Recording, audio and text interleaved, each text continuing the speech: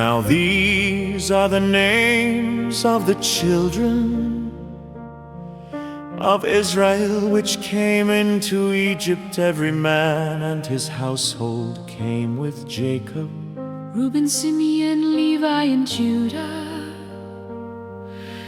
Issachar, Zebulun, and Benjamin, Dan and Naphtali, Gad and Asher, and all the souls that came out of the body of Jacob were 70 souls, for Joseph was in Egypt already. And Joseph died, and all his brothers, and all that generation. And the children of Israel were fruitful, and increased abundantly, and multiplied, and became exceedingly mighty, and the land was filled with them.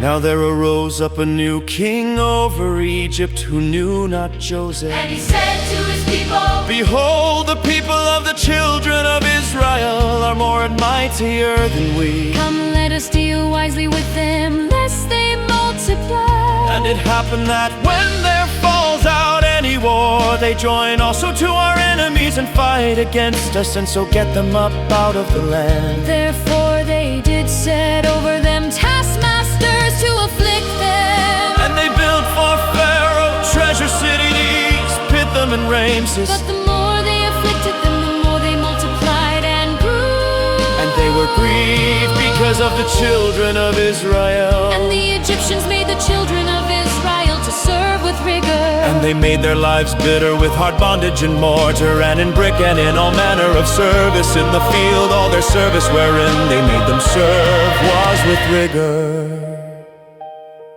and the king of Egypt spoke to the Hebrew midwives, of which the name of the one was Shiphrah, and the name of the other Puah. And he said, when you do the office of a midwife to the Hebrew women, and see them upon the birth stools, if it be a son, Then you shall kill him, but if it be a daughter, then she shall live.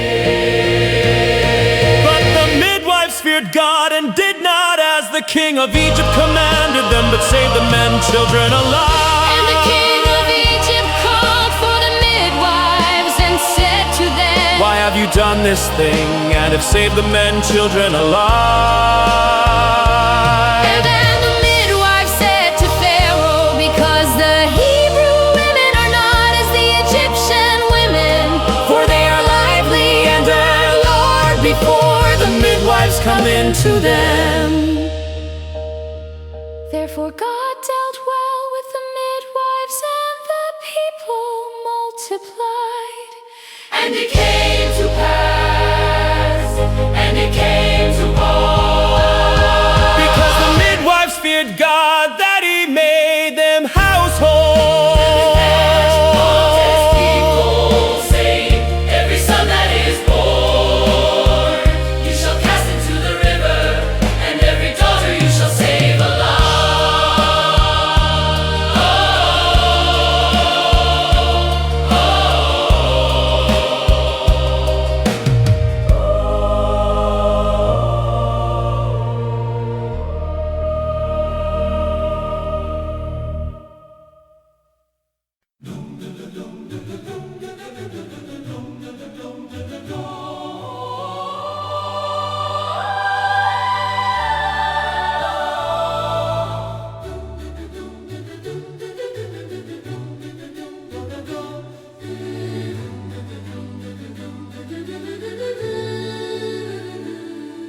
And there went a man of the house of Levi, and took to wife a daughter of Levi.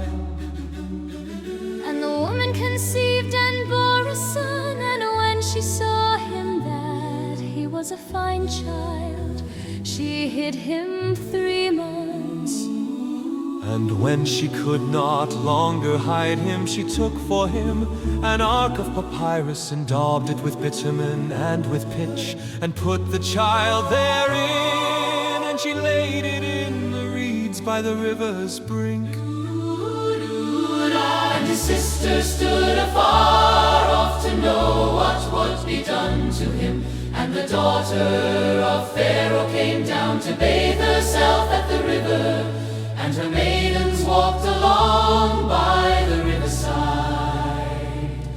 And when she saw the ark among the reeds, she sent her maid to fetch it. And when she had opened it, she saw the child, and behold, the baby wept. And she had compassion on him and said, "This is one of the Hebrews' children." Then said his sister to Pharaoh's daughter, "Shall I go and call to you a nurse of the Hebrew women, that she may nurse the child for you?"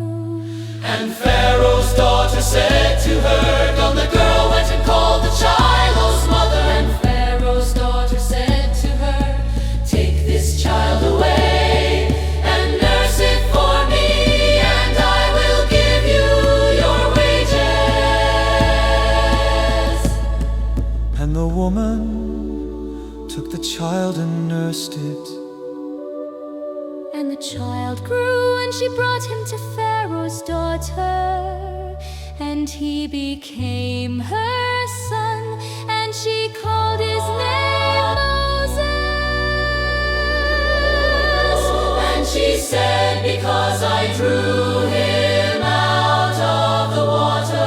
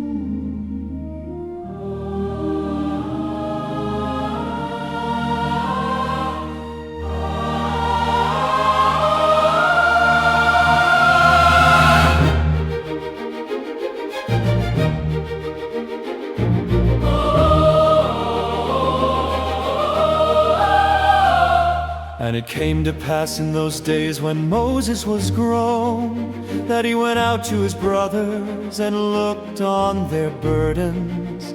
And he saw an Egyptian striking an Hebrew, one of his brothers.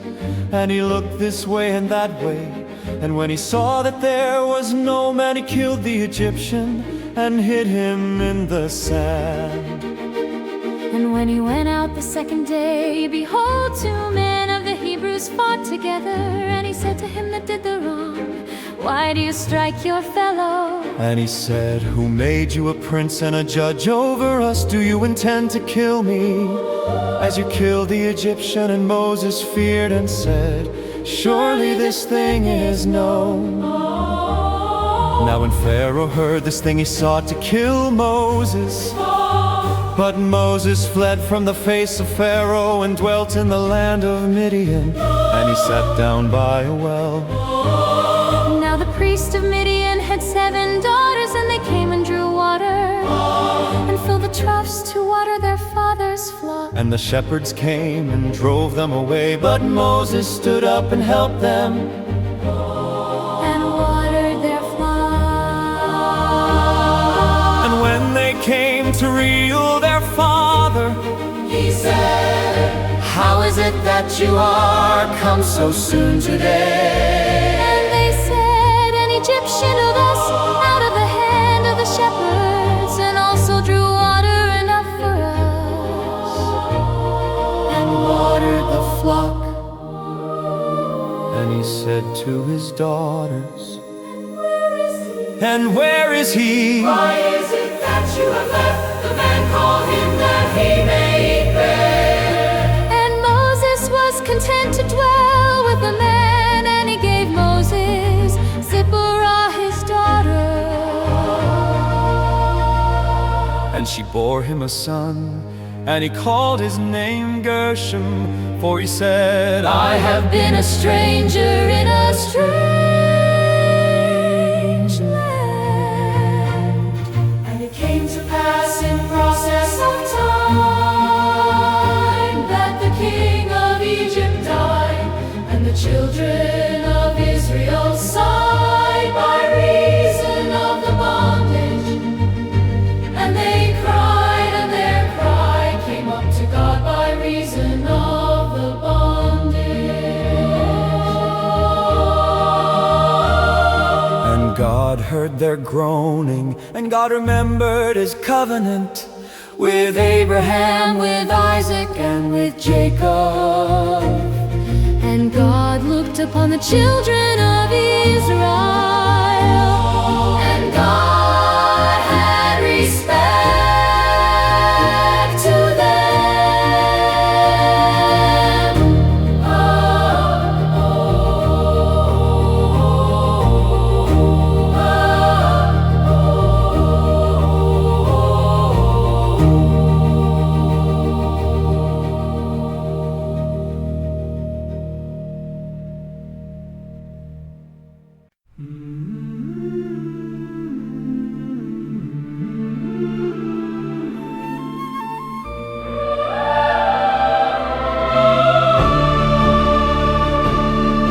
Now Moses kept the flock of Jethro, his father-in-law, the priest of Midian, and he led the flock to the backside of the desert and came to the mountain of God, even to Horeb.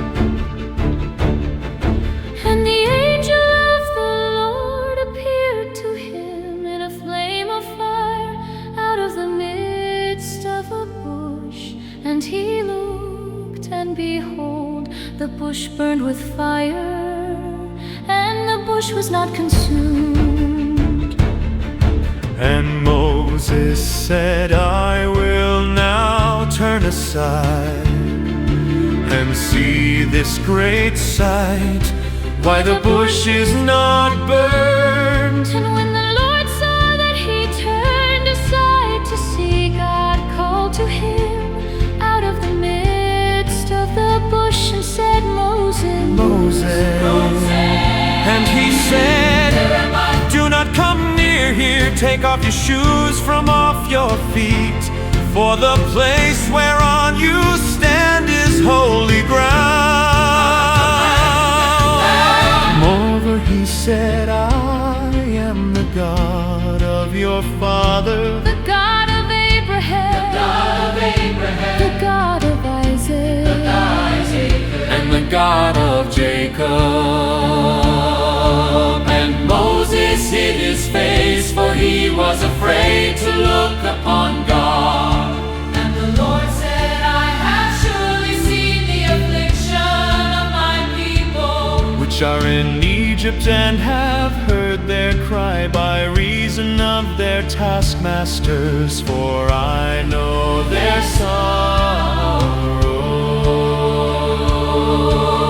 and I have come down to deliver them out of the hand of the Egyptians, and to bring them up out of that land to a good and large land, to a land flowing with milk and honey, to the place of the Canaanites, and the Hittites, and the Amorites, and the Perizzites, and the Hivites, and the Jebusites. Now therefore, behold, the cry of the children of Israel is come to me, and I have also seen the oppression wherewith the Egyptians oppress them. Come now, therefore, and I will send you to Pharaoh, that you may bring forth my people, the children of Israel, out of Egypt. And Moses said to God, who am I that I should go to Pharaoh, and that I should bring forth the children of Israel Out of Egypt. And he said, certainly I will be with you, and this shall be a sign to you that I have sent you. When you have brought forth the people out of Egypt, you shall serve God upon this mountain.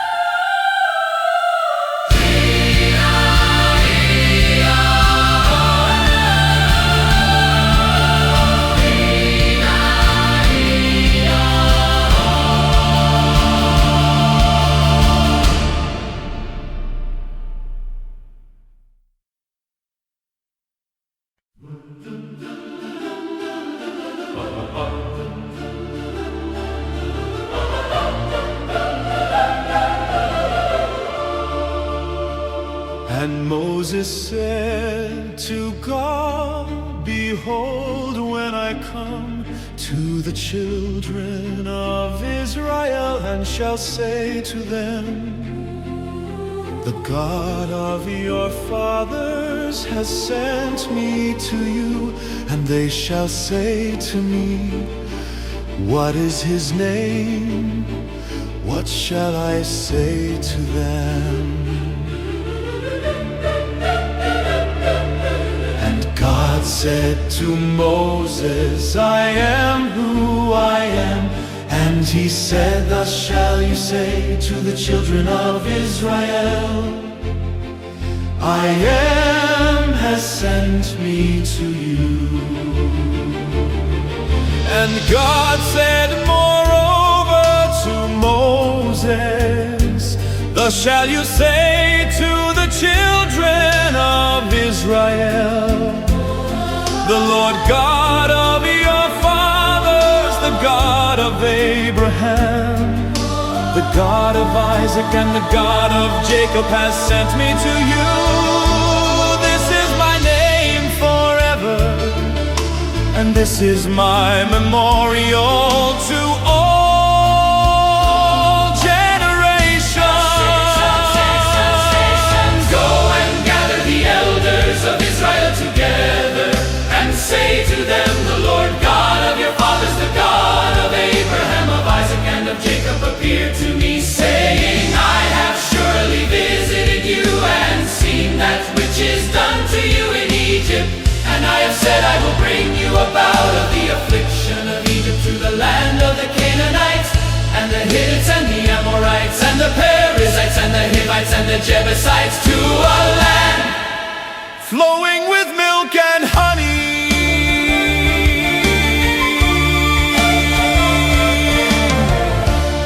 Shall listen to your voice, and you shall come, you and the elders of Israel, to the king of Egypt. And you shall say to him, the Lord God of the Hebrews has met with us, and now let us go, we beseech you.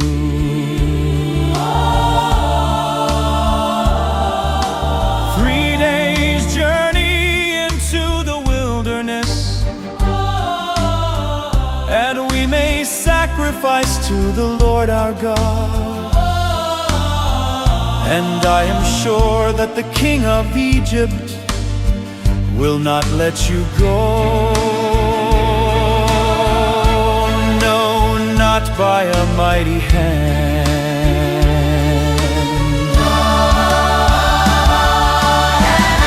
And I will stretch out my hand and strike Egypt with all my wonders, which I will do in the midst thereof. And after that he will let you go. And I will give this people favor in the sight of the Egyptians, and it shall come to pass that when you go, you shall not go empty.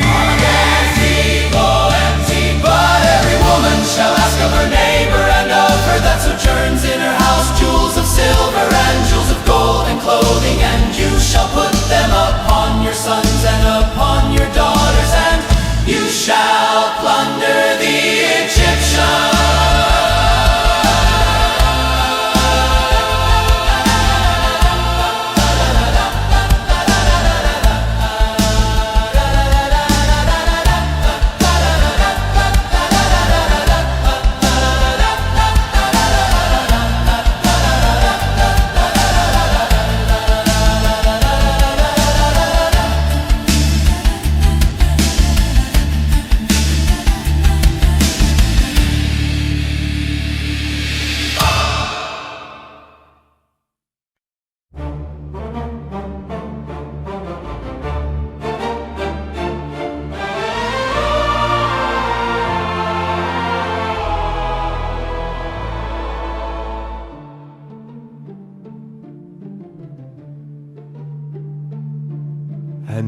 Moses answered and said, "But behold, they will not believe me, nor listen to my voice, for they will say, 'The Lord has not appeared to you.'" And the Lord said to him, "What is that in your hand?" And he said, "A rod." And he said, Cast it on the ground. and he cast it on the ground. And it became a serpent, and Moses fled from before it. And the Lord said to Moses, "Put forth your hand and take it by the tail." and he put forth his hand and caught it. And it became a rod in his hand, that they may believe that the Lord God of their fathers, the God of Abraham, "The God of Isaac and the God of Jacob has appeared to you." and the Lord said furthermore to him, "Put now your hand into your bosom." and he put his hand into his bosom. When he took it out, behold, his hand was leprous as snow. And he said, Put your hand into your bosom again. and he put his hand into his bosom again, and Plucked it out of his bosom, and behold, it was turned again. as his other flesh. And It shall come to pass, if they will not believe you, neither listen to the voice of the first sign, that they will believe the voice of the latter sign. if they will not believe also these two signs, Neither listen to your voice, that you shall take of the water of the river and pour it upon the dry land. and the water which you take out of the river shall become blood upon the dry land. And Moses said to the Lord, "Oh my Lord, I am not eloquent, neither previously nor since you have spoken to your servant, but I am slow of speech and of a slow tongue." And the Lord said to him, Who has made man's mouth? or who makes the dumb or deaf, or the seeing or the blind? Have not I the Lord? Now therefore go, and I will be with your mouth and teach you what you shall say.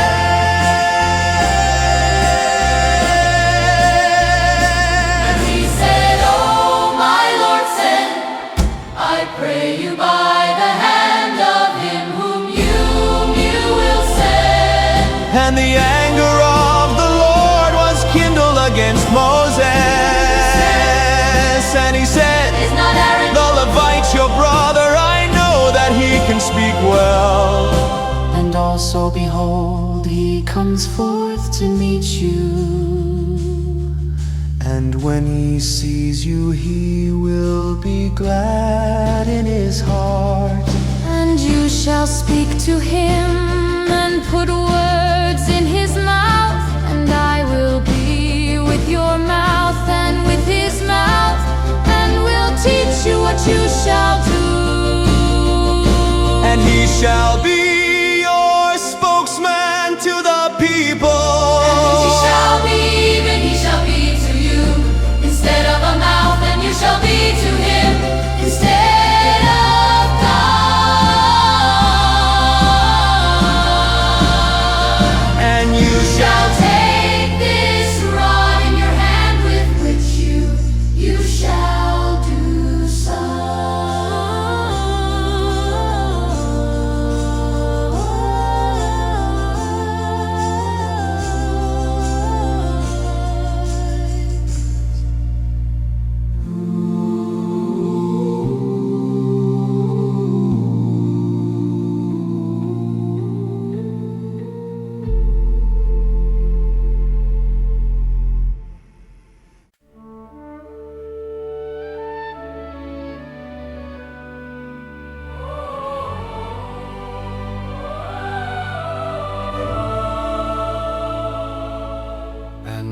Moses went and returned to Jethro,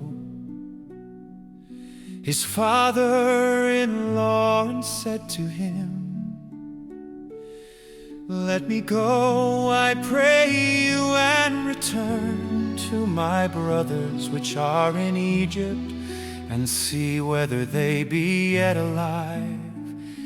And Jethro said to Moses, "Go in peace."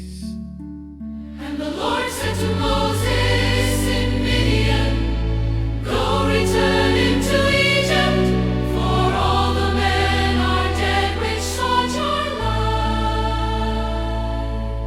And Moses took his wife and his sons and set them upon a donkey, and he returned to the land of Egypt. And Moses took the rod of God in his hand. And the Lord said to Moses, "When you go to return into Egypt, see that you do all those wonders before Pharaoh which I have put in your hand. But I will harden his heart that he shall not let the people go." You shall say to Pharaoh, "Thus says the Lord, Israel is my son, even my firstborn." And I say to you, let my son go, that he may serve me. And if you refuse to let him go, behold, I will kill your son, even your firstborn. And it came to pass by the way in the inn that the Lord met him and sought to kill him. Then Zipporah took a sharp stone and cut off the foreskin of her son, And cast it at his feet and said, "Surely a bloody husband are you to me." So we let him go. Then she said, "A bloody husband you are because of the circumcision." And the Lord said to Aaron, "Go into the wilderness to meet Moses." And he went, met him in the mount of God, and kissed him. And Moses told Aaron all the words of the Lord who had sent him, and all the signs which he had commanded him. And Moses and Aaron went and gathered together all the elders of the children of Israel. And Aaron spoke all the words which the Lord had spoken to Moses. And did the signs in the sight of the people. And the people believed.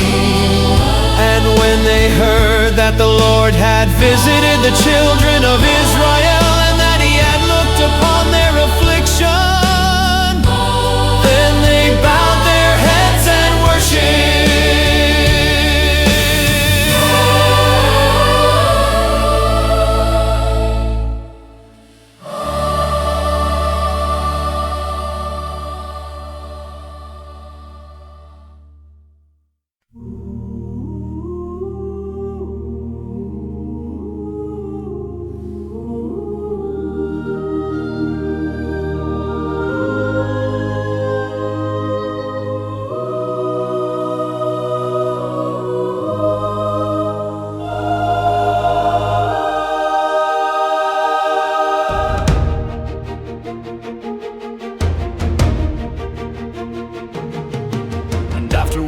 Moses and Aaron went in and told Pharaoh, "Thus says the Lord God of Israel, Let my people go, that they may hold a feast to me in the wilderness. And Pharaoh said, Who is the Lord that I should obey his voice to let Israel go? I know not the Lord, neither will I let Israel go." And they said, The God of the Hebrews has met with us. Let us go, we pray you, 3 days' journey into the desert, and sacrifice to the Lord our God, lest he fall upon us with pestilence or with the sword. And the king of Egypt said to them, Why do you, Moses and Aaron, keep the people from their works? Get you to your burdens. And Pharaoh said, Behold, the people of the land now are many, and you make them rest from their Then burdens. Pharaoh commanded the same day the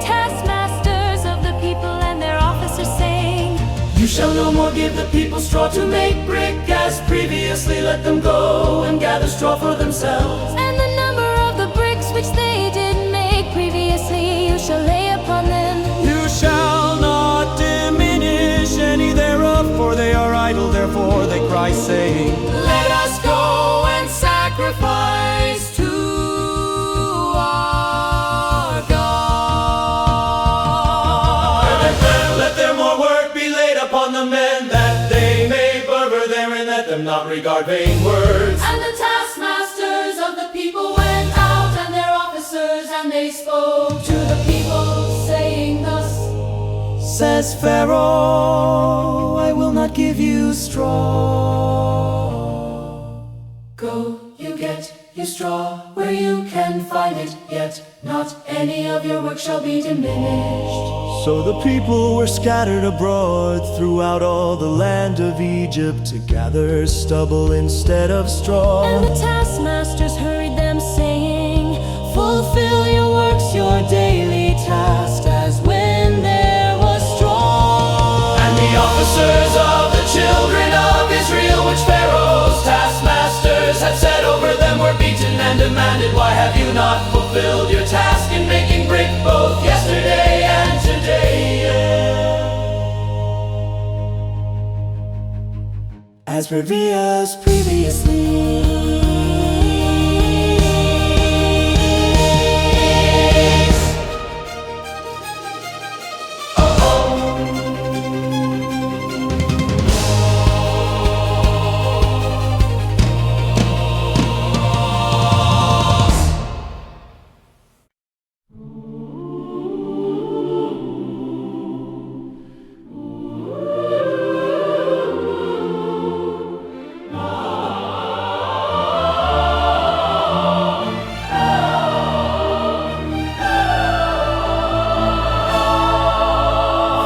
Officers of the children of Israel came and cried to Pharaoh, saying, Why do you deal thus with your servants?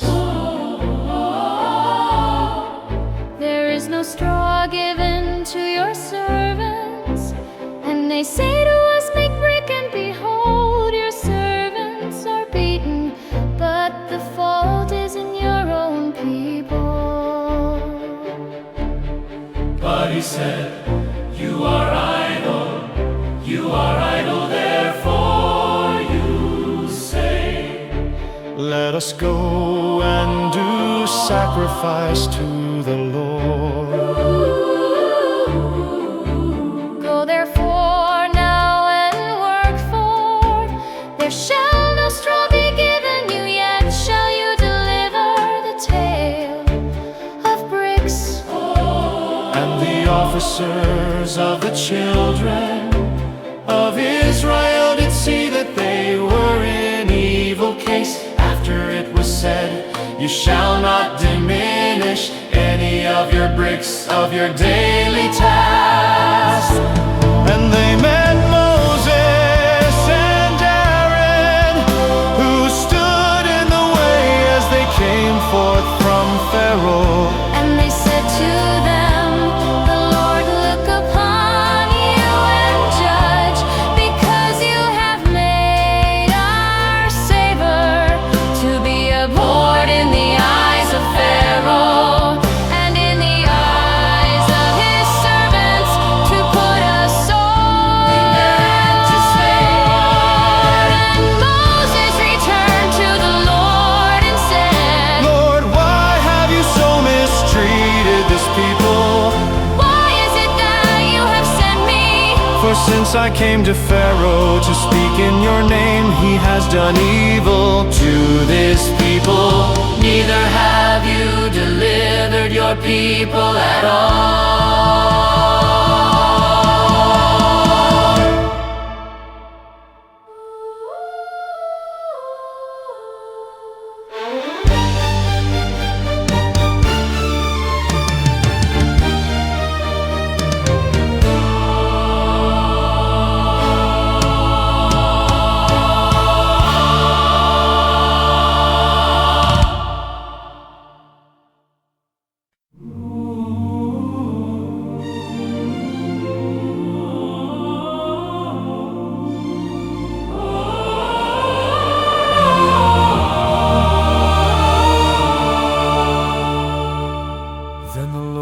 said to Moses, "Now shall you see what I will do to Pharaoh, for with a strong hand shall he let them go, and with a strong hand shall he drive them out of his land." And God spoke to Moses and said to him, "I am the Lord."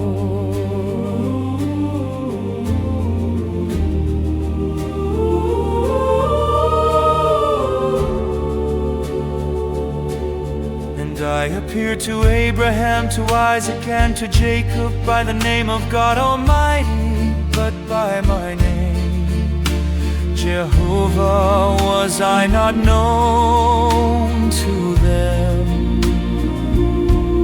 And I have also established my covenant with them, to give them the land of Canaan, the land of their pilgrimage, wherein they were strangers.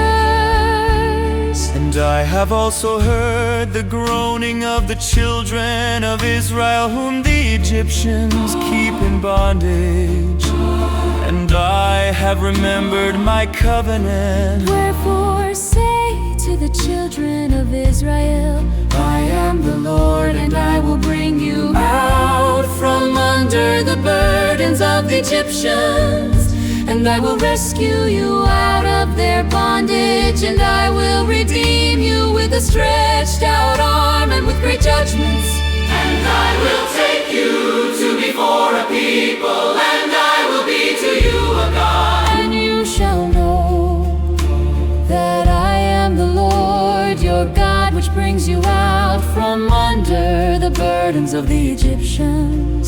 And I will bring you into the land concerning the which I did swear to give it to Abraham, to Isaac, and to Jacob.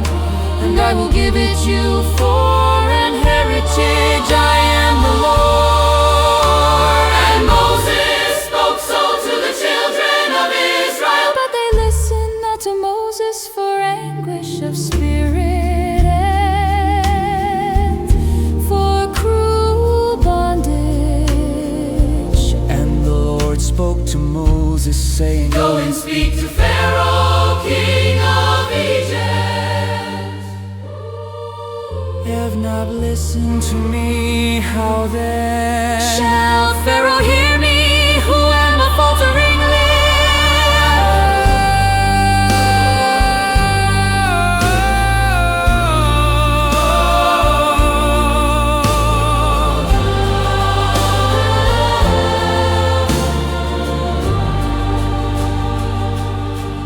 And the Lord spoke to Moses and to Aaron, and gave them a charge to the children of Israel, and to Pharaoh, king of Egypt, to bring the children of Israel out of the land of Egypt.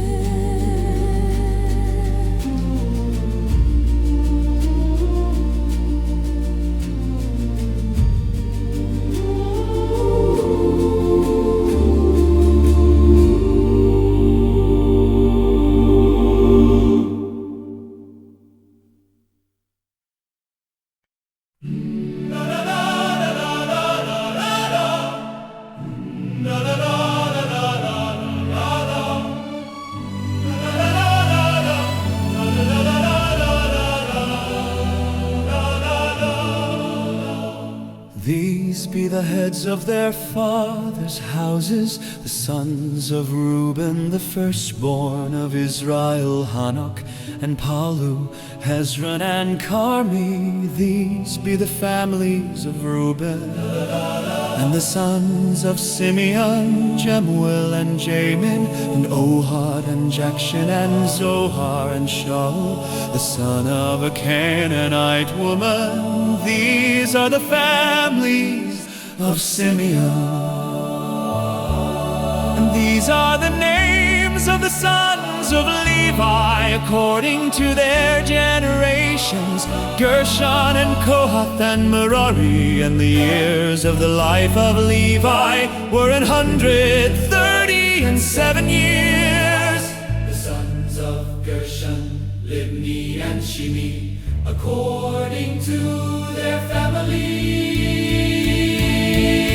And the sons of Kohath, Amram and Izhar and Hebron and Uzziel. And the years of the life of Kohath were 133 years. And the sons of Merari, Mahli and Mushi. These are the families of Levi according to their generations.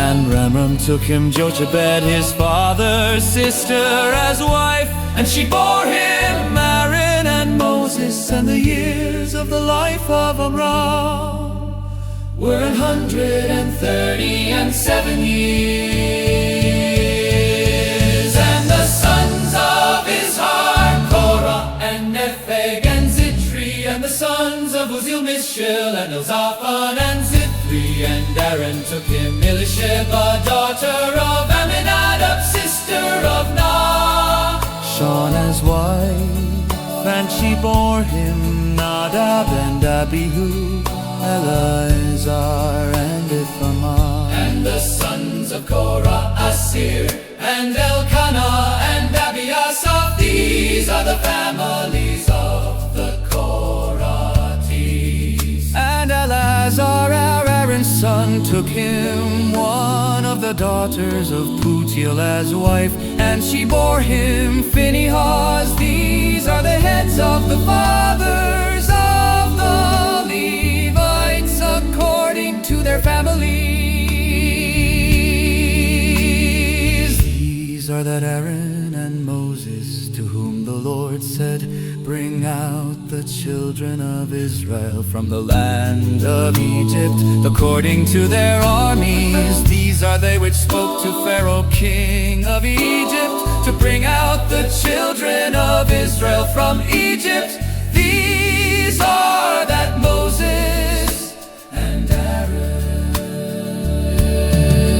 And it came to pass on the day when the Lord spoke to Moses in the land of Egypt, that the Lord spoke to Moses, saying, I am the Lord, speak you to Pharaoh king of Egypt all that I say to you.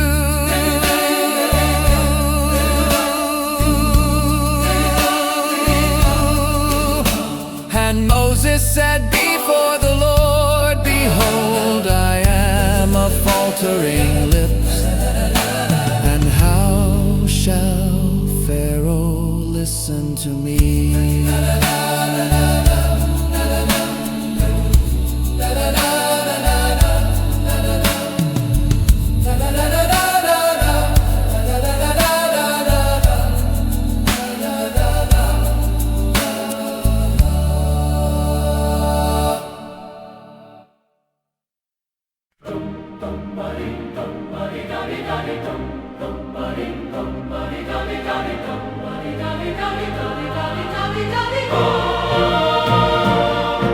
And the Lord said to Moses, see, I have made you a god to Pharaoh, and Aaron your brother shall be your prophet.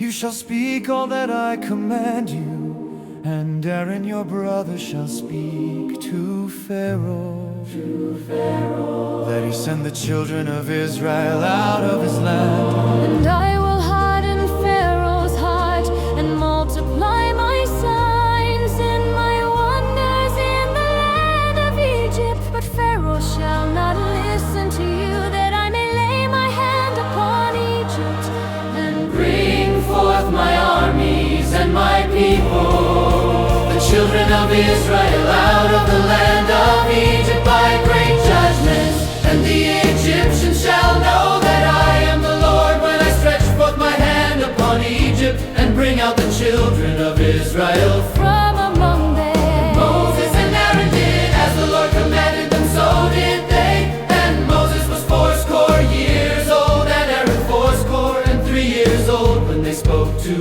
Pharaoh. And the Lord spoke to Moses And to Aaron saying, When Pharaoh shall speak to you, saying, show a miracle for you. Then you shall say to Aaron, take your rod and cast it before Pharaoh, and it shall become a serpent. And Moses and Aaron went into Pharaoh, and they did so as the Lord had commanded. And Aaron cast down his rod before Pharaoh and before his servants, and it became a serpent. Then Pharaoh also called the wise men and the sorcerers, now the magicians of Egypt. They also did in like manner with their enchantments. For they cast down every man his rod, and they became serpents. But Aaron's rod swallowed up their rods. and he hardened Pharaoh's heart, that he listened not to them as the Lord had said. Dum-ba-ding, dum-ba-di-da-di-da-di, dum-ba-ding,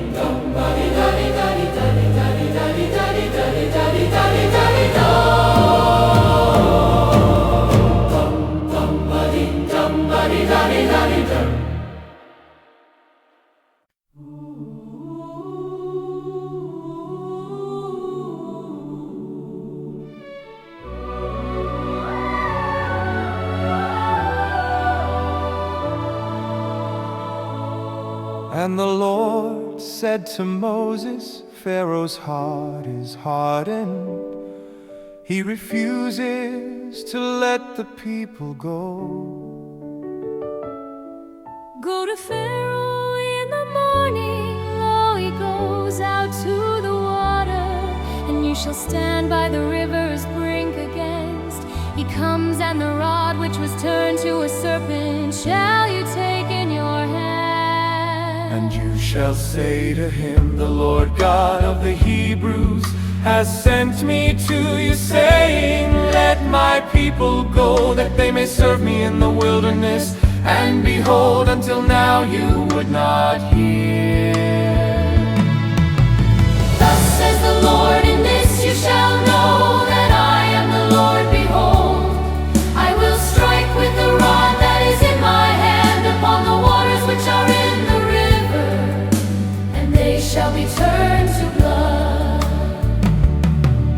and the fish that is in the river shall die, and the river shall stink. And the Egyptians shall loathe to drink Of the water of the river. And the Lord spoke to Moses, say to Aaron, take your rod and stretch out your hand upon the waters of Egypt, upon their stream. Upon their rivers and upon their ponds and upon all their pools of water, that they may become blood, and that their man of Egypt, both in vessels of wood And in vessels of stone. And Moses and Aaron did so as the Lord commanded, and he lifted up the rod and struck the waters that were in the river. In the sight of Pharaoh, and in the sight of his servants, and all the waters that were in the river Were turned to blood. and the fish that was in the river died, and the river stank. And the Egyptians could not drink of the water of the river. and there was blood throughout all the land of Egypt. The magicians of Egypt did so with their enchantments, and Pharaoh's heart was hardened, and he listened to them as the Lord had said. And Pharaoh turned and went into his house. Neither did he set his heart to this also. And all the Egyptians dug round about the river for water to drink, for they could not drink of the water of the river.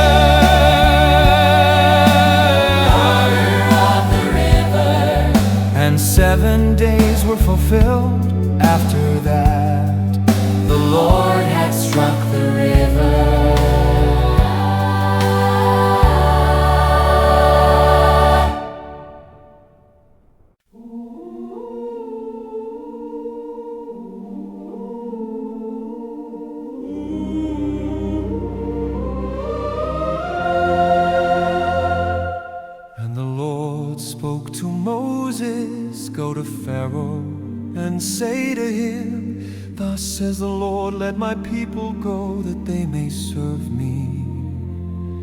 And if you refuse to let them go, behold, I will strike all your borders with frogs. And the river shall bring forth frogs abundantly, which shall go up and come into your house and into your bedchamber, and upon your bed, and into the house of your servants, and upon your people, and into your ovens, and into all your kneading bowls.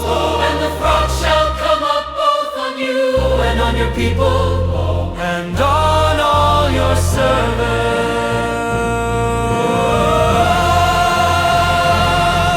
And the Lord spoke to Moses, Say to Aaron, stretch forth your hand with your rod over the streams, over the rivers and over the ponds, and cause frogs to come up upon the land of Egypt. Aaron stretched out his hand over the waters of Egypt, and the frogs came up and covered the land of Egypt. And the magicians did so with their enchantments, and brought up frogs upon the land of Egypt. Then Pharaoh called for Moses and Aaron and said, "Entreat the Lord that he may take away the frogs from me and from my people, and I will let the people go, that they may do sacrifice to the Lord." And Moses said to Pharaoh, "Have the honor over me. When shall I entreat for you and for your servants and for your people to destroy the frogs from you and your houses?" They may remain in the river only. And he said, "Tomorrow." He said, "Be it according to your word, that you may know that there is none like to the Lord our God." And the frogs shall depart from you and from your From the houses. servants and from your people, They shall remain in the river only. And Moses and Aaron went out from Pharaoh, And Moses cried to the Lord because of the frogs which he had brought against Pharaoh.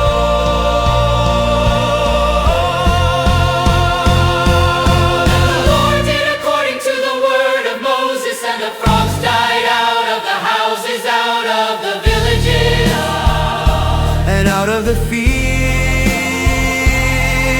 and they gathered them together upon heaps, and the land stank. But when Pharaoh saw that there was relief, He hardened his heart and listened not to them, as the Lord had said.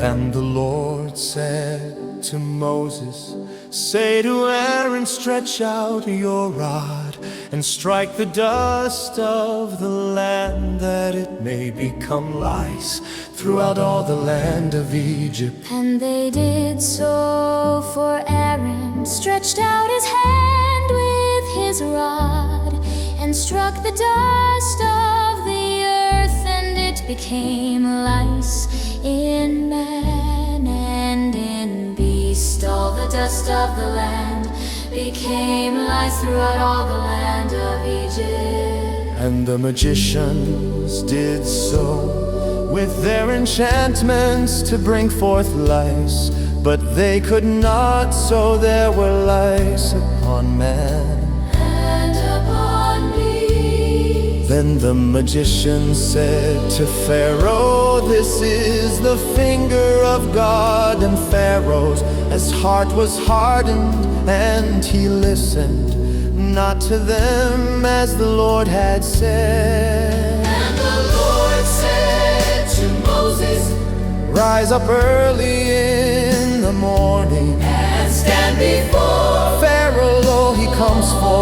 to the water. and say to him, thus says the Lord, Let my people go, let my people go, that they may serve me. Else if you will not let my people go, behold, I will send swarms of flies upon you, and upon your servants, and upon your people, And into your houses, and the houses of the Egyptians shall be full of swarms of flies, and also the ground whereon they are. And I will sever in that day the land of Goshen, in which my people dwell, That no swarms of flies shall be there to the end. you may know that I am the Lord in the midst of the earth. And I will put a division between my people and your people. Tomorrow shall this sign be. And the Lord did so, and there came a grievous swarm of flies into the house of Pharaoh, and into his servants' houses, and into all the land of Egypt. The land was corrupted by reason of the swarm of flies. And Pharaoh called for Moses and for Aaron, and said, Go sacrifice to your God in the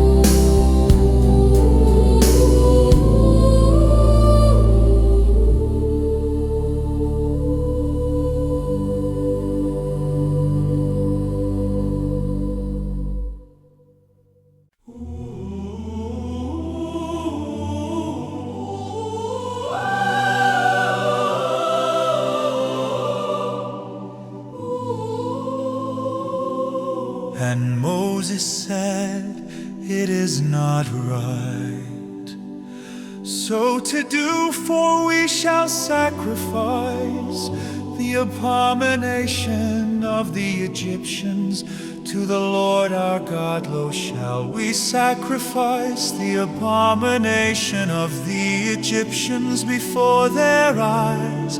And will they not stone us? We will go 3 days' journey into the wilderness, and sacrifice to the Lord our God as he shall command us.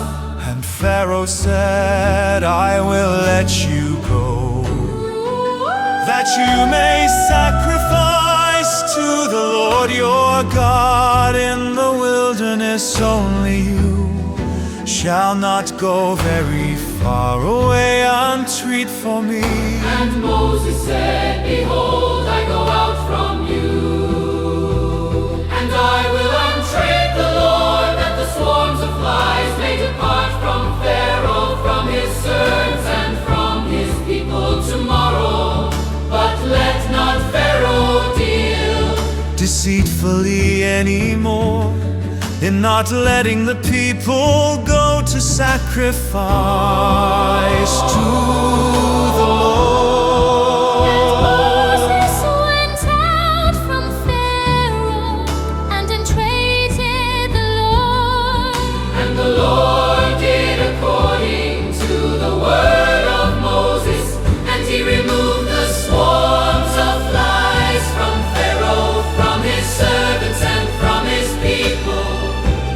There remained not one. And Pharaoh hardened his heart at this time. Also neither would he let the people go.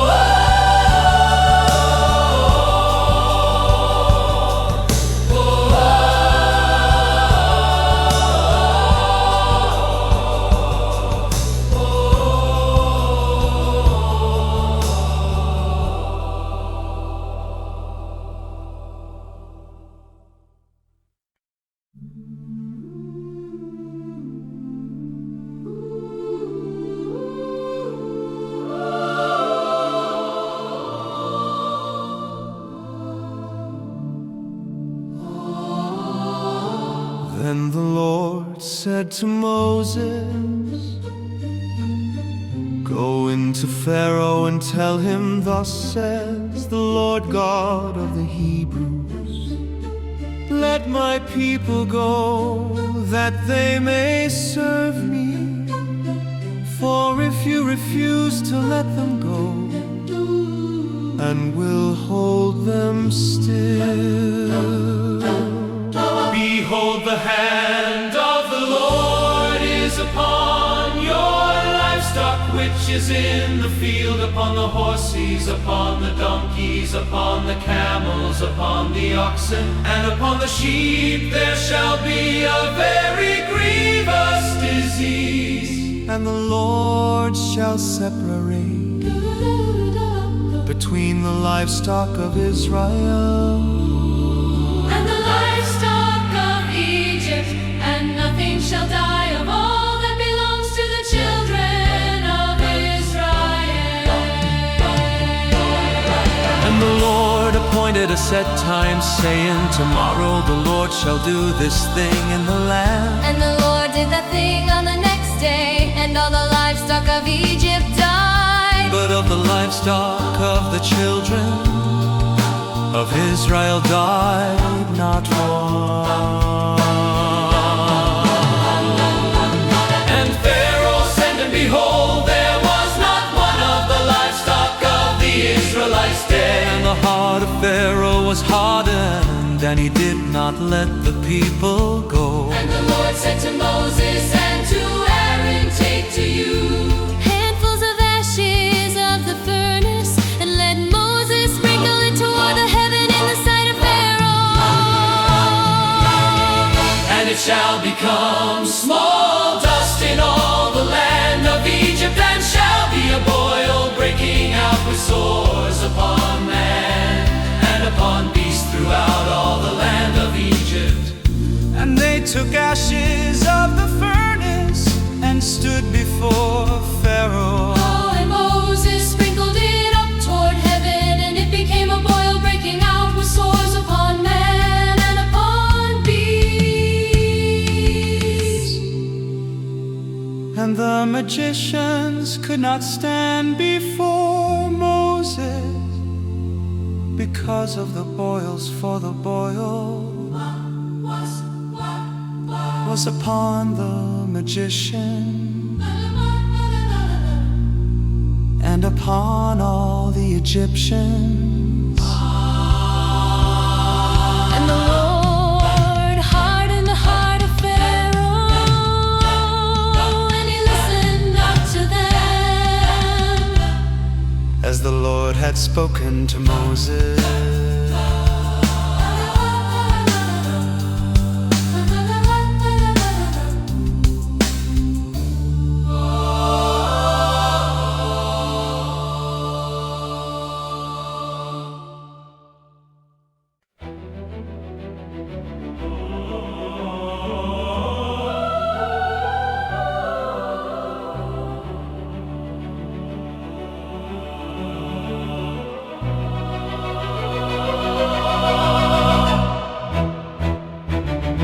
And the Lord said to Moses, "Rise up early in the morning and stand before Pharaoh and say to him, thus says the Lord God of the Hebrews, let my people go, that they may serve me.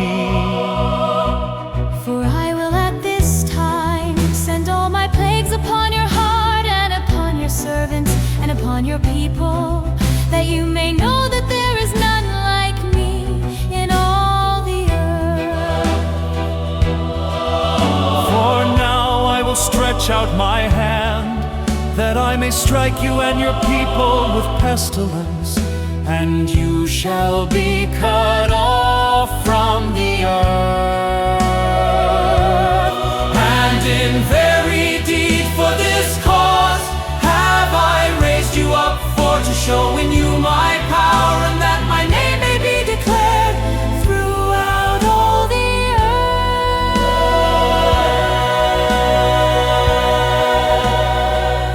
As yet you exalt yourself against my people, that you will not let them go.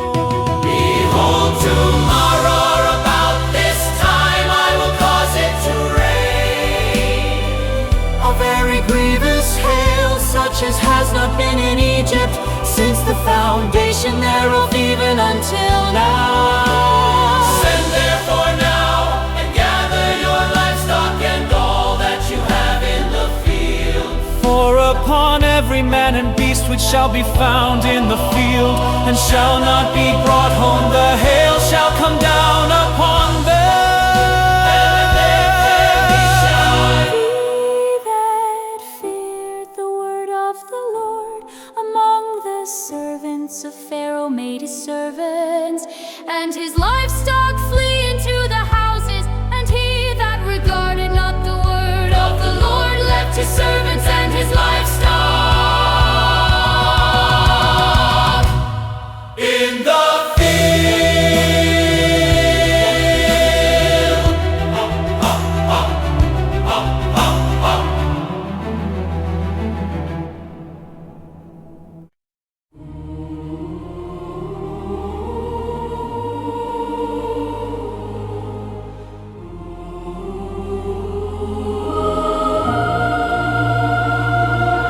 And the Lord said to Moses, stretch out your hand toward heaven, that there may be hail in all the land of Egypt, upon man, and upon beast, and upon every herb of the field, throughout the land of Egypt.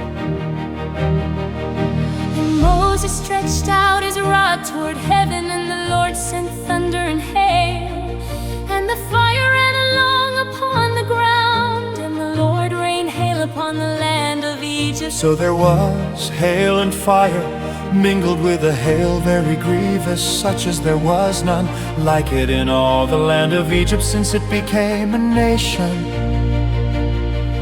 And the hail struck throughout all the land of Egypt, all that was in the field, both man and beast. And the hail struck every herb of the field, and broke every tree of the field.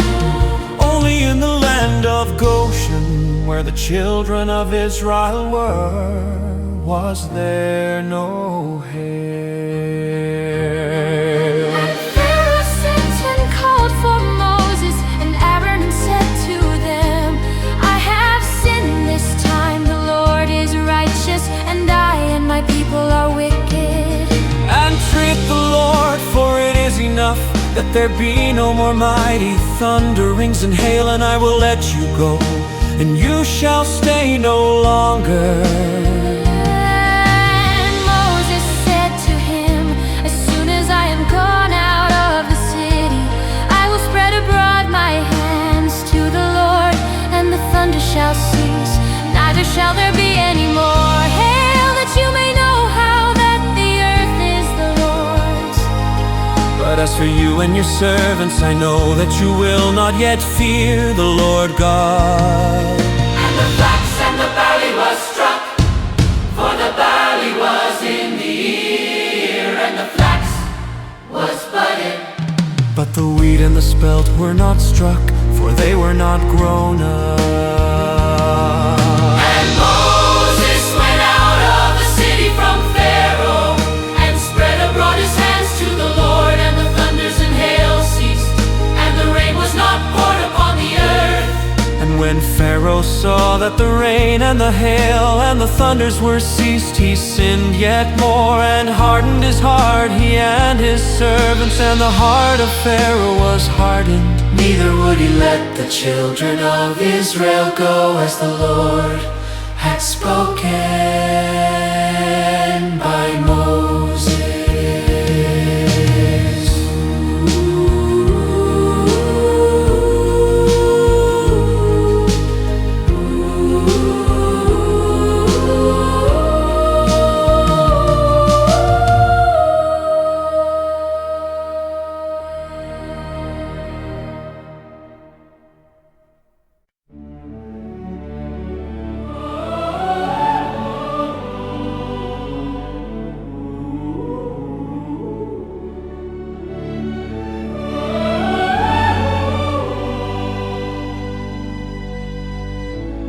And the Lord said to Moses, go into Pharaoh,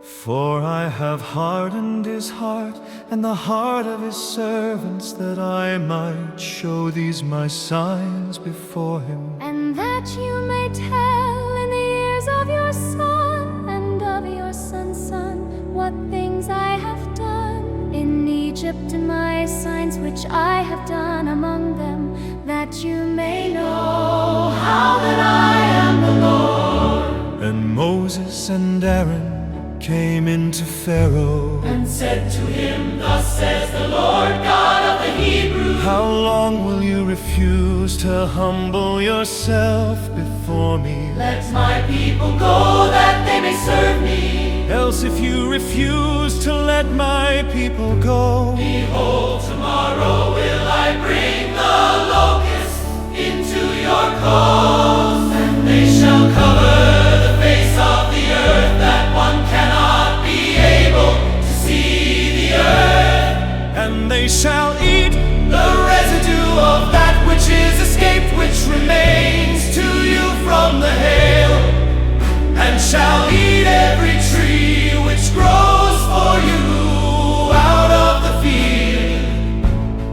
And they shall fill your houses And the houses of all your servants, and the houses of all the Egyptians, which neither your fathers nor your fathers' fathers have seen, since the day that they were upon the earth. unto this And day. he turned himself and went out from Pharaoh. Pharaoh's servants said to him, How long shall this man be a snare unto us? let the men go, that they may serve the Lord their God. Know you not yet? That Egypt is destroyed. And Moses and Aaron were brought again to Pharaoh, and he said to them, go serve the Lord your God. But who are they that shall go? And Moses said, we will go with our young and with our old, with our sons and with our daughters, with our flocks and with our herds will we go for. We must hold a feast to the Lord. And he said to them, Let the Lord be so with you as I will let you go, and your little ones look to it, for evil is before you.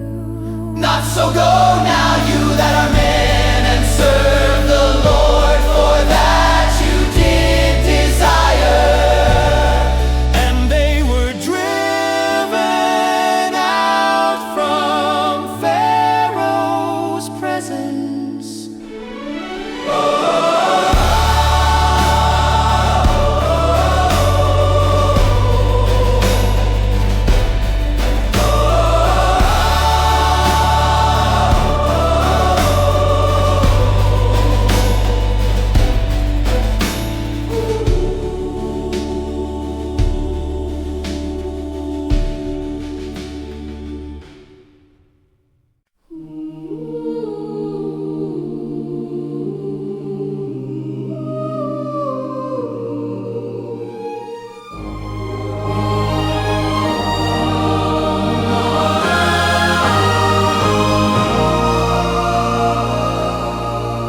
And the Lord said to Moses, stretch out your hand over the land of Egypt for the locusts, that they may come up upon the land of Egypt and eat every herb of the land. Even all that the hail has left. And Moses stretched forth his rod over the land of Egypt, and the Lord brought an east wind upon the land all that day and all that night.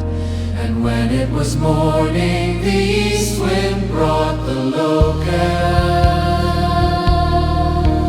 And the locusts went up over all the land of Egypt and rested in all the borders of Egypt. Very grievous were they before them, there were no no such locusts, as they neither after them shall be such.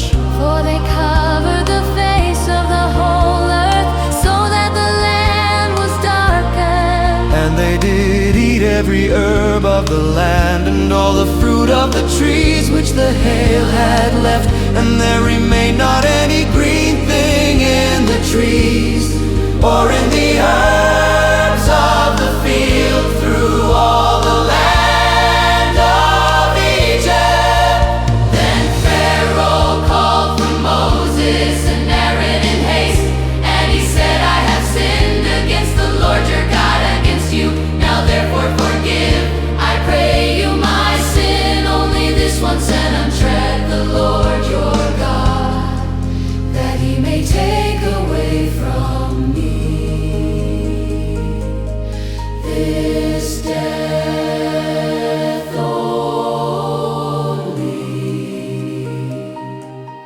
And he went out from Pharaoh, and he went and And the Lord turned a mighty strong west wind, which took away the locusts and cast them into the Red Sea. There remained not one locust in all the borders of Egypt. But the Lord hardened Pharaoh's heart, so that he would not let the children of Israel go.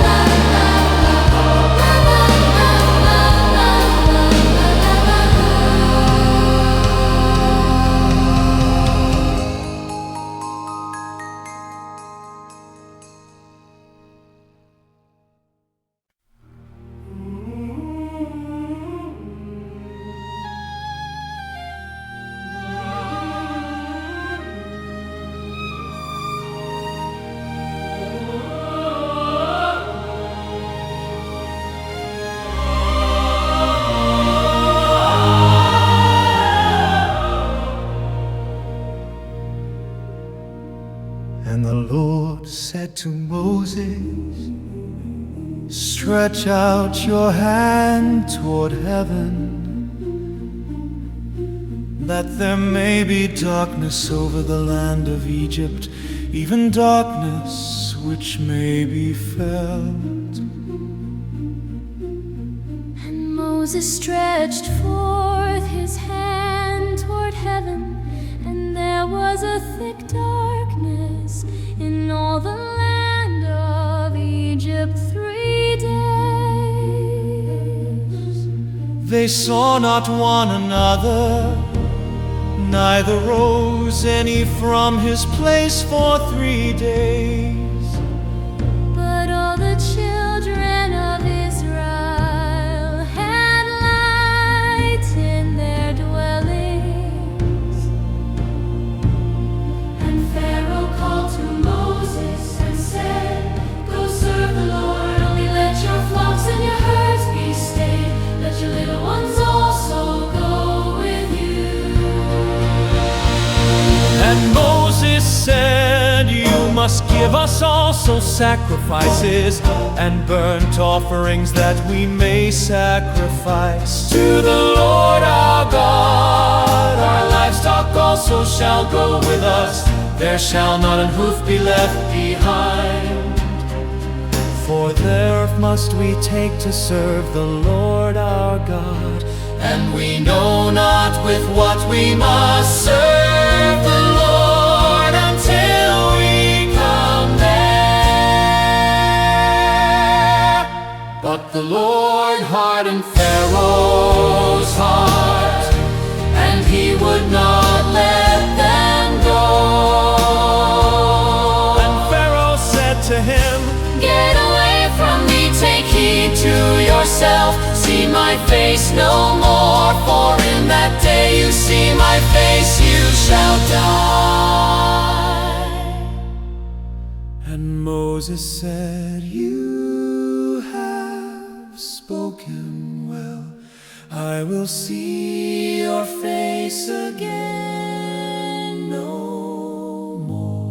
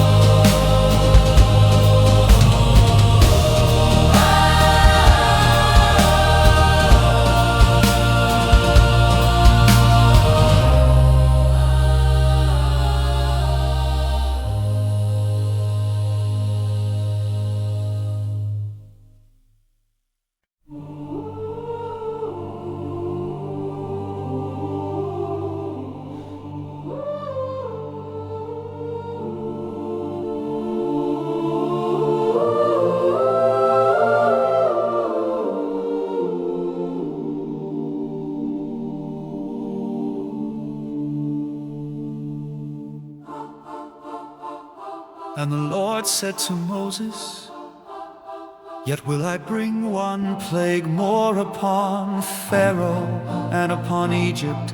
Afterwards he will let you go from here. When he shall let you go, he shall surely drive you out from here completely.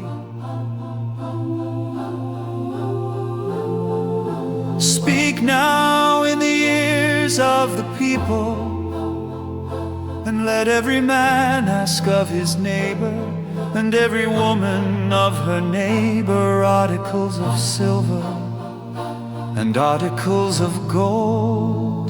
And the Lord gave the people favor in the sight of the Egyptians. Moreover, the man Moses was very great in the land of Egypt, in the sight of all servants and in the sight of the people. And Moses said, "Thus says the Lord, about midnight will I go out into the midst of Egypt, And all the firstborn in the land of Egypt shall die, from the firstborn of Pharaoh that sits upon his throne, even to the firstborn of the female servant that is behind the mill, and all the firstborn of animals." And there shall be a great cry throughout all the land of Egypt, such as there was none like it, nor shall be like it anymore. But against any of the children of Israel shall not a dog move his tongue against man or beast, that you may know how That the Lord makes a distinction between the Egyptians and Israel.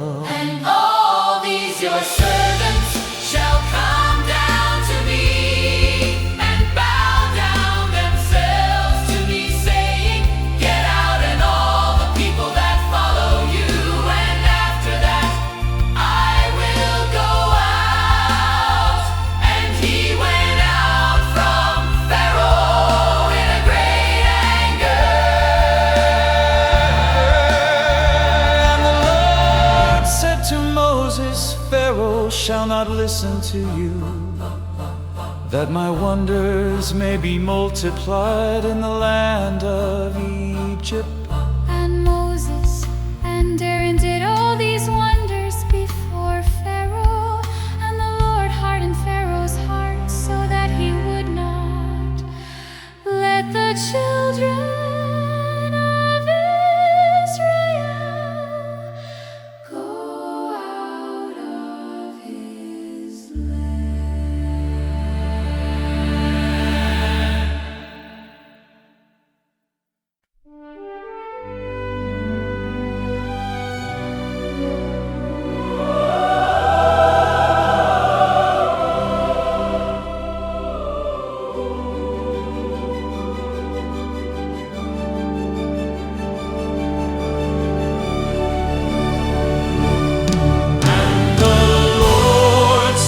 to Moses and Aaron in the land of Egypt, saying, This month shall be to you the beginning of months. It shall be the first month of the year to you. Speak to all the congregation of Israel, saying, In the 10th day of this month they shall take to them every man a lamb according to the house of their fathers, a lamb for an house. And if the household be too little for the lamb, let him and his neighbor next to his house take it according to the number of the souls. Every man according to his eating shall make your count for the lamb. Your lamb shall be without blemish, a male of the first year. You shall take it out from the sheep or from the goats, and you shall keep it up until the 14th day of the same month.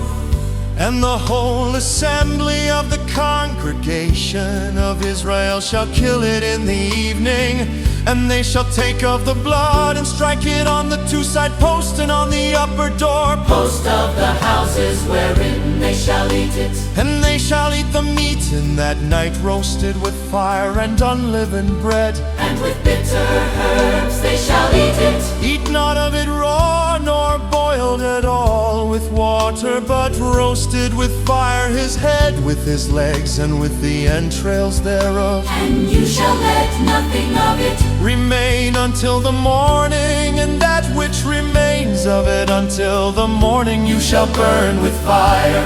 And thus shall you eat it with your waist belted, your shoes on your feet, and your staff in your hand, and you shall eat it in haste. It is the Lord's Passover. For I will pass through the land of Egypt this night, and will strike all the firstborn in the land of Egypt, both man and beast, and against all the gods of Egypt I will execute judgment.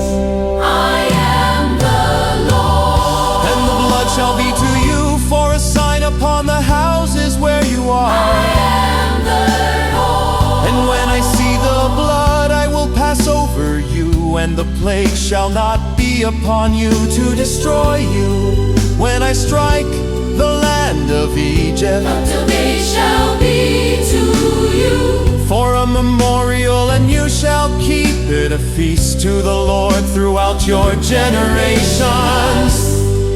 You shall keep it a feast by an ordinance forever.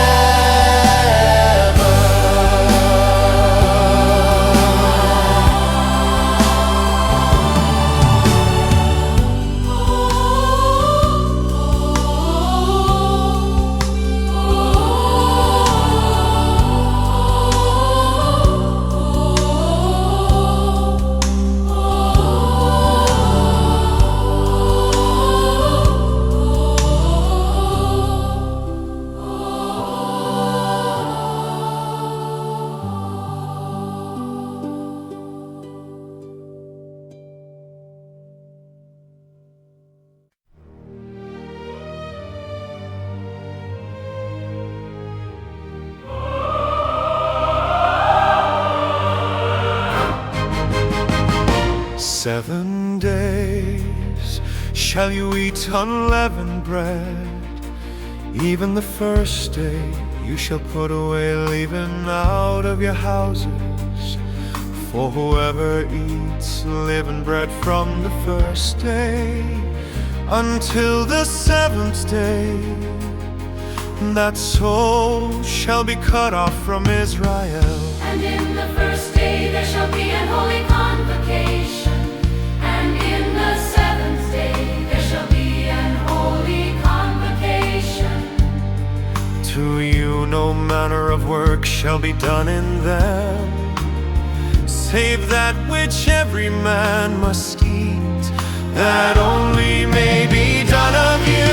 And you shall observe the feast of unleavened bread, for in this selfsame day have I brought your armies out of the land of Egypt. Therefore shall you observe this day in your generations by an ordinance forever. In the first month, on the 14th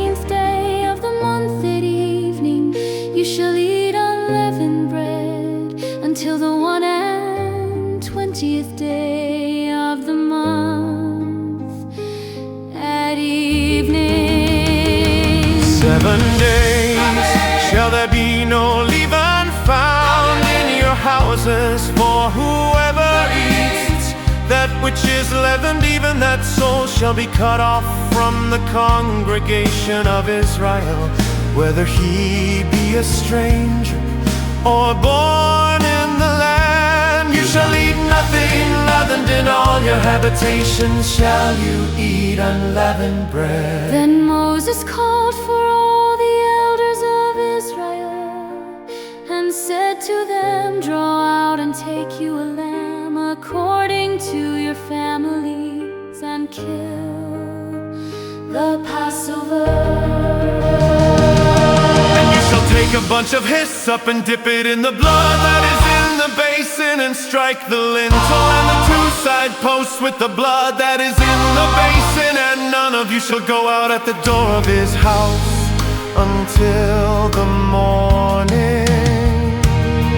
For the Lord will pass through to strike the Egyptians, and when he sees the blood upon the lintel and on the two side posts, the Lord will pass over the door and will not allow the destroyer to come into your houses to strike you. And you shall observe this thing for an ordinance to you and to your sons forever. And it shall come to pass when you become to the land which the Lord will give you, according as he has promised, that you shall keep this service. And it shall come to pass when your children shall say to you, "What mean you by this service?" And you shall say, "It is the sacrifice of the Lord's Passover, who passed over the houses of the children of Israel in Egypt, when he struck the Egyptians and delivered our house." As the people bowed the head and worshipped. And the children of Israel went away and did as the Lord had commanded Moses and Aaron, so did they.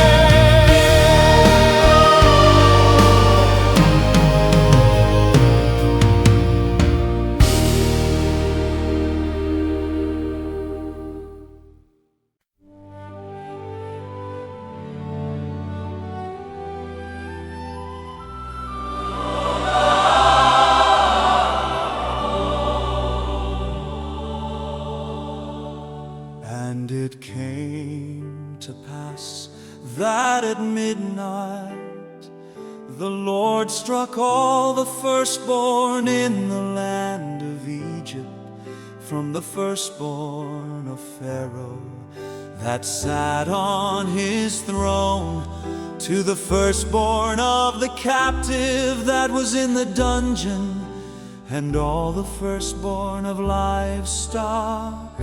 And Pharaoh rose up in the night, he and all his servants and all the Egyptians, and there was a great cry in Egypt, for there was not a house where there was not one dead. And he called for Moses and Aaron by night and said, "Rise up and get you forth from among my people, both you and the children of Israel, and go serve the Lord as you have said." Also take your flocks and your herds as you have said, And be gone and bless me also. And the Egyptians were urgent upon the people that they might send them out of the land in haste. For they said, "We be all dead men." And the people took their dough before it was leavened, their kneading bowls, being bound up in their clothes upon their shoulders. And the children of Israel did according to the word of Moses, and they asked of the Egyptians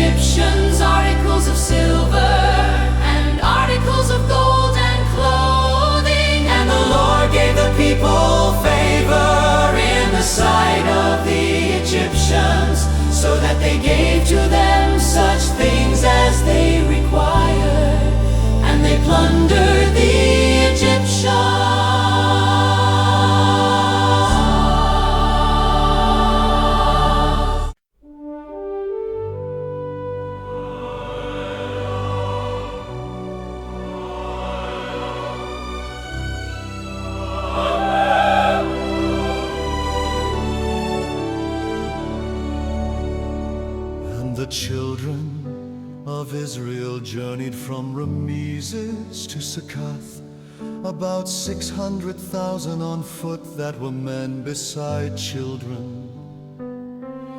And a mixed multitude went up also with them, and flocks and herds, even very much livestock. And they baked unleavened cakes of the dough which they brought forth out of Egypt, for it was not leavened, because they were driven out of Egypt and could not wait, neither had they prepared for themselves any food.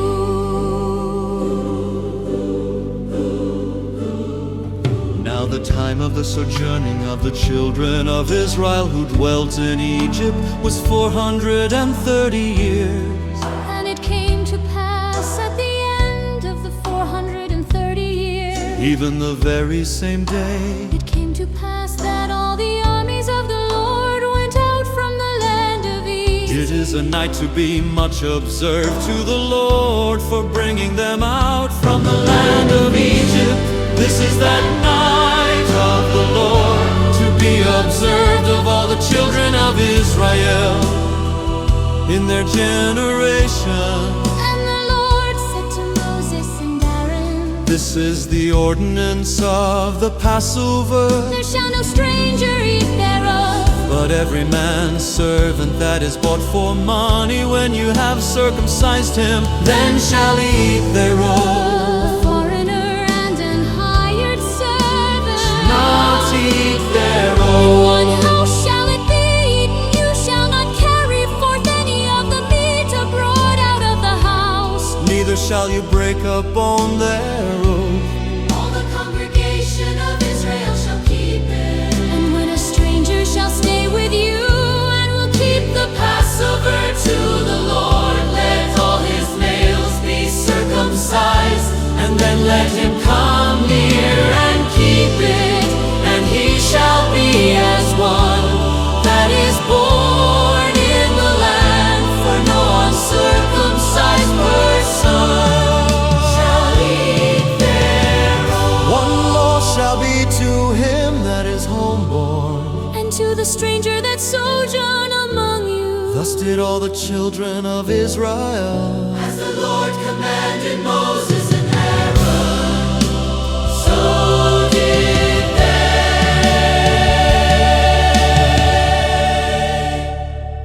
And it came to pass the very same day that the Lord did bring the children of Israel out of the land of Egypt.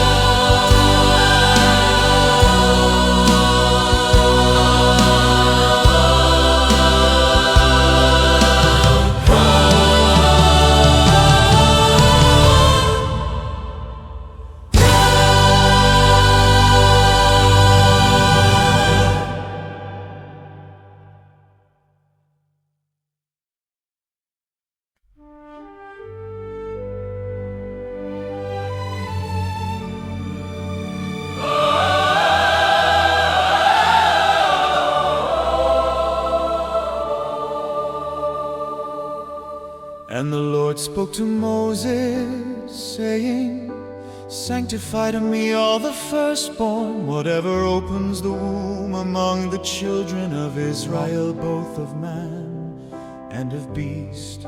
It is mine. And Moses said to the people, Remember this day in which you came out from Egypt, out of the house of bondage, for by strength of hand the Lord brought you out from this place.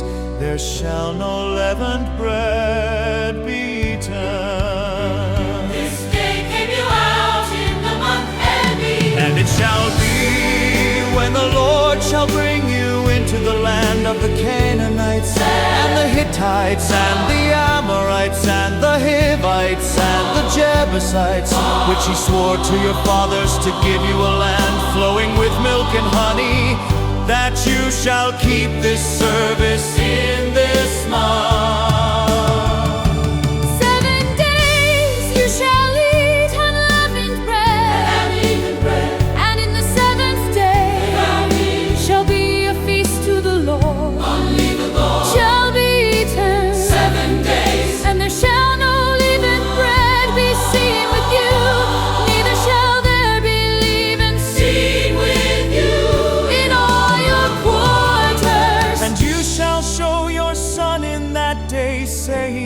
this is done because of that which the Lord did to me when I came forth out of Egypt. And it shall be for a sign to you upon your hand, and for a memorial between your eyes, that the Lord's law may be in your mouth. For with a strong hand has the Lord brought you out of Egypt.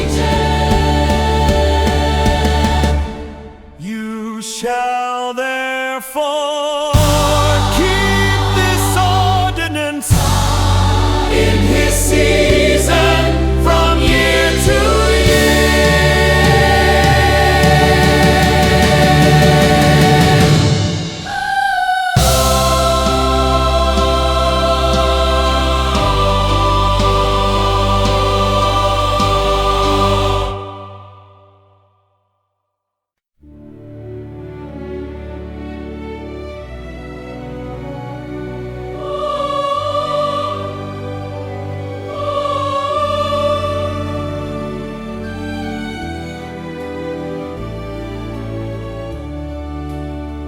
And it shall be, when the Lord shall bring you into the land of the Canaanites, as he swore to you and to your fathers, and shall give it you, that you shall set apart to the Lord all that opens the womb, and every firstborn that comes of a beast which you have the male shall be the Lord. And every firstborn of a donkey you shall redeem with a lamb. And if you will not redeem it, then you shall break his neck. And all the firstborn of man among your children shall you redeem.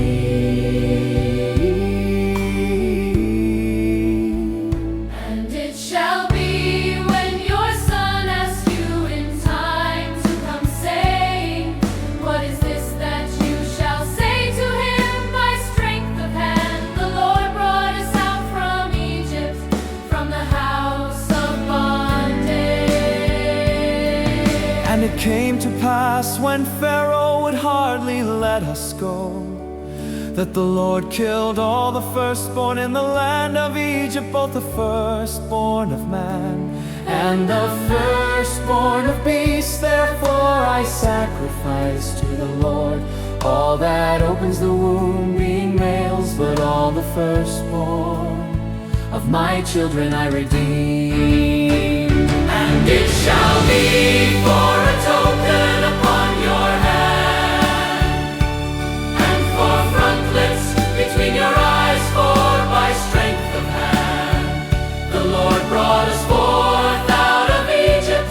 And it came to pass, when Pharaoh had let the people go, that God led them Not through the way of the land of the Philistines. Although that was near, for God said, lest perhaps the people repent when they see war, and they return to Egypt. But God led the people about through the way of the wilderness of the Red Sea, and the children of Israel went up, armed out of the land of Egypt. And Moses took the bones of Joseph with him, for he had strictly sworn the children of Israel, saying, God will surely visit you. And you shall carry up my bones away from here with you. And they took their journey from Succoth and encamped in Etham, in the edge of the wilderness. And the Lord went before them by day in a pillar of a cloud, to lead them the way, and by night in a pillar of fire, To give them light, to go by day and night. He took not away the pillar of the cloud by day, nor the pillar of fire by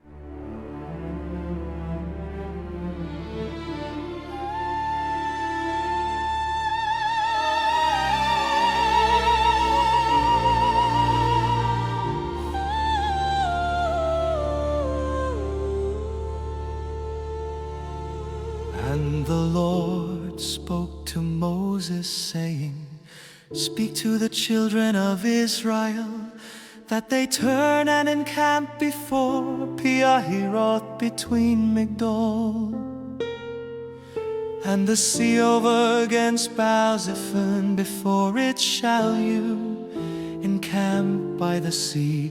For Pharaoh will say of the children of Israel, they are entangled in the land.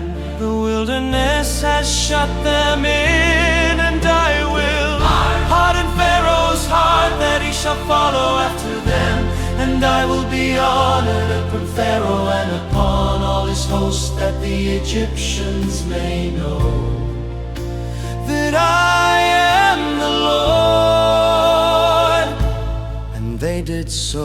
When it was told the king of Egypt that the people fled, and the heart of Pharaoh and of his servants was turned against the people, and they said, "Why have we done this, that we have let Israel go from serving us?" Then he made ready his chariot and took his people with him. And he took 600 chosen chariots, and all the chariots of Egypt, and captains over every one of them.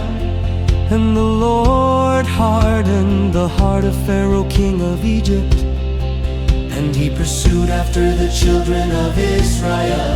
And the children of Israel went out with an high hand. But the Egyptians pursued after them, all the horses and chariots of Pharaoh and his horsemen and his army, and overtook them, encamping by the sea beside Piahiroth before Baal-zephon. And when Pharaoh drew near, the children of Israel lifted up their eyes, and behold, the Egyptians marched after them.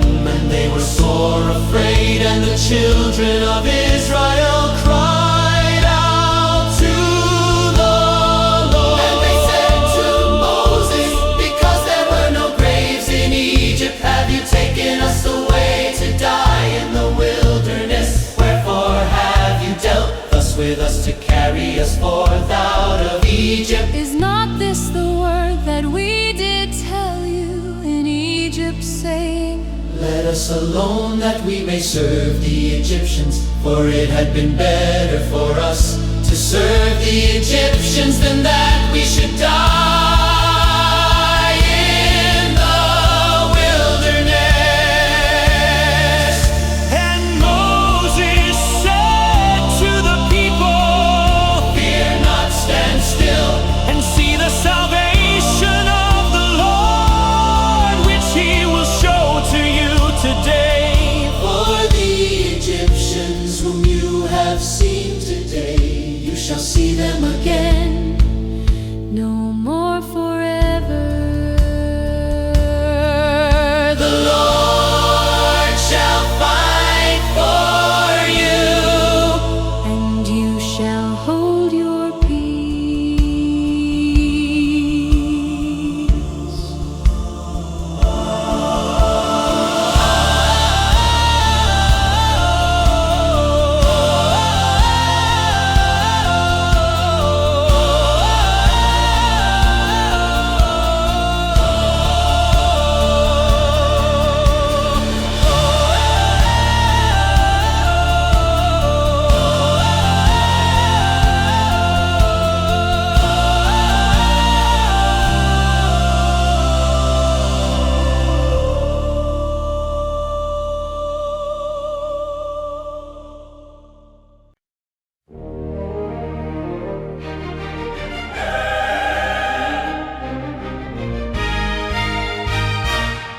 And the Lord said to Moses, "Why do you cry to me? Speak to the children of Israel, that they go forward. But lift up your rod and stretch out your hand over the sea and divide it, and the children of Israel shall go on dry ground through the midst of the sea." And behold, I will harden the hearts of the Egyptians, and they shall follow them. And I will get me honor upon Pharaoh, and upon all his army, upon his chariots, and upon his horsemen. And the Egyptians shall know that I am the Lord when I have gotten me honor upon Pharaoh, upon his chariots, and upon his horsemen. And the angel of God, which went before the camp of Israel, removed and went behind them. And the pillar of the cloud went from before their face and stood behind them. And it came between the camp of the Egyptians and the camp of Israel. And it was a cloud and darkness to them, but it gave light by night to thee, so that the one came not near the other all the night. and Moses stretched out his hand over the sea, and the Lord caused the sea to go back by a strong east wind All that night, and made the sea dry land, and the waters were divided. And Egyptian of Israel went to the midst of the sea, even all Pharaoh's horses, his chariots, and his horsemen. And it came to pass that in the morning watch the Lord looked to the army of the Egyptians through the pillar of fire and of the cloud, and troubled the army of the Egyptians, and took off their chariot wheels, that they drove them heavily, so that the Egyptians said, Let us flee from the face of Israel, for the Lord fights for them against the Egyptians. And the Lord said to Moses, Stretch out your hand over the sea, that the waters may come again upon the Egyptians, upon their chariots and upon their horsemen. And Moses stretched forth his hand over the sea, and the sea returned to his strength when the morning appeared. And the Egyptians fled against it, and the Lord overthrew the Egyptians in the midst of the sea. And the waters returned and covered the chariots and the horsemen, and all the of Pharaoh that came into the sea. After them there remained not so much as one of them. but the children of Israel walked upon dry land in the midst of the sea. And the waters were a wall to them on their right hand and on their left. Thus the Lord saved Israel that day out of the hand of the Egyptians, and Egyptians dead upon the seashore. and Israel saw that great work which the Lord did upon the Egyptians, and the people feared the Lord and believed the Lord and his servant Moses.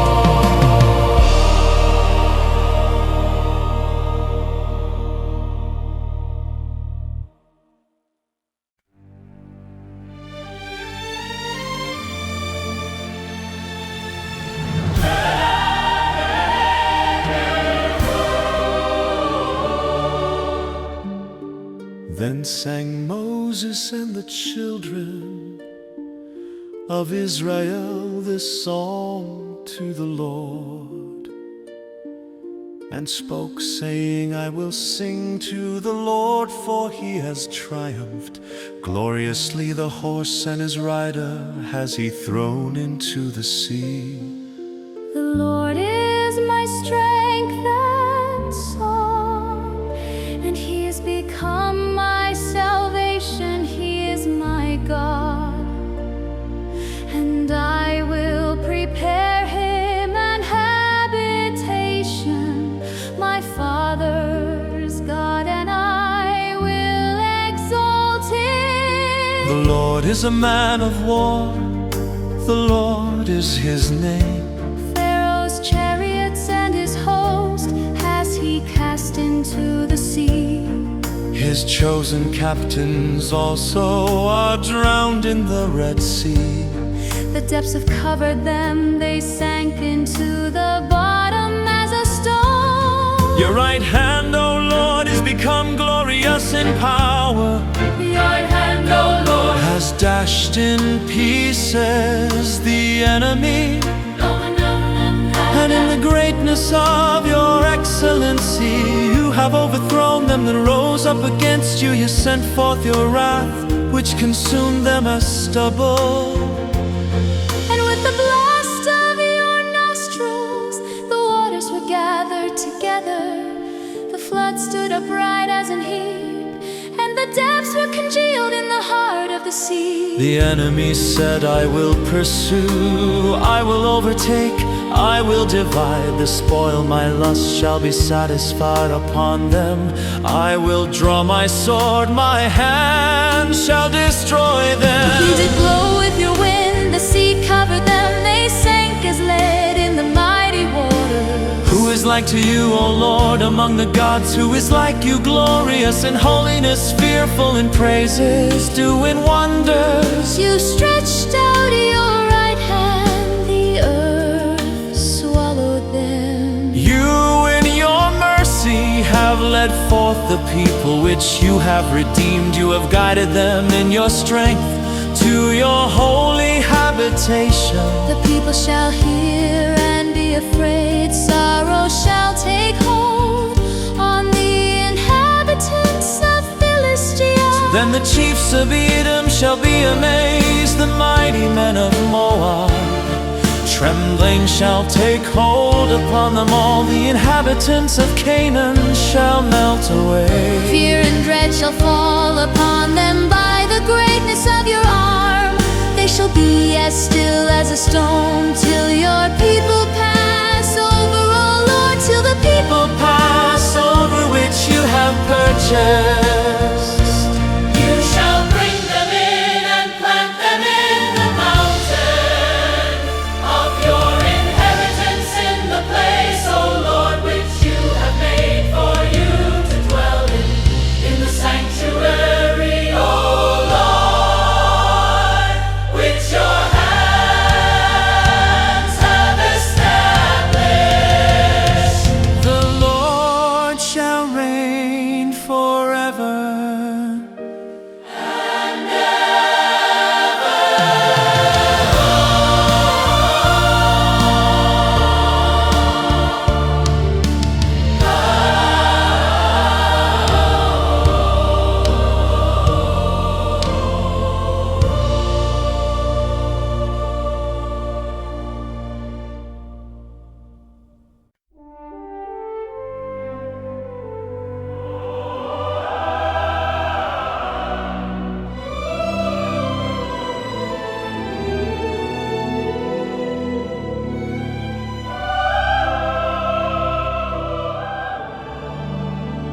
For the horse of Pharaoh went in with his chariots and with his horsemen into the sea. And the Lord brought again the waters of the sea upon them. But the children of Israel went on dry land in the midst of the sea. And Miriam the prophetess, the sister of Aaron, took a timbrel in her hand, and all the women went out after her with timbrels and with dances. And Miriam answered them, Sing you to the Lord, for he has triumphed gloriously. The horse and his rider has he thrown into the sea. So Moses brought Israel from the Red Sea, and they went out into the wilderness of Shur. And they went 3 days in the wilderness and found no water. And when they came to Marah, they could not drink of the waters of Marah. For they were bitter, therefore the name of it was called Marah. And the people murmured against Moses, saying, What shall we drink?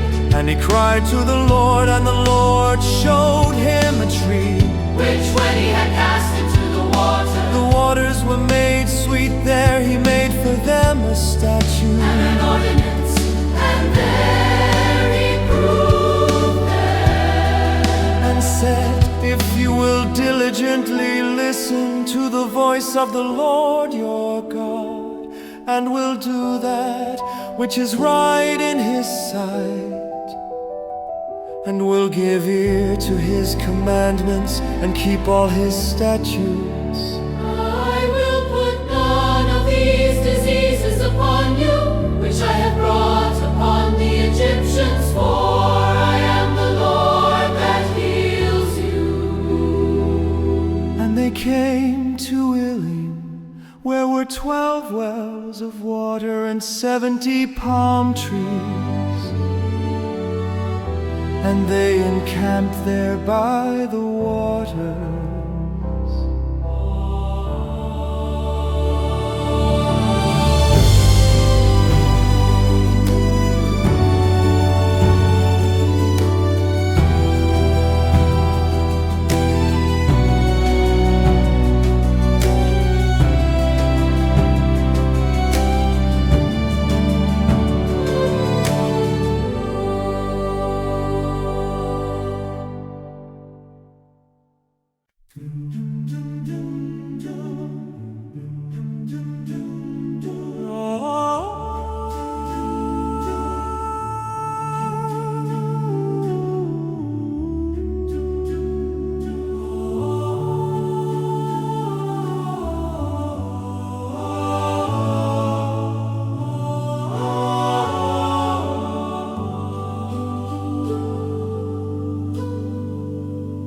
And they took their journey from Elim, and all the congregation of the children of Israel came into the wilderness of Sin, which is between Elim and Sinai, on the 15th day of the second month after their departing out of the land of Egypt. And the whole Congregation of the children of Israel complained against Moses and Aaron in the wilderness. And the children of Israel said to them, would to God we had died by the hand of the Lord in the land of Egypt, when we sat by the pots of meat, and when we ate bread to the full, for you have brought us forth into this wilderness to kill this whole assembly with hunger. Then said the Lord to Moses, behold, I will rain bread from heaven for you, and the people shall go out and gather a certain amount every day, that I may test them whether they will walk in my law or not. And it shall come to pass that on the 6th day they shall prepare that which they bring in, and it shall be twice as much as they gather daily. And Moses and Aaron said to all the children of Israel, at evening then you shall know that the Lord has brought you out from the land of Egypt. And in the morning then you shall see the glory of the Lord, for that he hears your complaints against the Lord. And what are we that you complain against us? And Moses said, this shall be when the Lord shall give you in the evening meat to eat, and in the morning bread to the full, for that the Lord hears your complaints which you complain against him. And what are we? Your complaints are not against us, but against the Lord. And Moses spoke to Aaron, saying to all the congregation of the children of Israel, come near before the Lord, for he has heard your complaint.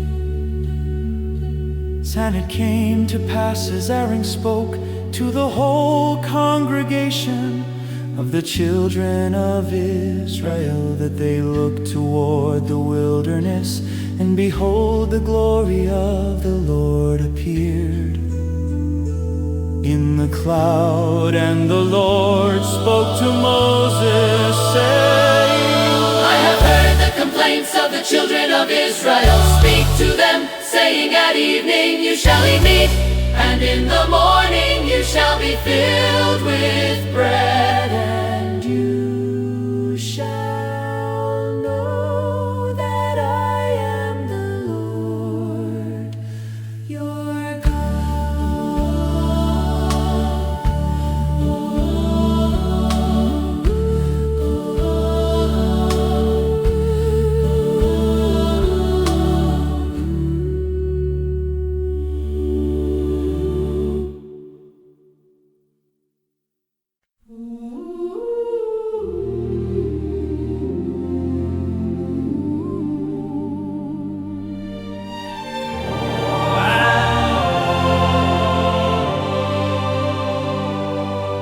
And it came to pass that at evening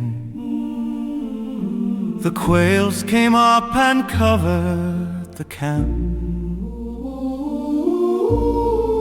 And in the morning the dew lay round about the camp. And when the dew that lay was gone, up behold upon the face of the wilderness there lay a small round thing, as small as the frost on the ground. And when the children of Israel saw it, they said one to another, it is manna, for they knew not what it was. And Moses said to them, This is the bread which the Lord has given you to eat. This is the thing which the Lord has commanded. gather of it every man according to his eating an omer. For every man according to the number of your persons, take you every man for them which are in his tents. And the children of Israel did so, and gathered some more, some less. And when they did measure it with an omer, he that gathered much had nothing over, And he that gathered little had no lack.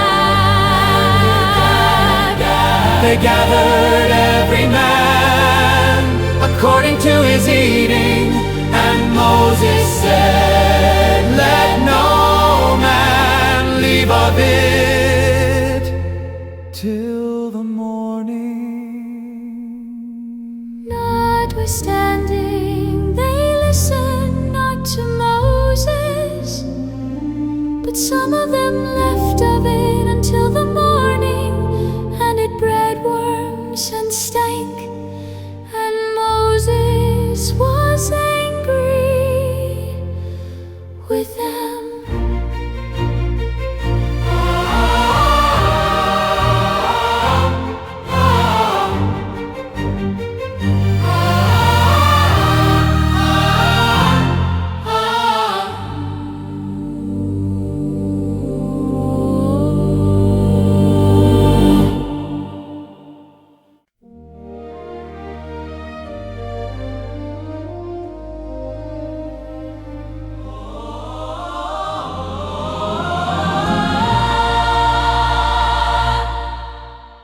And they gathered it every morning, every man according to his eating.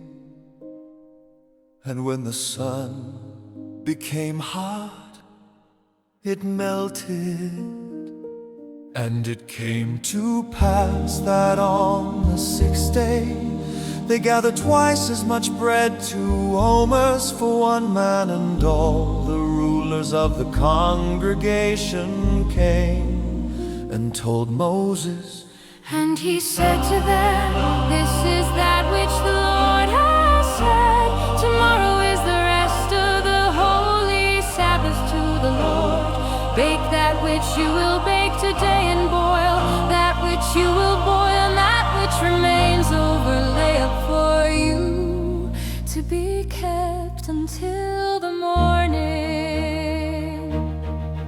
And they laid it up till the morning, as Moses commanded, and it did not stink, neither was there any worm therein. And Moses said, "Eat that today, for today is a Sabbath to the Lord. Today you shall not find it in the field. 6 days you shall gather it, but on the 7th day, which is the Sabbath, in it there shall be none." And it came to pass that there went out some of the people on the 7th day for to gather, and they found none. And the Lord said to Moses, "How long refuse you to keep my commandments and my laws? See, for that the Lord has given you the Sabbath, therefore he gives you on the 6th day the bread of 2 days. Remain you every man in his place. Let no man go out of his place on the 7th day." So the people rested on the 7th day. And the house of Israel called the name thereof manna. And it was like coriander seed, white, and the taste of it was like wafers made with honey. And Moses said, "This is the thing which the Lord commands. Fill an omer of it to be kept for your generations, that they may see the bread with which I have fed you in the wilderness, when I brought you forth from the land of Egypt." And Moses said to Aaron, "Take a pot and put an omer full of manna in, and lay it up before the Lord to be kept for your generations." As the Lord commanded Moses, so Aaron laid it up before the testimony to be kept. And the children of Israel ate manna 40 years, until they came to a land inhabited. They ate manna until they came to the borders of the land of Canaan. Now an omer is the 10th part of an ephah.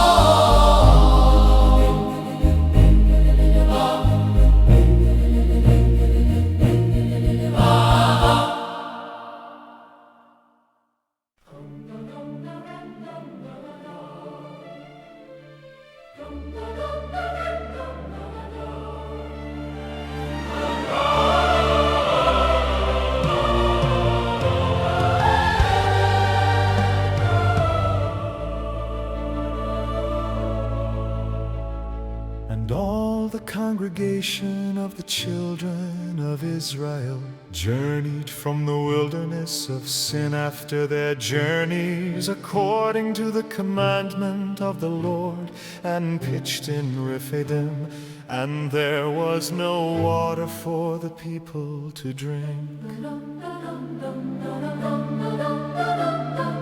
Wherefore the people quarreled with Moses and said, "Give us water that we may drink."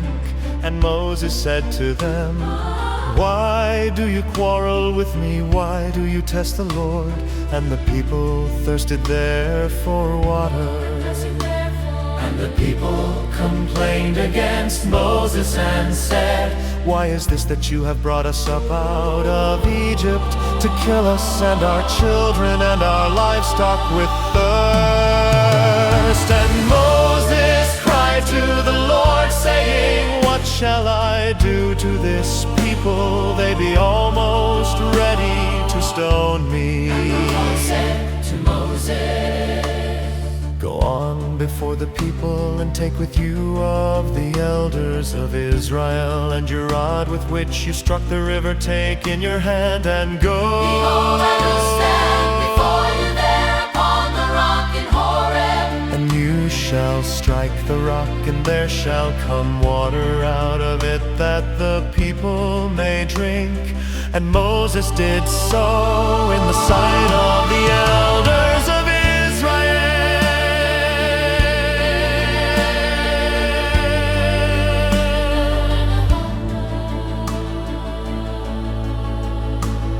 And he called the name of the place Masan Meribah, because of the chiding of the children of Israel, and because they tested the Lord, saying, Is the Lord among us or not? And King Amalek and fought with Israel in Rephidim. And Moses said to Joshua, Choose us out men. And go out fight with Amalek. Tomorrow I will stand on the top of the hill with the rod of God in my hand. So Joshua did as Moses had said to him, and fought with Amalek, and Moses, Aaron and Hur Went up to the top of the hill, and it came to pass, when Moses held up his hand, that Israel prevailed. when he let down his hand, Amalek prevailed. But Moses' hands were heavy, and they took a stone and put it under him, and he sat thereon, and Aaron and Hur held up his hands, the one on the one side, The other on the other side, and his hands were steady. until the going down of the sun. And Joshua defeated Amalek and his people with the edge of the sword.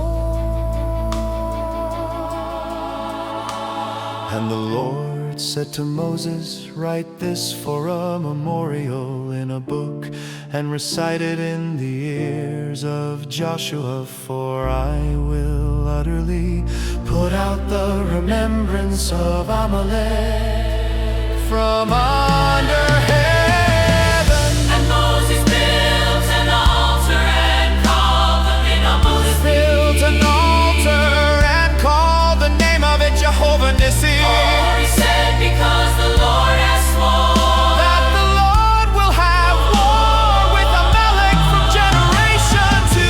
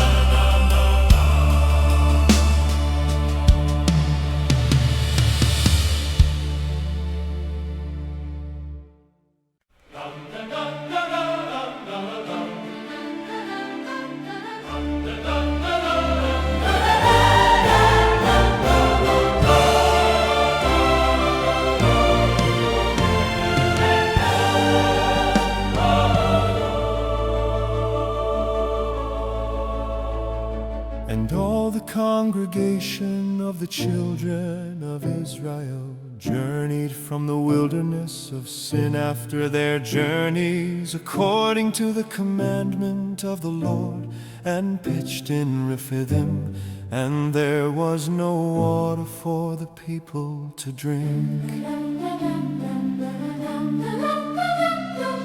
Wherefore the people quarreled with Moses and said, Give us water that we may drink. And Moses said to them, Why do you quarrel with me? Why do you test the Lord? And the people thirsted there for water. And the people complained against Moses and said, Why is this that you have brought us up out of Egypt to kill us and our children and our livestock with thirst? And Moses cried to the Lord, saying, what shall I do to this people? They be almost ready to stone me. And the Lord said to Moses, go on before the people and take with you of the elders of Israel, and your rod with which you struck the river take in your hand and go. I will stand before you there upon the rock in Horeb. And you shall strike the rock, and there shall come water out of it, that the people may drink. And Moses did so in the sight of the elders of Israel.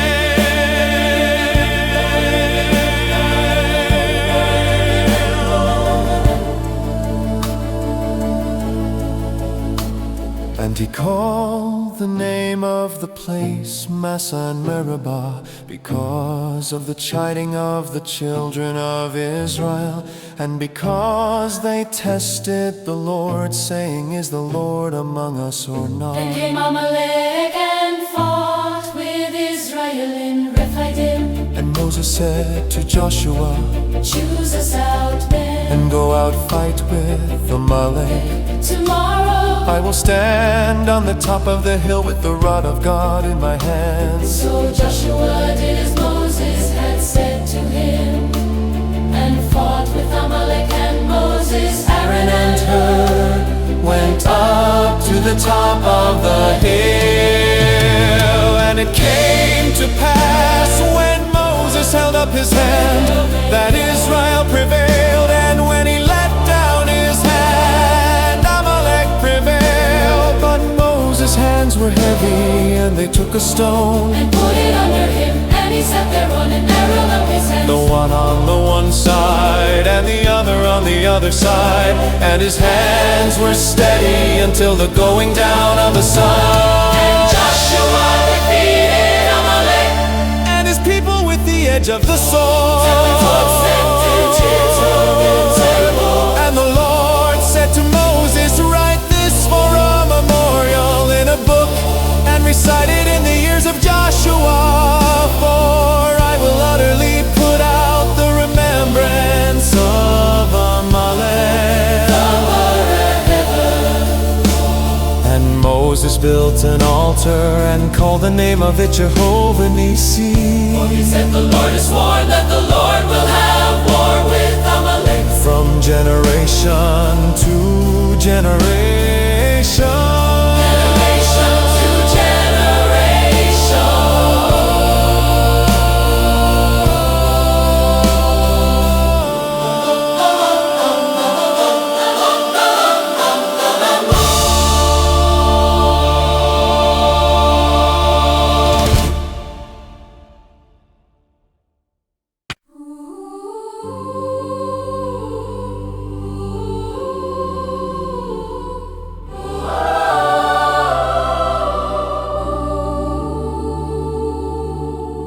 And it came to pass on the next day that Moses sat to judge the people, and the people stood by Moses from the morning to the evening. And when Moses' father-in-law saw that he did, to the people he said, what is this thing that you do? To the people, why do you sit yourself alone? And all the people stand by you from morning to evening. And Moses said to his father-in-law, because the people come to me to inquire of God. When they have a matter, they come to me, and I judge between one and another, and I make them know the statutes of God and his laws. And Moses' father-in-law said to him, The thing that you do is not good, You will surely wear away both you and this people that is with you For this thing is too heavy for you. You are not able to perform it yourself alone. Listen now to my voice. I will give you counsel, and God shall be with you. Be you for the people toward God, that you may bring the causes to God. And you shall teach them ordinances and laws, and shall show them the way wherein they must walk, and the work that they must do. Moreover, you shall provide out of all the people able men such as fear God, men of truth, hating covetousness, and place Such over them to be rulers of thousands and rulers of hundreds, rulers of 50s and rulers of 10. Let them judge the people at all seasons. And it shall be that every great matter They shall bring to you, but every small matter they shall judge. So shall it be easier for yourself. and they shall bear the burden with you. if you shall do this thing, and God command you so, then you shall be able to endure. And all these people shall also go to their place in peace. So Moses listened to the voice of his father-in-law, And did all that he had said. and Moses chose able men out of all Israel, And made them heads over the people, rulers of thousands, rulers of hundreds, rulers of 50s and rulers of 10s.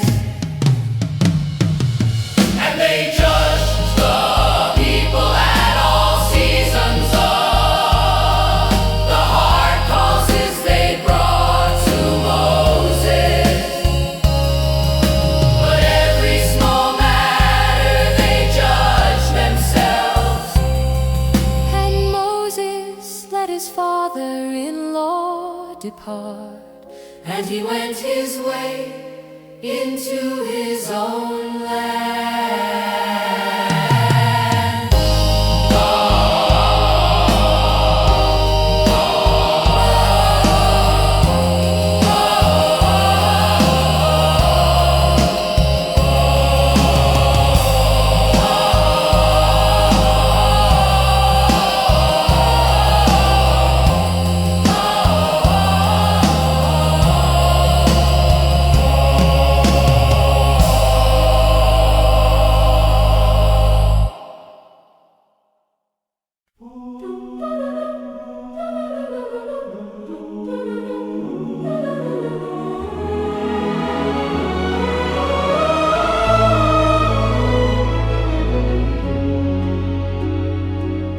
In the third month, when the children of Israel were gone forth out of the land of Egypt, the same day came they into the wilderness of Sinai.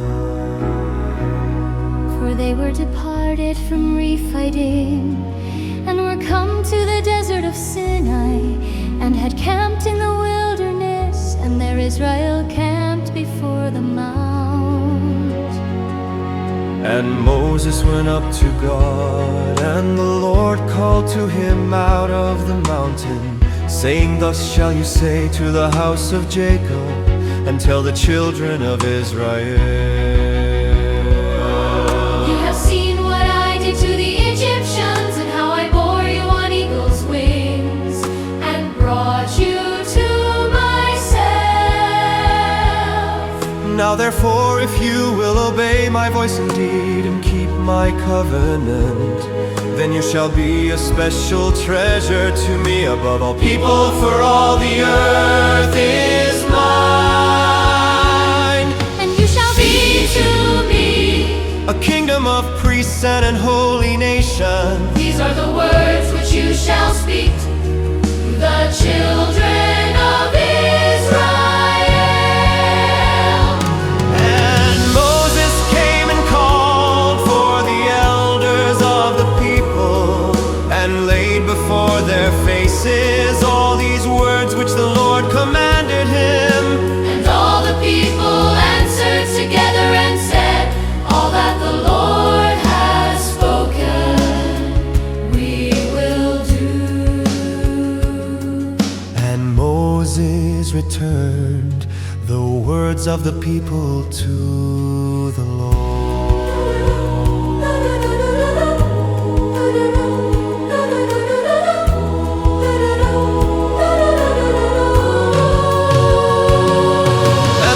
Said to Moses, lo, I come to you in a thick cloud, that the people may hear when I speak with you and believe you forever. And Moses told the words of the people to the Lord.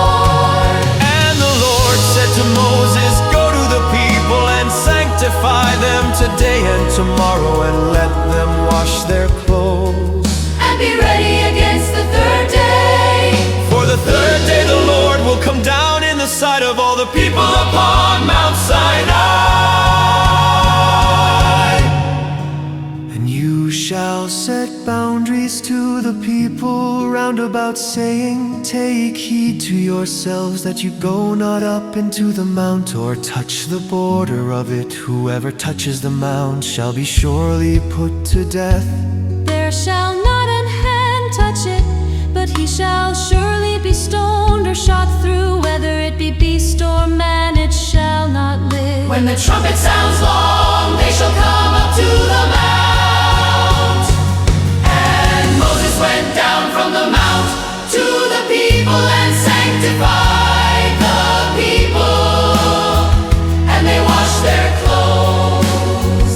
And he said to the people, be ready against the third day. Do not go near a woman.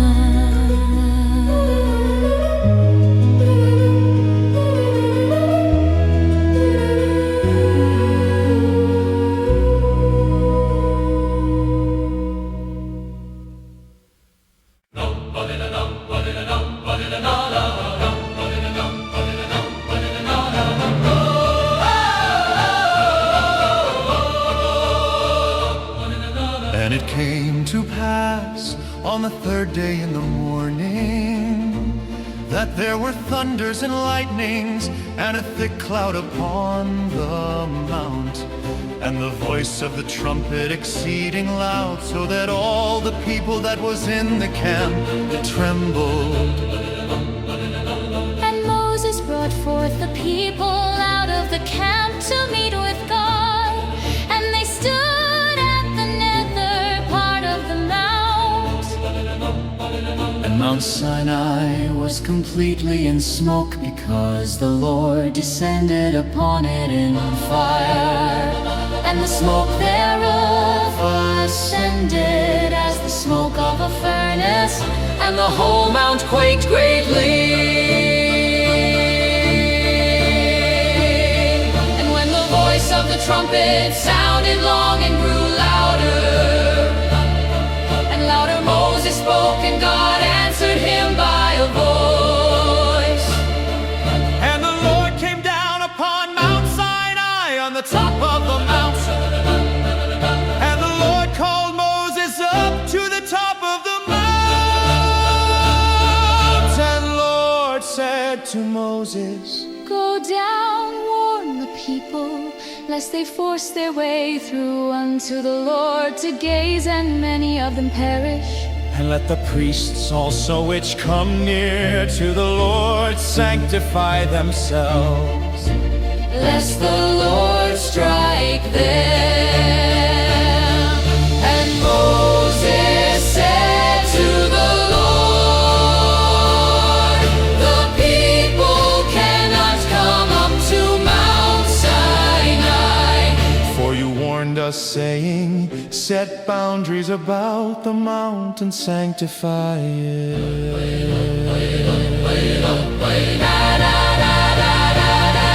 And the Lord said to him, away, Get you down. and you shall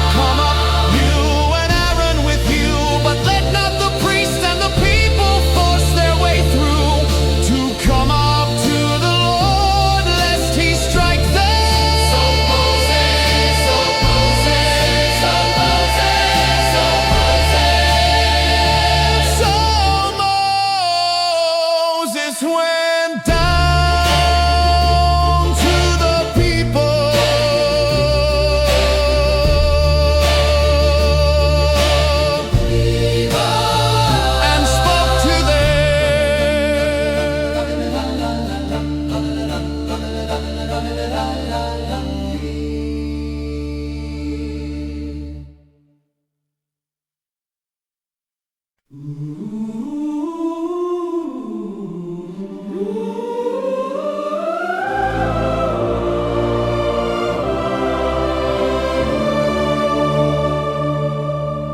God spoke all these words, saying, I am the Lord your God, which have brought you out of the land of Egypt, out of the house of bondage. You shall have no other gods before me. You shall not make to you any carved image, or any likeness of anything that is in heaven above, Or that is in the earth beneath, or that is in the water under the earth. You shall not bow down yourself to them, nor serve them.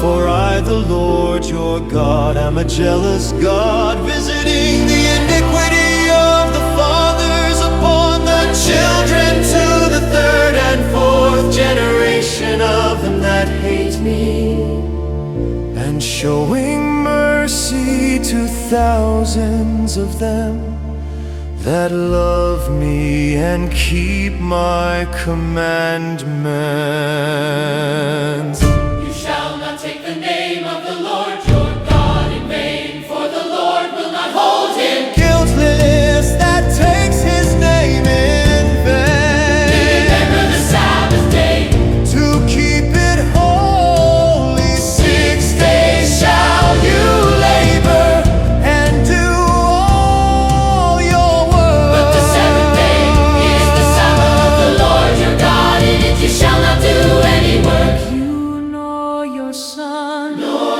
your daughter, your manservant, nor your female, Nor your livestock nor your stranger. that is within your gates. For in 6 days the Lord made heaven and earth, the sea, and all that in them is. And rested the seventh day. Wherefore the Lord blessed the Sabbath day and made it holy.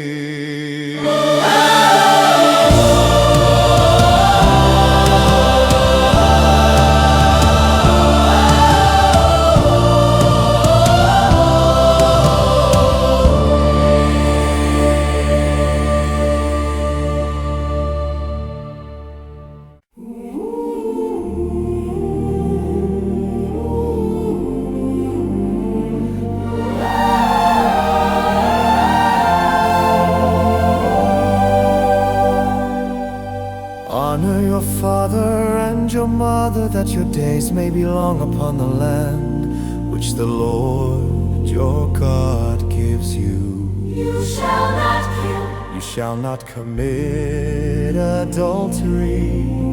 You shall not steal. You shall not bear false witness against your neighbor. You shall not covet your neighbor's house. You shall not covet your neighbor's wife, nor his manservant, nor his female servant, nor his ox, nor his donkey, nor anything that is your neighbor's. and all the people saw the thunderings and the lightnings and the noise of the trumpet. And the mountain smoking, and when the people saw it, they removed and stood afar off. And they said to Moses, "Speak you with us, and we will hear. Let not God speak with us, Lest we die.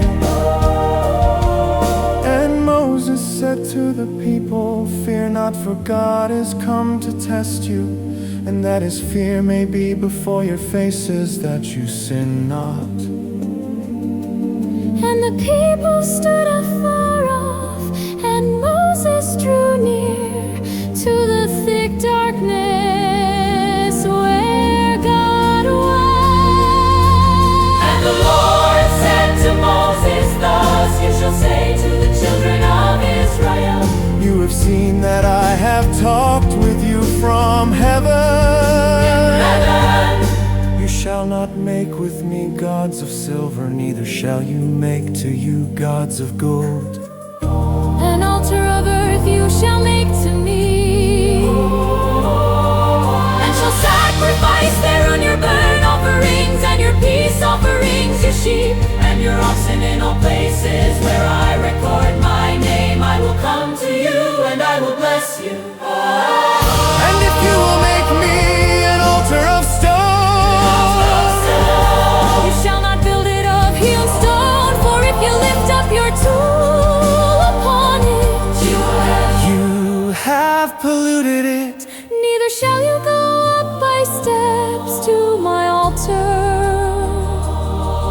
let your nakedness be not discovered thereon.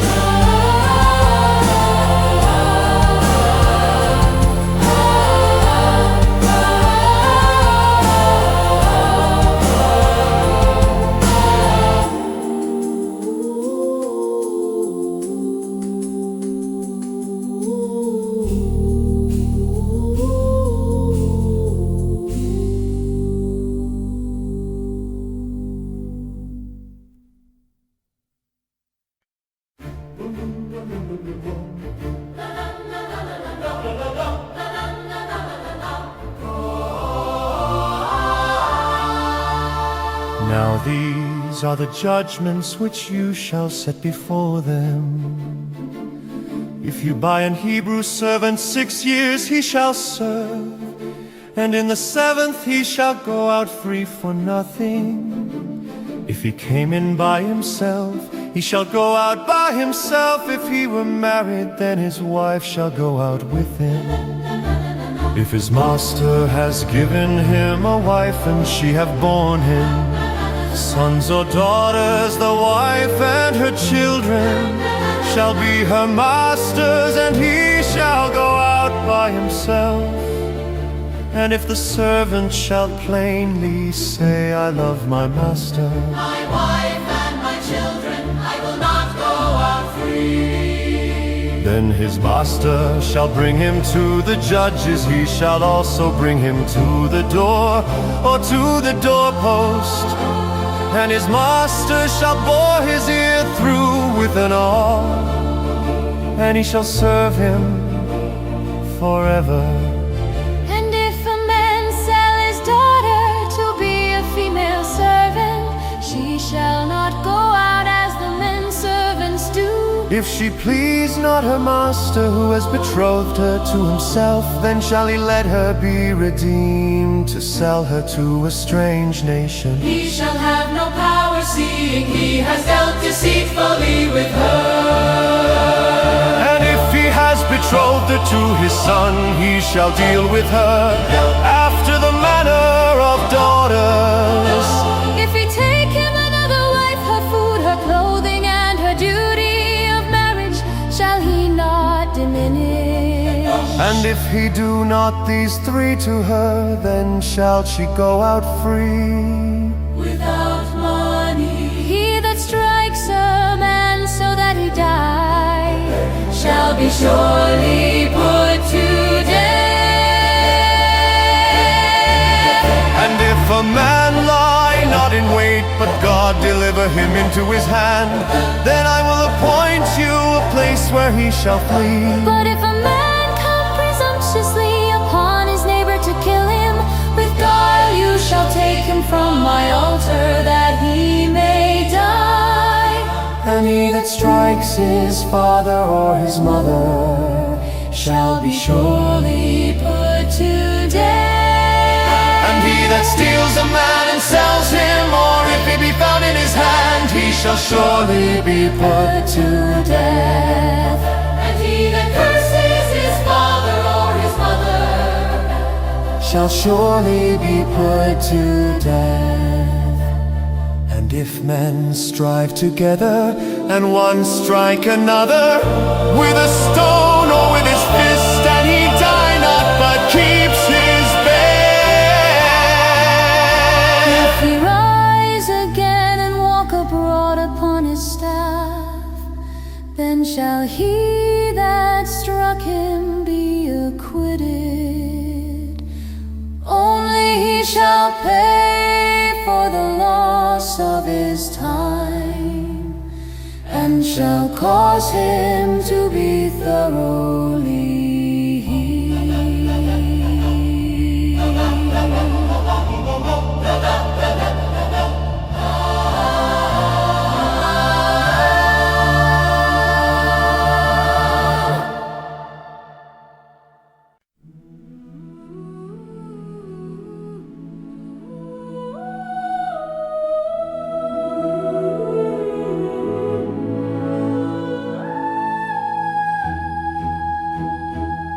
And if a man strike his servant or his maid with a rod, and he die under his hand, he shall be surely punished. Notwithstanding, if he continue a day or two, he shall not be punished, for he is his money. If men fight and hurt a woman with child, so that a fruit depart from her, and yet no harm follow, he shall be surely punished according as the woman's husband will lay upon him, and he shall pay as the judges determine. and if any harm follow, then you shall give life for life, Eye for eye, tooth for tooth, hand for hand, foot for foot, burning for burning, wound for wound, strike for strike. And if a man strike the eye of his servant, or the eye of his maid, that it perish,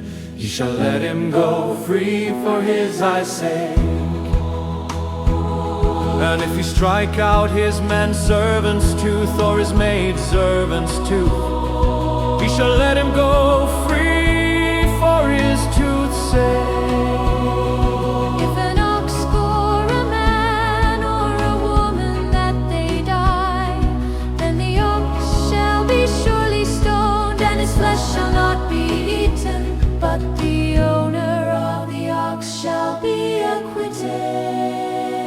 But if the ox were in the habit of goring with his horn in time past, and it has been testified to his owner, and he has not kept him in, But that he has killed a man or a woman, The ox shall be stoned, and his owner also shall be put to death.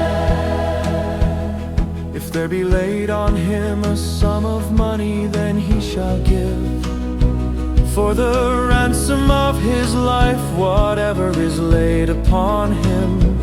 whether he has gored a son or have gored a daughter, according to this judgment shall it be done to him. If the ox shall push a manservant or a maidservant, he shall give to their master 30 shekels of silver.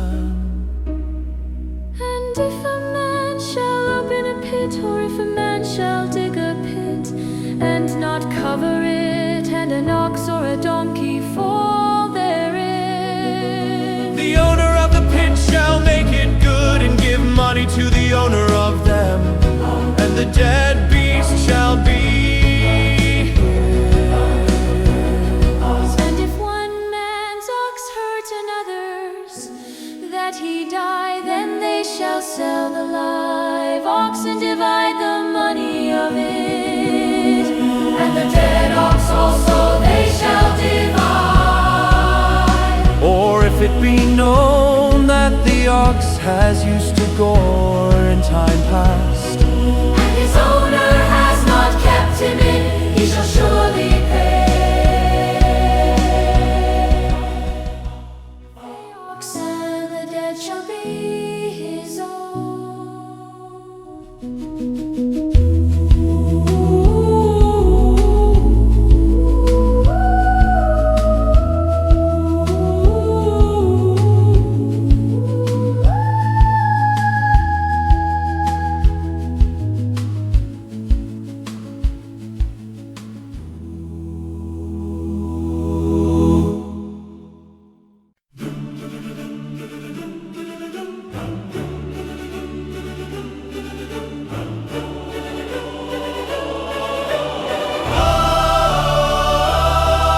If a man shall steal an ox or a sheep and kill it or sell it, he shall restore 5 oxen for an ox and 4 sheep for a sheep.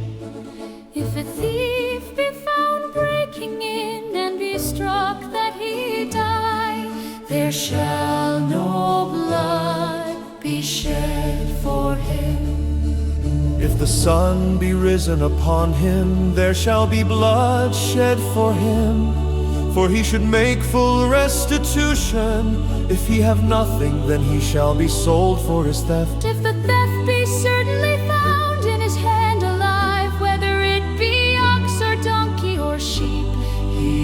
shall restore double. If a man shall cause a field or vineyard to be eaten, and shall put in his beast, and shall feed in another man's field, of the best of his own field and of the best of his own vineyard shall he make restitution. If fire break out and catch in thorns, so let the stacks of corn, or the standing corn, or the field be consumed therewith, he that kindled the fire shall surely make restitution. If a man shall deliver to his neighbor money or stuff to keep, and it be stolen out of the man's house, if the thief be found, let him pay double. If the thief be not found, then the master of the house shall be brought to the judges to see whether he has put his hand to his neighbor's goods. For all manner of trespass, whether it be for ox, for donkey, for sheep, for clothing, or for any manner of lost thing which another challenges to be his, the cause of both parties shall come before the judges, and whom the judge shall condemn, he shall pay double to his neighbor. If a man deliver to his neighbor a donkey or an ox or a sheep or any beast to keep, and it die or be hurt or driven away, no man seeing it, then shall an oath of the Lord be between them both, that he has not put his hand to his neighbor's goods, and the owner of it shall accept the roof, And he shall not make it good. And if it be stolen from him, he shall make restitution to the owner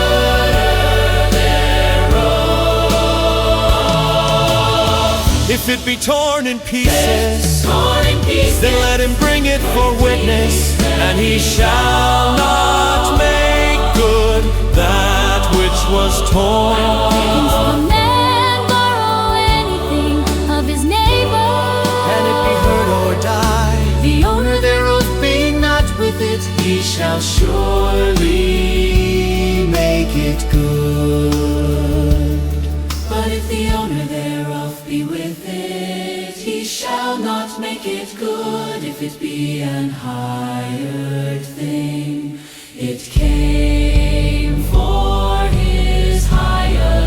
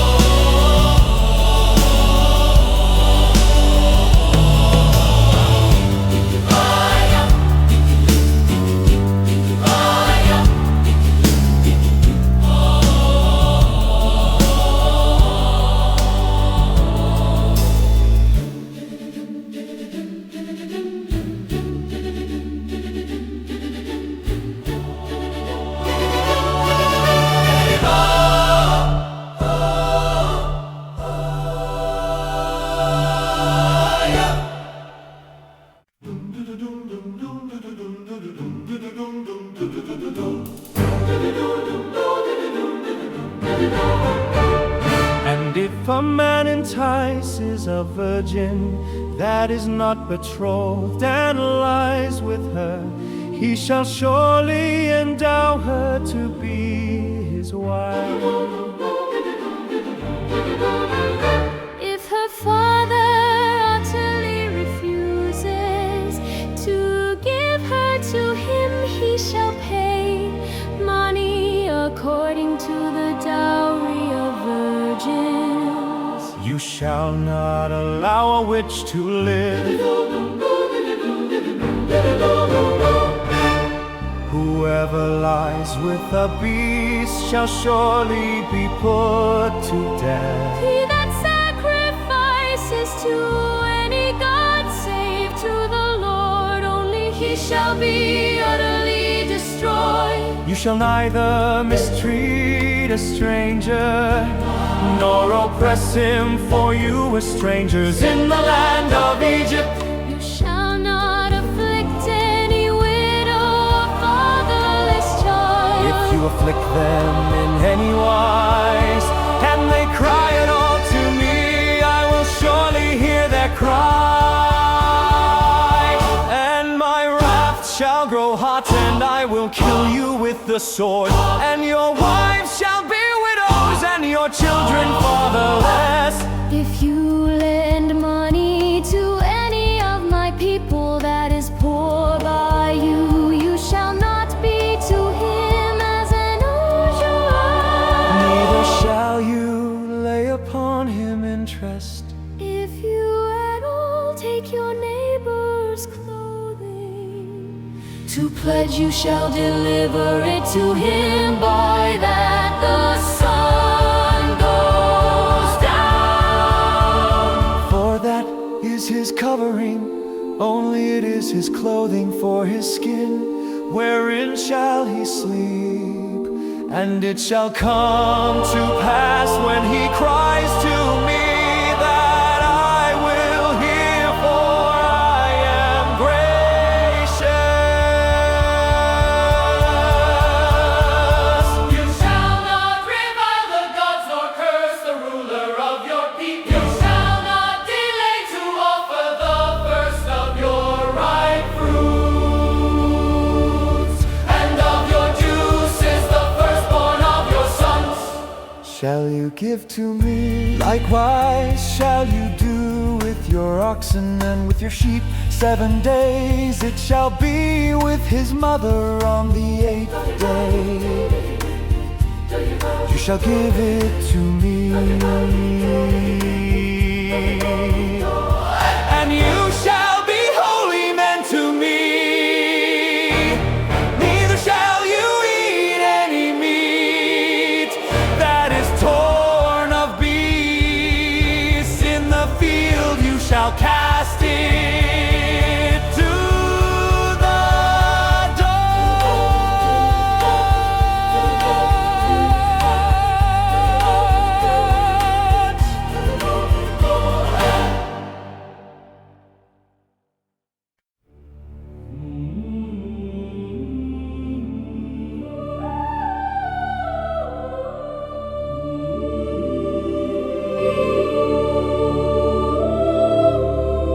You shall not raise a false report.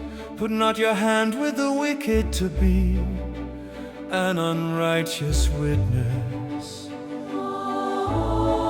You shall not follow a multitude to do evil, neither shall you speak in a cause to decline after many to wrest judgment. Neither shall you countenance a poor man in his cause.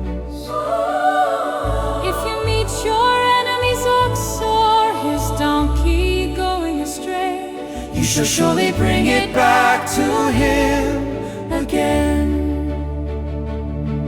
If you see the donkey of him that hates you lying under his burden, and would forbear to help him, You shall surely help with him. you shall not rest the judgment of your poor in his cause. Keep you far from a false matter, and the innocent and righteous slay you not, for I will not justify the wicked. And you shall take no gift, for the gift blinds the wise and perverts the words of the righteous. also you shall not oppress a stranger. For you know the heart of a stranger. Seeing you were strangers in the land of Egypt, and 6 years you shall sow your land, and shall gather in the fruits thereof. But the 7th year you shall let it rest and lie still, that the poor of your people may eat, and what they leave the beasts of the field shall eat in like manner. You shall deal with your vineyard And with your olive, 6 days you shall do your work, and on the 7th day you shall rest, that your ox and your donkey may rest, and the son of your female servant and the stranger may be refreshed. And in all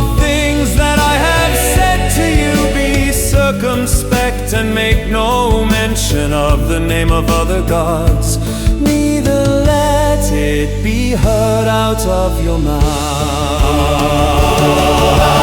3 times you shall keep a feast to me in the year. You shall keep the feast of unleavened bread. You shall eat unleavened bread 7 days as I commanded you, in the time appointed of the month that before in it you came out from Egypt, and none shall appear before me empty. And the feast of harvest, the first fruits of your labor, You have sown in the field. and the feast of ingathering, which is in the end of the year. When you have gathered in your labors out of the field. 3 times in the year, all your males shall appear before the Lord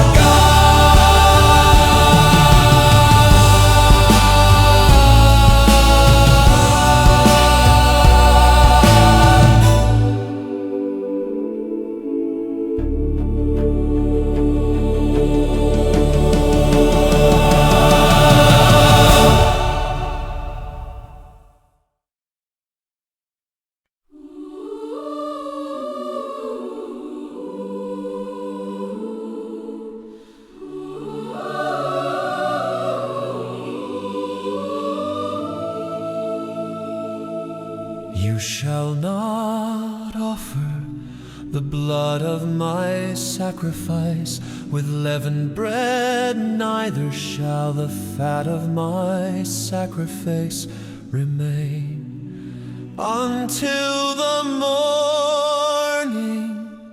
The first of the first fruits of your land You shall bring into the house of the Lord your God.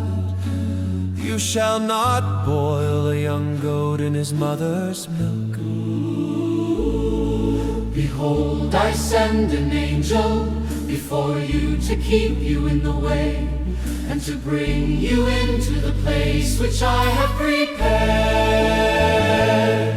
Beware of him and obey his voice. Provoke him not, for he will not pardon your transgressions, for my name is in him.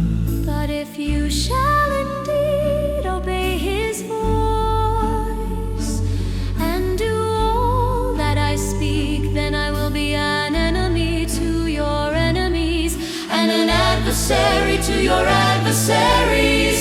For mine angel shall go before you, and bring you into the Amorites, and the Hittites, and the Perizzites, And the Canaanites, the Hivites, and the Jebusites, and I will cut them off. You shall not bow down to their gods, nor serve them, nor do after their works, but you shall utterly overthrow them, and quite break down their images. And you shall serve the Lord your God, and he shall bless your bread and your water. And I will take sickness away from the midst of you. There shall nothing cast their young, nor be barren in your land. The number of your days I will fulfill. I will send my fear before you, and will destroy all the people to whom you shall come. And I will make all your enemies turn their backs to you.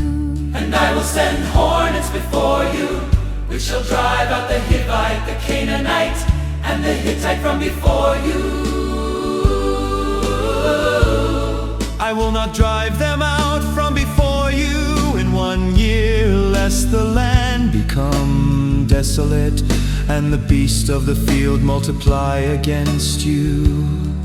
By little and little I will drive them out from before you, until you be increased and inherit the land. And I will set your boundaries from the Red Sea, even even to the sea of the Philistines, and from the desert to the river. For I will deliver the inhabitants of the land into your hand, and you shall drive them out before you. You shall make no covenant with them, nor with their gods. They shall not dwell in your land, lest they make you sin against me. For if you serve their gods, it will surely be a snare to you.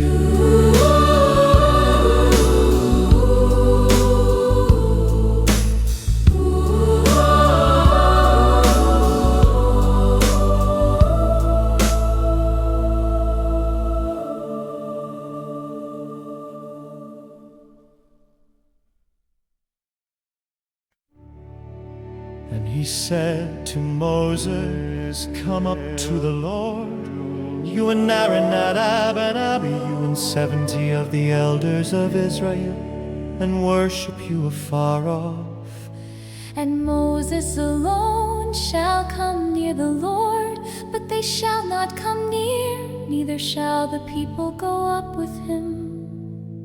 And Moses came and told the people all the words of the Lord, and all the judgments, and all the people answered with one voice and said, All the words which the Lord has said will we do. And Moses wrote all the words of the Lord, and rose up early in the morning, and built an altar under the hill, and 12 pillars according to the 12 tribes of Israel.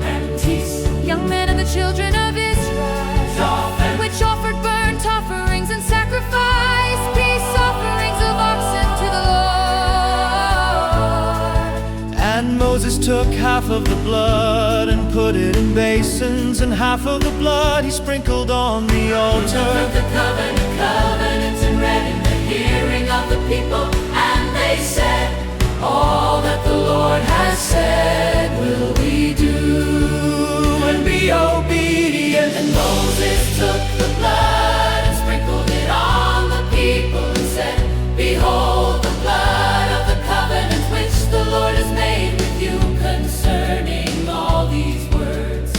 Then went up Moses and Aaron, Nadab and Abihu, and 70 of the elders of Israel. They saw the God of Israel, and there was under his feet, as it were a paved work of a sapphire stone, and as it were the body of heaven in his clearness.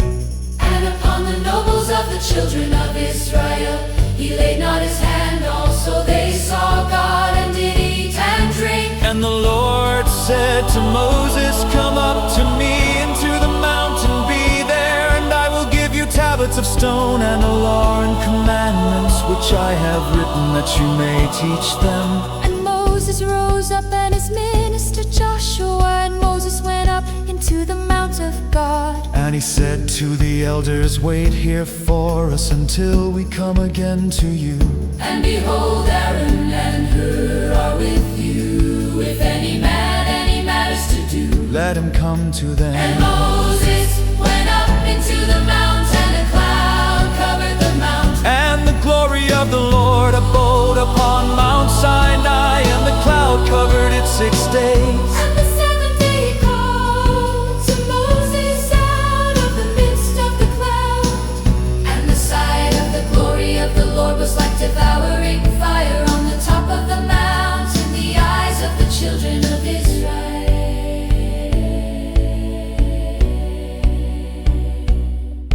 And Moses went into the midst of the cloud and got him up into the mount, and Moses was in the mount 40 days and 40 nights.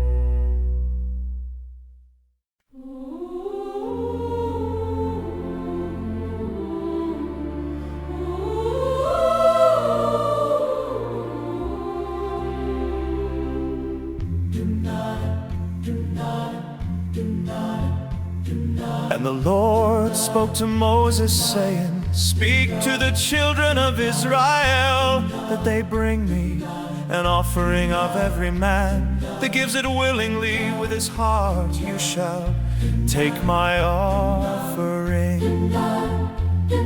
And this is the offering which you shall take of them: gold and silver and bronze, and blue and purple and scarlet, and fine linen and goat's hair, and ram skins dyed red, and badger skins, and acacia wood.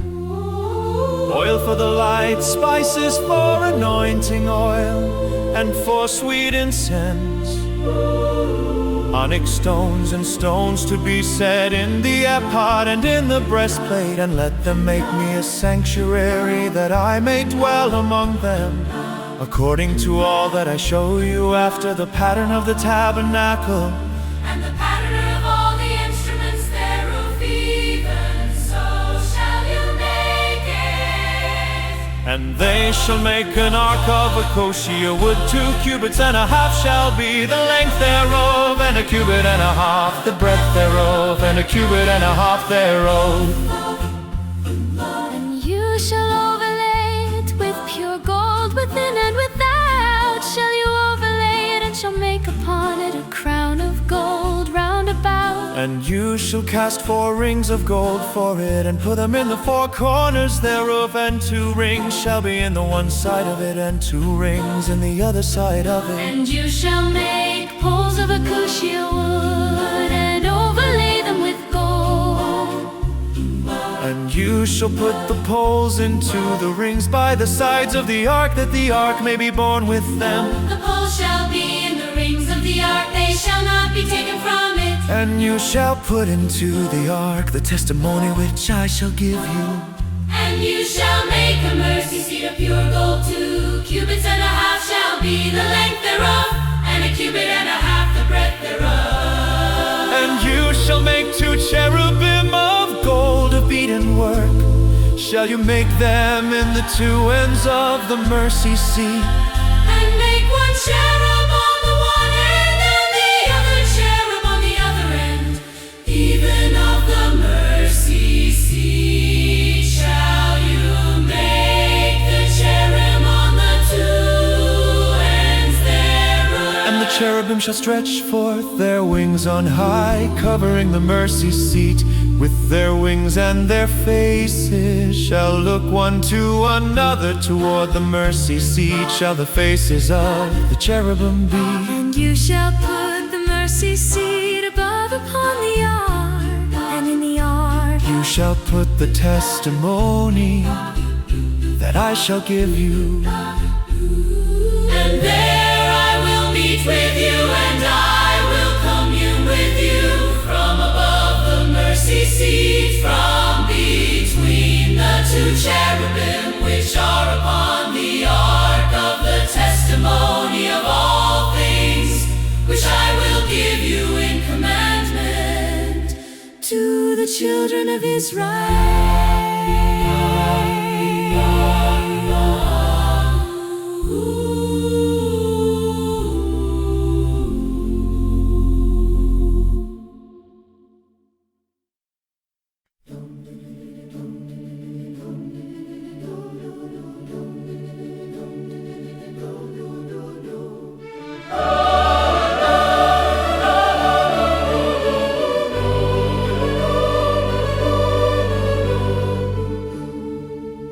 You shall also make a table of acacia wood. 2 cubits shall be the length thereof, and 1 cubit the breadth thereof, and 1 cubit and a half thereof. And you shall overlay it with pure gold, and make thereto a crown of gold round about. And you shall make unto it a border of an handbreadth round about. And you shall make a golden crown to the border thereof round about. And you shall make for it 4 rings of gold, and put the rings in the 4 corners that are on the 4 feet thereof. over against the border shall the rings be for places of the poles to bear the table. And you shall make the poles of acacia wood, and overlay them with gold, that the table may be borne with them. And you shall make the dishes thereof, and spoons thereof, and covers thereof, and bowls thereof to cover withal of pure gold shall you make them. And you shall set upon the table showbread before me always. And you shall make a lampstand of pure gold, of beaten work shall the lampstand be made. His shaft and his branches, his bowls, his knobs, and his flowers shall be of the same. And 6 branches shall come out of the sides of it, 3 branches of the lampstand out of the one side, And 3 branches of the lampstand out of the other side. 3 bowls made like unto almonds, with a knob and a flower in one branch, and 3 bowls made like almonds in the other branch, with a knob and a flower. So in the 6 branches that come out of the lampstand, And in the lampstand shall be 4 bowls, made like unto almonds, with their knobs and their flowers. and there shall be a knob under 2 branches of the same, and a knob under 2 branches of the same, according to the 6 branches that proceed out of the lampstand. Their knobs and their branches shall be of the same, all it shall be one beaten work of pure gold. And you shall make the 7 lamps thereof, and they shall light the lamps thereof, that they may give light over against it. And the tongues thereof, and the snuff dishes thereof shall be of pure gold. of the talent of pure gold shall he make it with all these vessels. And look that you make them after their pattern, which was shown you in the mount.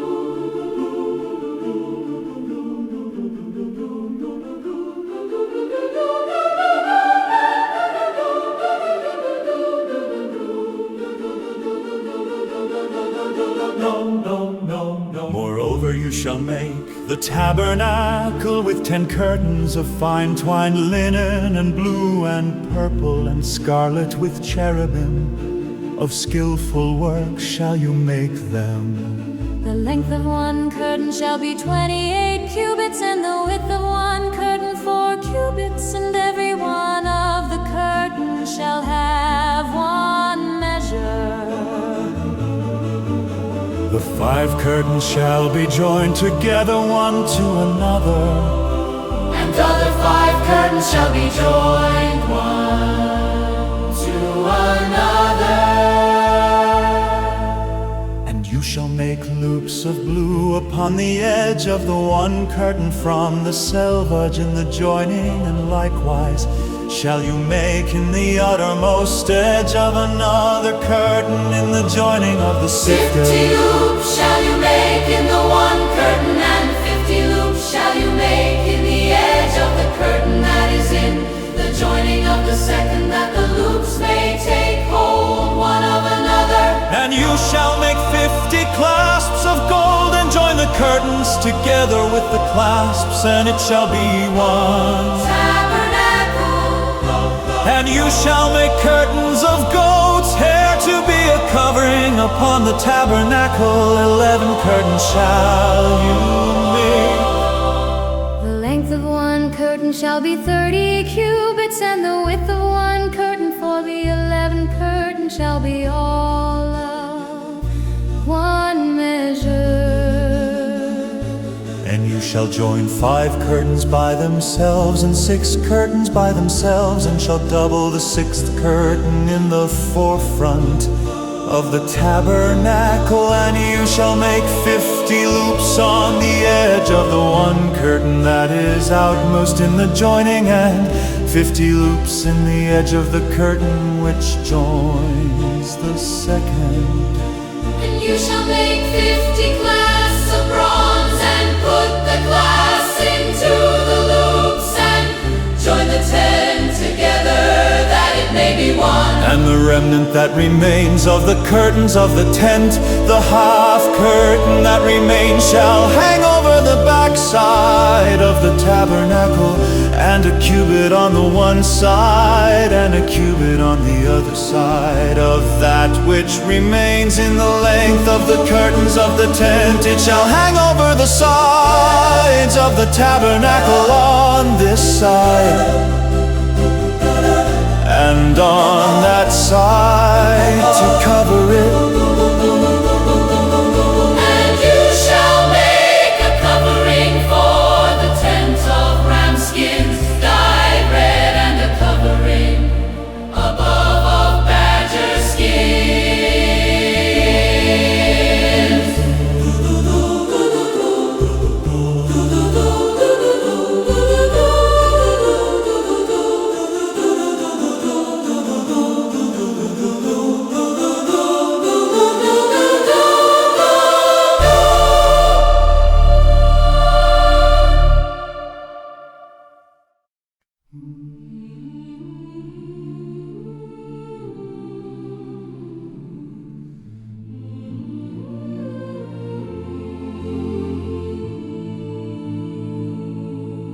And you shall make boards for the tabernacle of acacia wood, standing up. 10 cubits shall be the length of a board, and a cubit and a half shall be the width of one board. 2 tenons shall there be in one board, Set in order one against another. Thus shall you make for all the boards of the tabernacle. and you shall make the boards for the tabernacle, 20 boards on the south side, southward. And you shall make 40 sockets of silver Under the 20 boards, 2 sockets under one board, for his 2 tenons, and 2 sockets under another board for his 2 tenons. and for the second side of the tabernacle on the north side, there shall be 20 boards.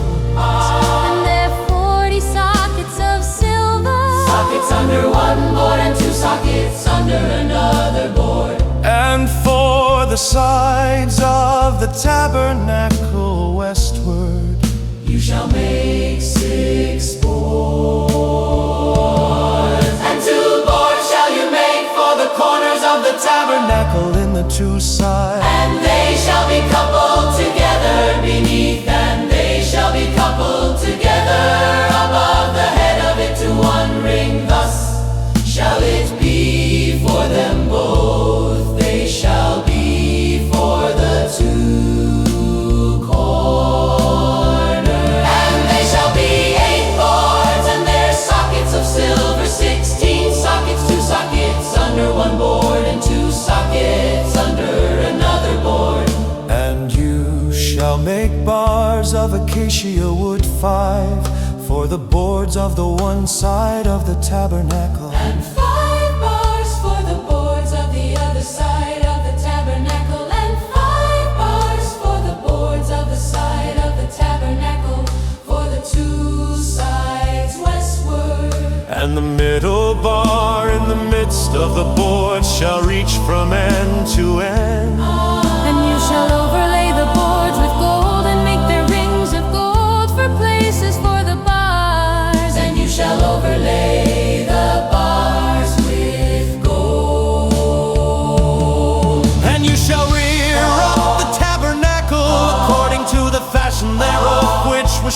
shown you in the mount. And you shall make a veil of blue and purple and scarlet and fine twined linen of skillful work. With cherubim shall it be made.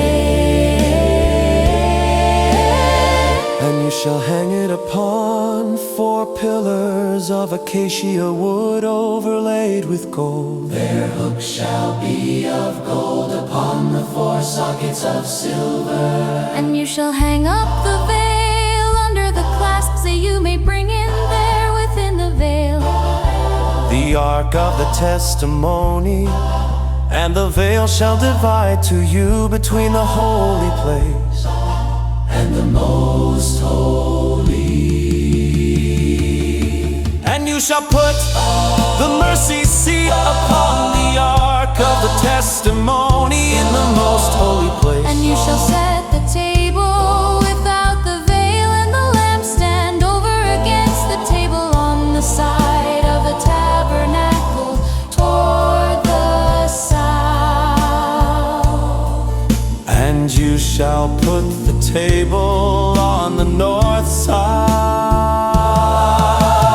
side. And you shall make an hanging for the door of the tent of blue and purple and scarlet and fine twined linen wrought with needlework. And you shall make for the hanging 5 pillars of acacia wood. And overlay them with gold, and their Hooks shall be of gold, and you shall cast 5 sockets of bronze for them.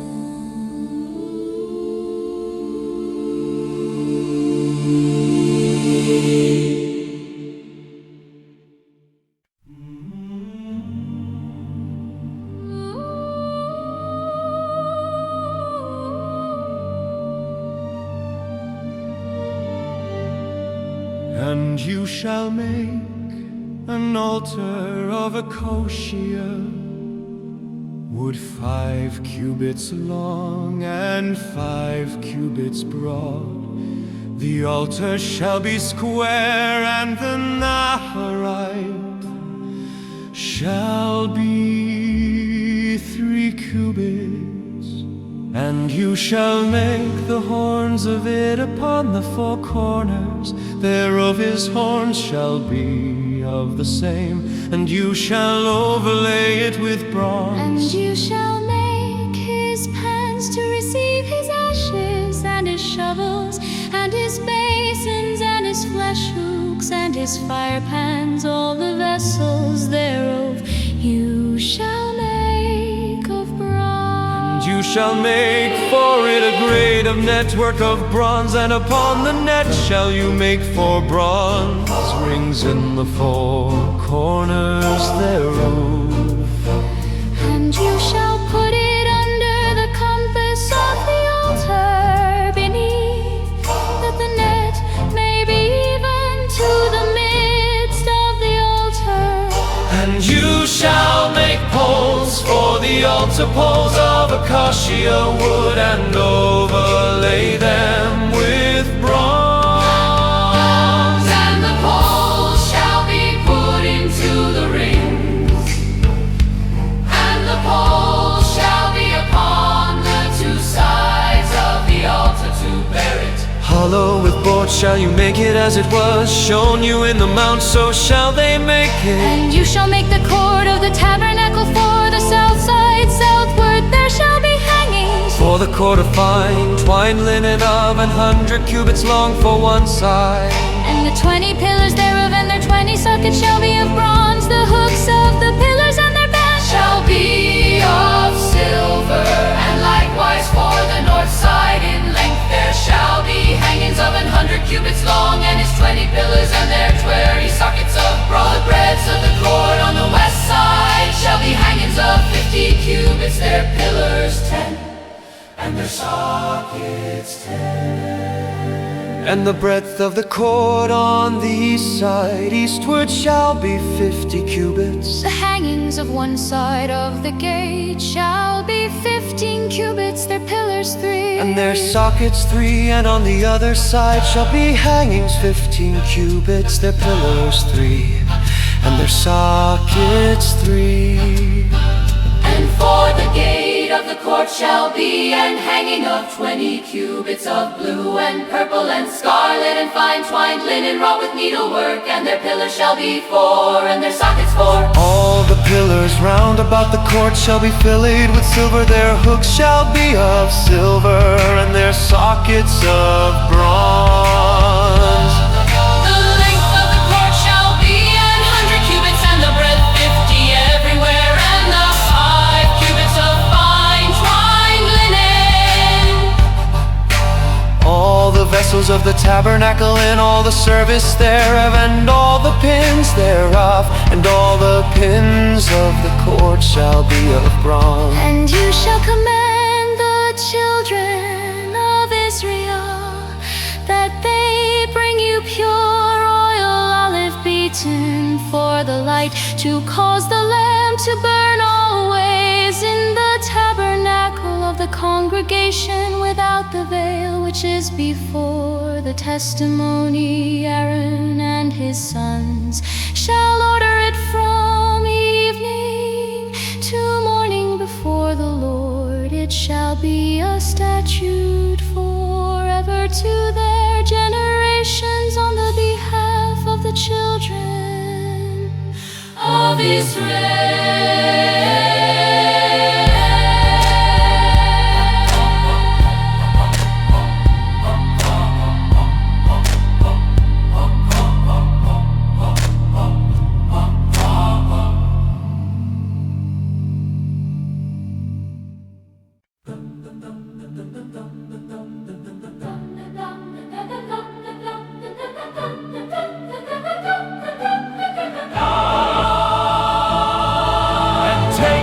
Unto you, Aaron your brother, And his sons with him, from among the children of Israel, that he may minister to me in the priest's office, even Aaron, Nadab, and Abihu, Eleazar, and Ithamar, Aaron's sons. And you shall make holy garments for Aaron your brother, for glory and for beauty. and you shall speak to all that are wise-hearted, whom I have filled with the spirit of wisdom, that they may make Aaron's garments to consecrate him that he may minister to me. in the priest's office. And these are the garments which they shall make: a breastplate, and an ephod, and a robe, and a broidered coat, a turban, and a sash. And they shall make holy garments for Aaron your brother and his sons, that he may minister to me in the priest's office. And they shall take gold and blue and purple and scarlet and fine linen, and they shall make the ephod of gold, of blue, and of purple, of scarlet and fine twined linen, with skillful work. It shall have the 2 shoulder pieces thereof, joined at the 2 edges thereof, and so it shall be joined together. And the skillfully woven band of the ephod which is upon it shall be of the same according to the work thereof, even of gold, of blue, and purple, Scarlet and fine twined linen. And you shall take 2 onyx stones and engrave on them The names of the children of Israel, 6 of their names on one stone, and the other 6 names of the rest on the other stone, according to their birth. with the work of an engraver in stone, like engravings of a signet, shall you engrave the 2 stones with the names of the children of Israel. You shall make them to be set in settings of gold. And you shall put the 2 stones upon the shoulders of the ephod for stones of memorial to the children of Israel, and Aaron shall bear their names before the Lord upon his 2 shoulders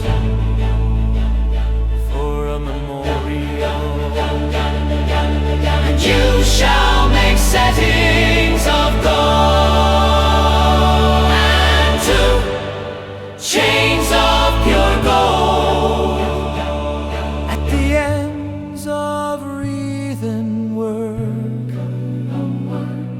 Shall you make them and fasten the wreathen chains to the setting?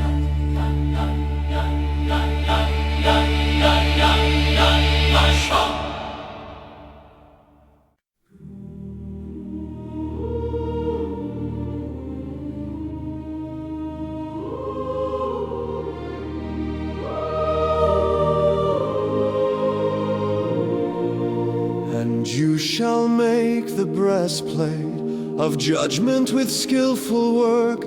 After the work of the ephod, you shall make it of gold, of blue, and of purple, and of scarlet, and of fine twined linen shall you make it. Square it shall be, being doubled a span, shall be the length thereof, and a span shall be the breadth thereof. And you shall set in its settings of stones, even 4 rows of stones. The first row shall be a sardius, a topaz, and a carbuncle. This shall be the first row. And the second row shall be an emerald, a sapphire, and a diamond. And the third row a ligure, an agate, and an amethyst. And the 4th row a beryl, and an onyx, and a jasper. They shall be set in gold in their settings. And the stones shall be with the names of the children of Israel, 12 according to their names, like the engravings of a signet. Everyone with his name shall they be according to the 12 tribes. And you shall make upon the breastplate chains at the ends of braided work of pure gold. And you shall make upon the breastplate 2 rings of gold, and shall put the 2 rings on the 2 ends of the breastplate. And you shall put the 2 braided chains of gold in the 2 rings which are on the ends of the breastplate. And the other 2 ends of the 2 braided chains you shall fasten in the 2 settings, and put them on the shoulder pieces of the ephod before it. And you shall make 2 rings of gold, and you shall put them upon the 2 ends of the breastplate, in the border thereof, which is in the side of the ephod inward. And 2 other rings of gold you shall make, and shall put them on the 2 sides of the ephod, underneath toward the forepart thereof, over against the other coupling thereof, above the skillful belt of the ephod. And they shall bind the breastplate by the rings thereof to the rings of the ephod, with the lace of blue, that it may be above the skillful belt of the ephod.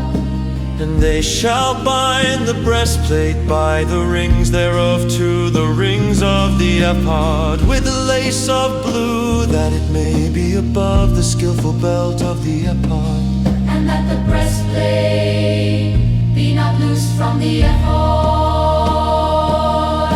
And Aaron shall bear the names of the children of Israel in the breastplate of judgment upon his heart, when he goes into the holy place for a memorial before the Lord continually. And you shall put in the breastplate of judgment the Urim and the Thummim, and they shall be upon Aaron's heart when he goes in before the Lord. And Aaron shall bear the judgment of the children of Israel upon his heart before the Lord continually.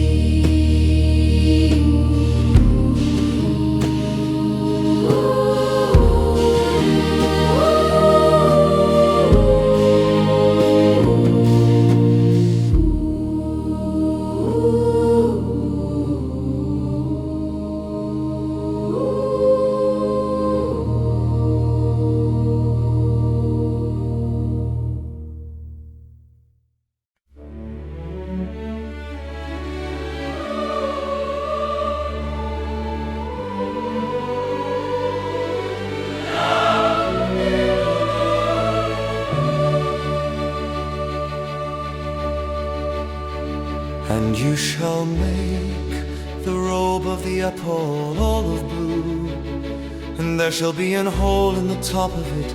In the midst thereof it shall have a binding of woven work round about the whole of it, as it were the whole of a coat of mail, that it be not torn.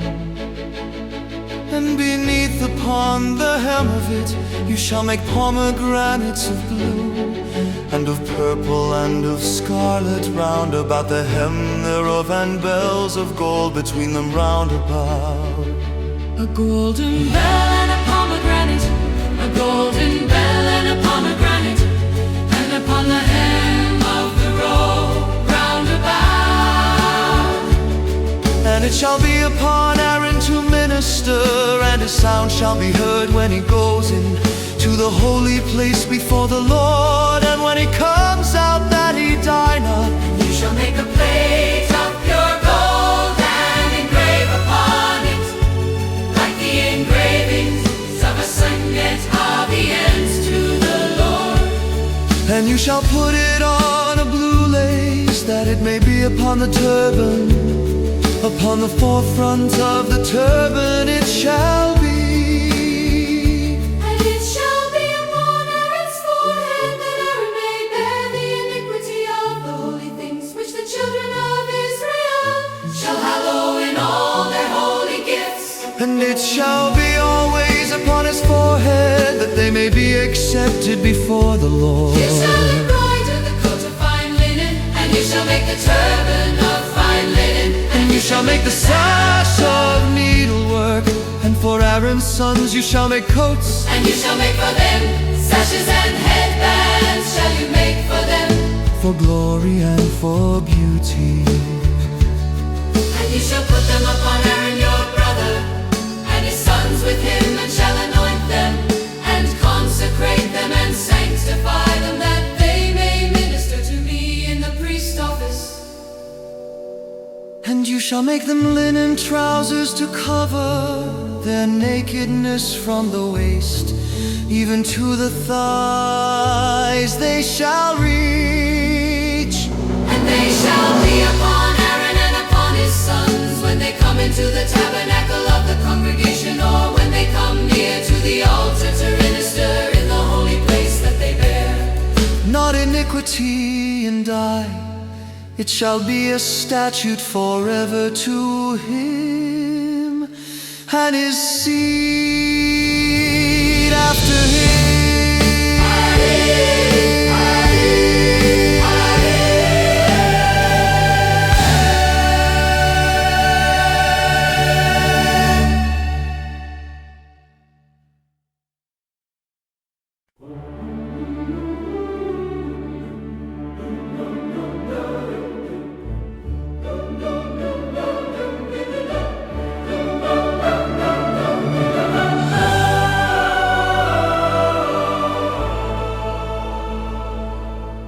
This is the thing that you shall do to them, to consecrate them to minister to me in the priest office.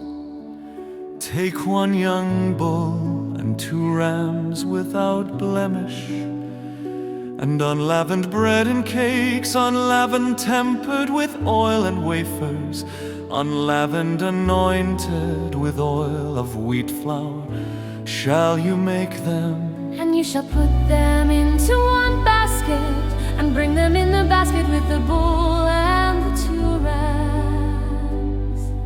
And Aaron's and his sons You shall bring to the door of the tabernacle of the congregation, and shall wash them with water. And you shall take the garments and put upon Aaron the coat and the robe of the ephod, and the ephod and the breastplate, and bind him with the skillfully woven band of the ephod.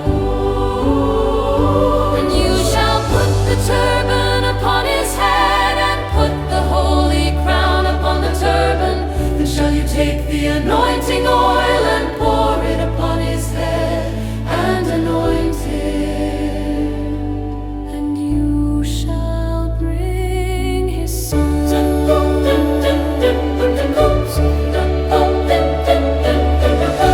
shall bind them with sashes, Aaron and his sons, and put the headbands on them, and the priest office shall be theirs for a perpetual statute. And you shall consecrate Aaron and his sons.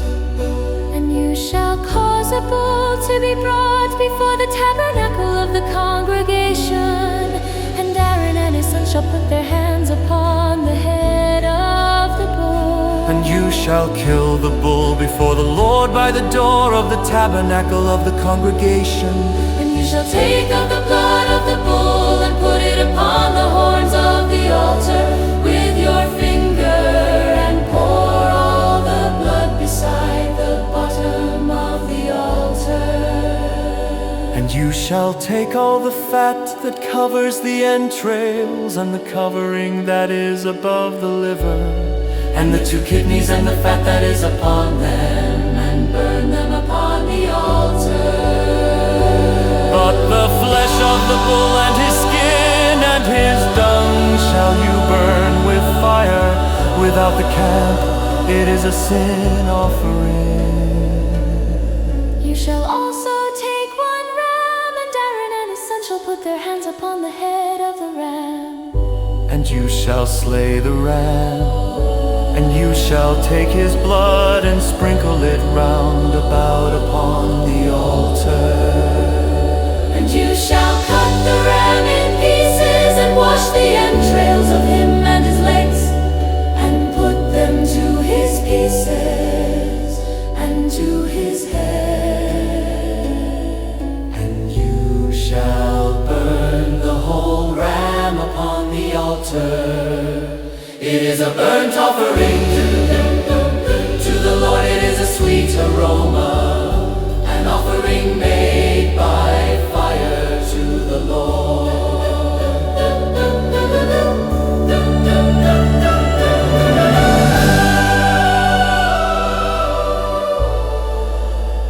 To the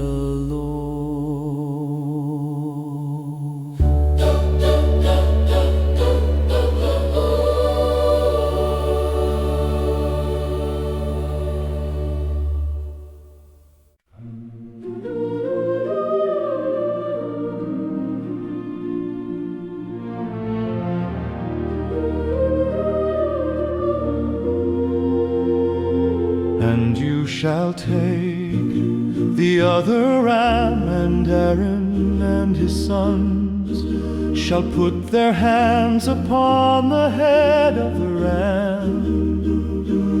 Then shall you kill the ram and take of his blood and put it upon the tip of the right ear of Aaron, and upon the tip of the right ear of his sons, and upon the thumb of their right hand, and upon the big toe of their right foot, and sprinkle the blood upon the altar round about. And you shall take of the blood that is upon the altar, and of the anointing oil, and sprinkle it upon Aaron, upon his garments, and upon his sons, and upon his of his sons with him. And he shall be hallowed, and his garments and his sons, And his sons' garments with him. also you shall take of the ram the fat and the fat tail, and the fat that covers the entrails, and the covering above the liver, and the 2 kidneys, and the fat that is upon them, and the right shoulder, for it is a ram of consecration.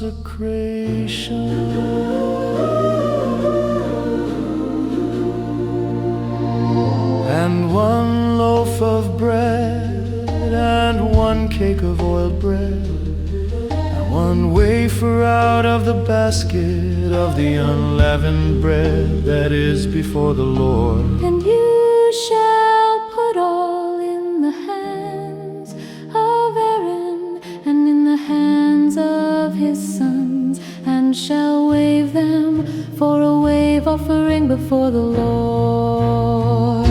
And you shall receive them of their hands, and burn them upon the altar.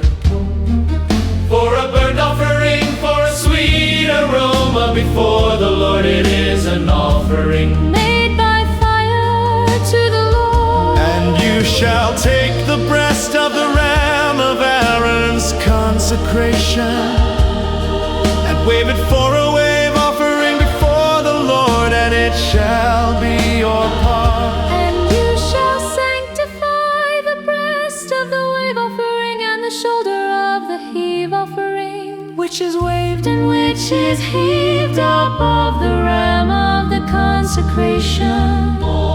Even of that which is for Aaron, and of that which is for his sons. And it shall be Aaron and his sons by a statute forever from the children of Israel. For it is an heave offering, and it shall be an heave offering from the children of Israel. Of the sacrifice of their peace offerings, even their heave offering to the Lord. And the holy garments of Aaron shall be his sons, after him to be anointed therein, and to be consecrated in them. And that son that is priest in his place shall put them on 7 days, when he comes into the tabernacle of the congregation to minister in the holy place. And you shall take the ram of the consecration And boil his flesh in the holy place. And Aaron and his sons shall eat the meat of the ram, and the bread that is in the basket by the door of the tabernacle. And they shall eat those things with which the atonement was made to consecrate and to sanctify them, but a stranger shall not eat thereof, because they are holy. And if any flesh of the consecrations or of the bread remain to the morning, then you shall burn the remainder with fire, it shall not be eaten. Because it is holy.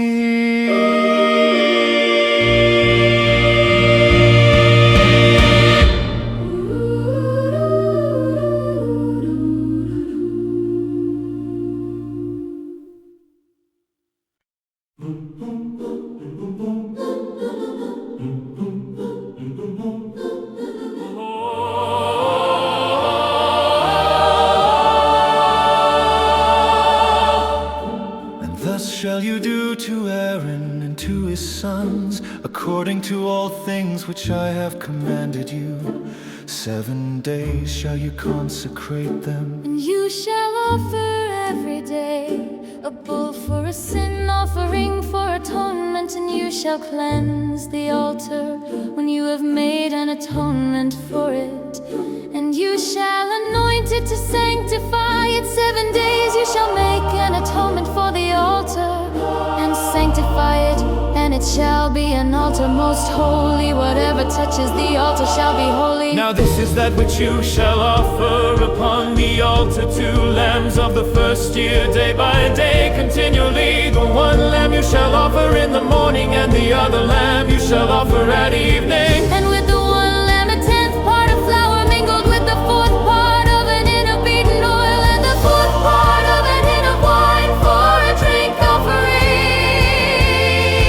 And the other lamb you shall offer at evening, and shall do thereto according to the grain offering of the morning, and according to the drink offering thereof for a sweet aroma, an offering made by fire to the Lord. This shall be a continual burnt offering throughout your generations, at the door of the tabernacle of the congregation, Before the Lord, where I will meet you, to speak there to you, and there I will meet with the children of Israel. And the tabernacle shall be sanctified by my glory. and I will sanctify the tabernacle of the congregation, and the altar I will sanctify also, both Aaron and his sons to minister To me in the priest's office. and I will dwell alone.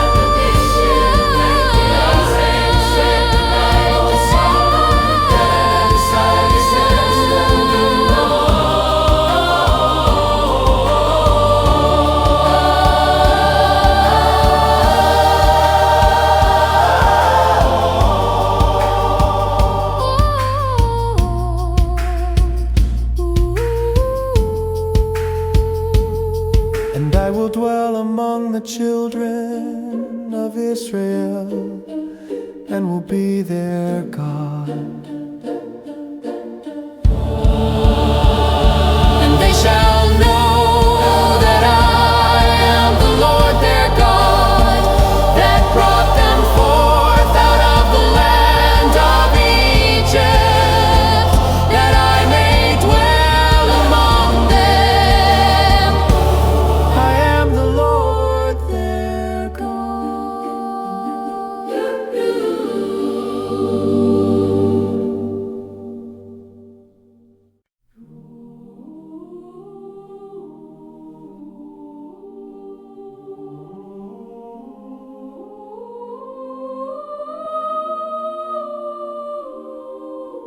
And you shall make an altar to burn incense upon of acacia wood. Shall you make it?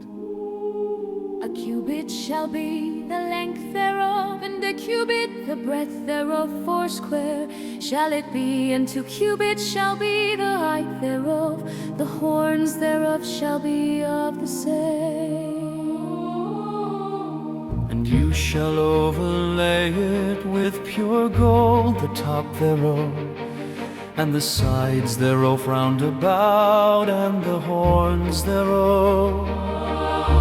And you shall make unto it a crown of gold round about.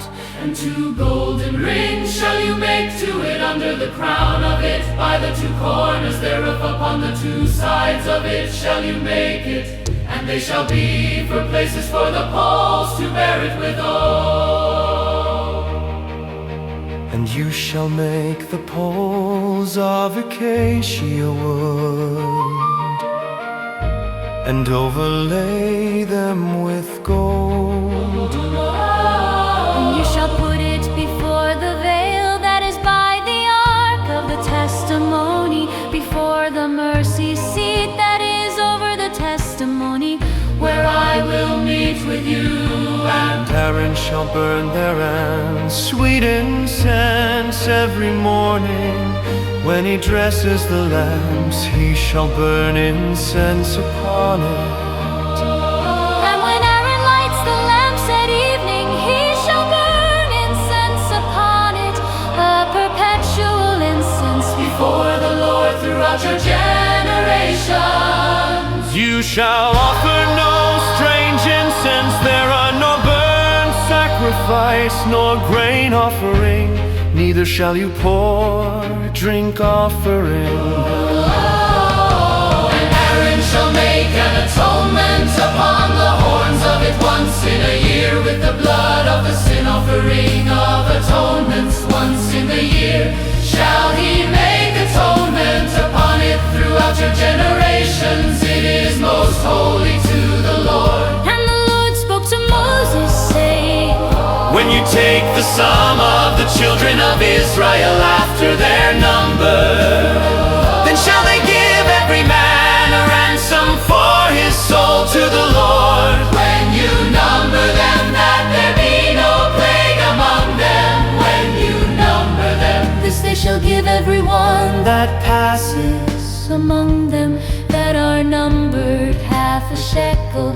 after the shekel of the sanctuary, a shekel is 20 gerahs, and half shekel shall be the offering of the Lord. everyone that passes among them that are numbered from 20 years old and above shall give an offering to the Lord.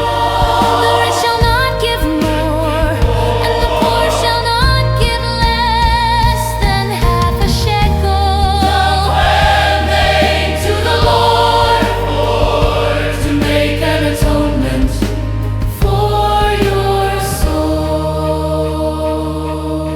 And you shall take the atonement money of the children of Israel, and shall appoint it for the service of the tabernacle of the congregation, that it may be a memorial to the children of Israel before the Lord to make an atonement for your soul.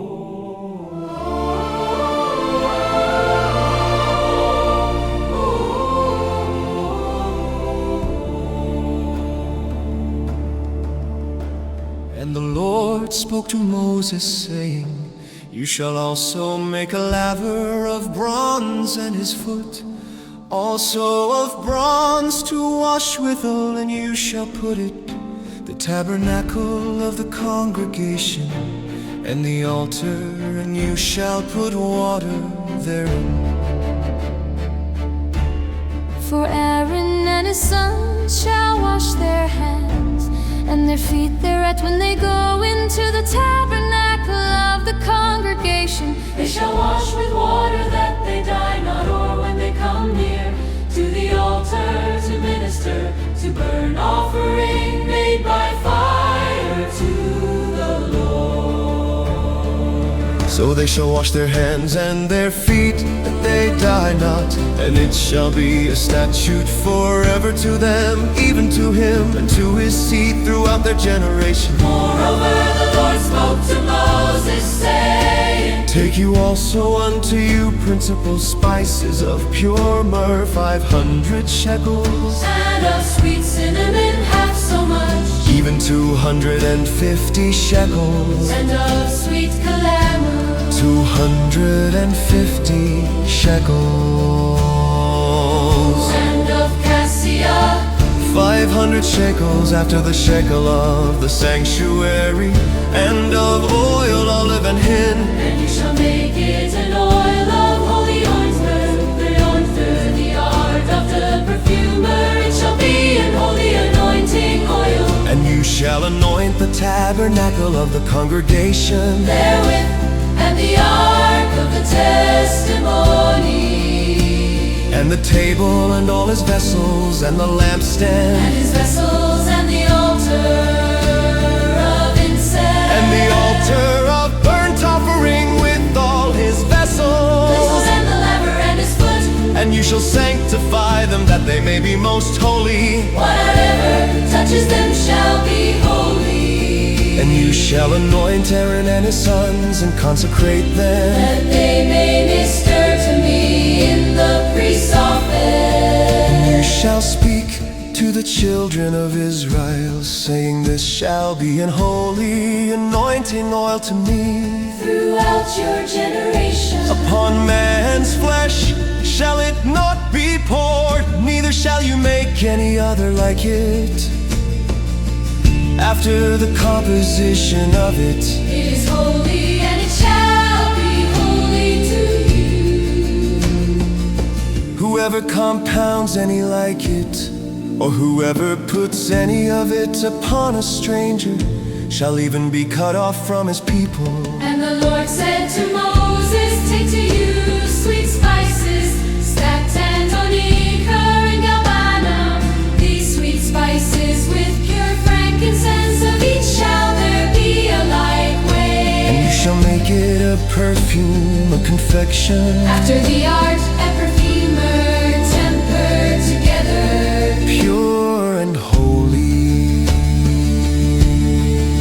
And you shall beat some of it very small, and put of it before the testimony in the tabernacle of the congregation, where I will meet with you.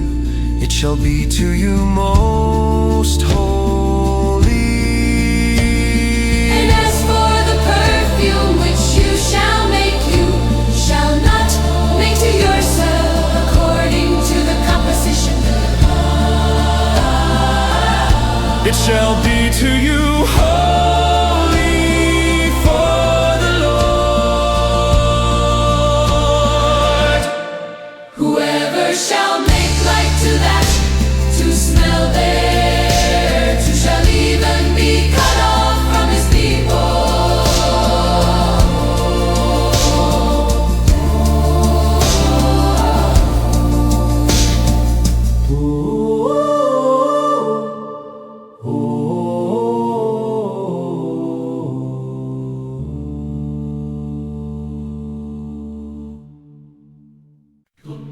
And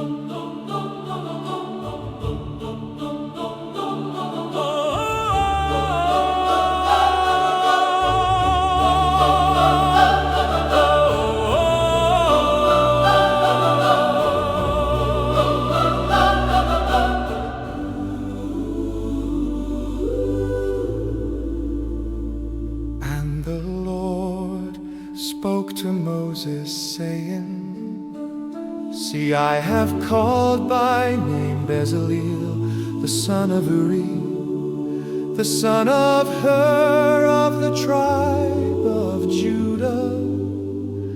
And I have filled him with the Spirit of God in wisdom and in understanding and in knowledge and in all manner of workmanship,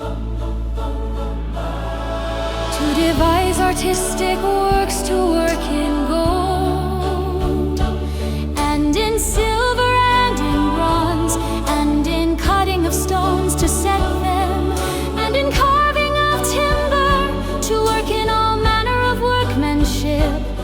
And behold, I have given with him Aholiab the son of Ahisamach of the tribe of Dan, and in the hearts of all that are wise-hearted I have put wisdom, that they may make all that I have commanded you. The tabernacle of the congregation and the ark of the testimony, and the mercy seat that is thereupon, and all the furniture of the tabernacle, and the table and his furniture, and the pure lampstand with all his furniture, and the altar of incense, and the altar of burnt offering with all his furniture, and the laver and his foot, And the cloths of service and the holy garments for Aaron the priest, and the garments of his sons to minister in the priest's office, and the anointing oil and sweet incense for the holy place, according to all that I have commanded you shall they do.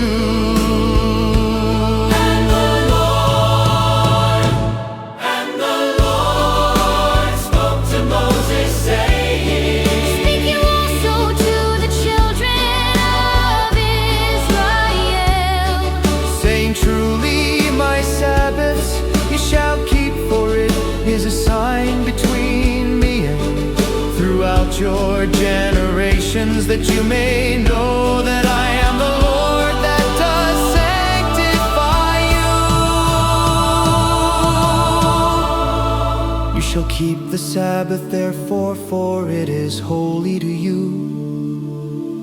Everyone that defiles it shall surely be put to death. For whoever does any work therein, that soul shall be cut off from among his people. 6 days may work be done, but in the seventh is the Sabbath of rest, holy to the Lord. Whoever does any work in this Sabbath day, he shall surely be put to death. Wherefore the children of Israel shall keep the Sabbath to observe the Sabbath throughout their generations, For a perpetual covenant. It is a sign between me and the children of Israel forever, for in 6 days the Lord made heaven and earth, and on the seventh day he rested and was refreshed.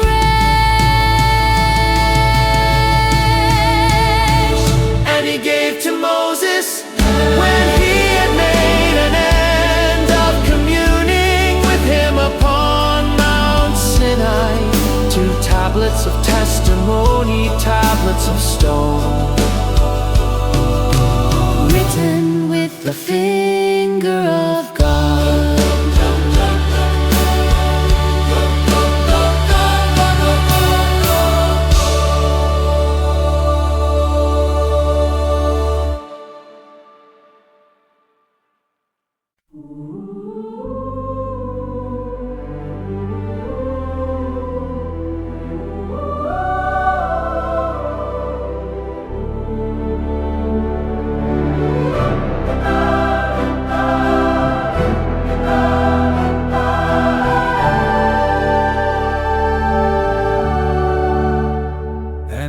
the people saw that Moses delayed to come down out of the mount, the people gathered themselves together to Aaron and said to him, "Up, make us gods, which shall go before us. For as for this Moses, the man that brought us up out of the land of Egypt, we know not what is become of him." And Aaron said to them, "Break off the golden earrings which are in the ears of your wives, of your sons, and of your daughters, and bring them to me." And all the people broke off the golden earrings which were in their ears, and brought them to Aaron.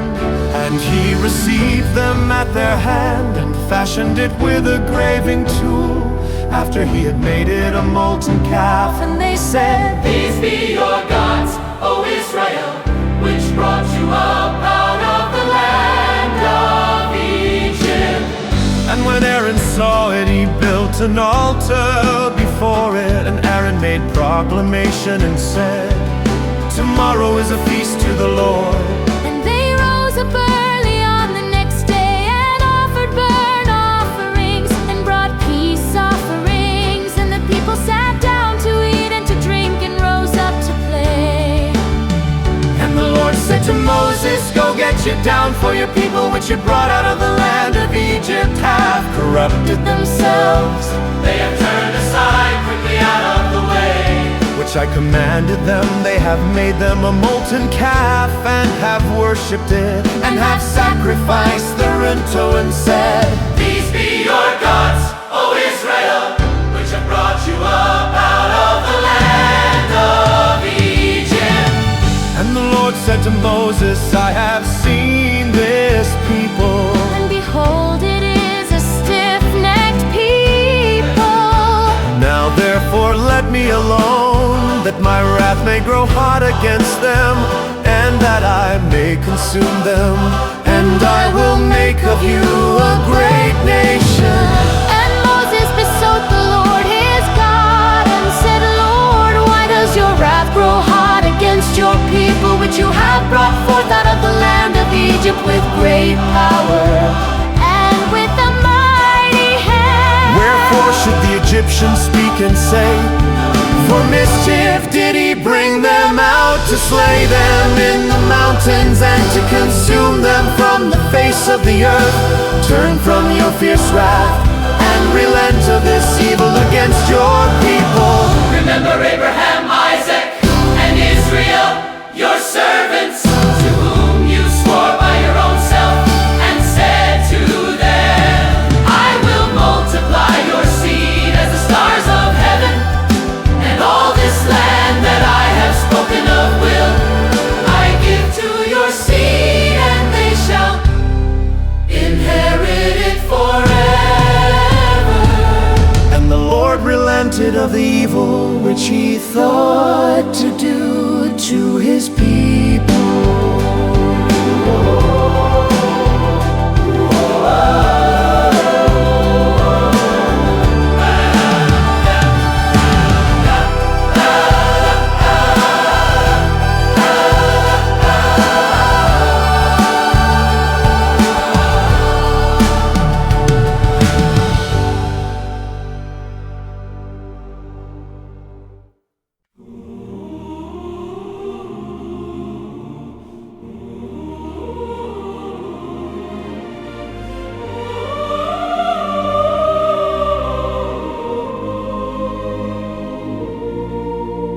And Moses turned and went down from the mount, and the 2 tablets of the testimony were in his hand.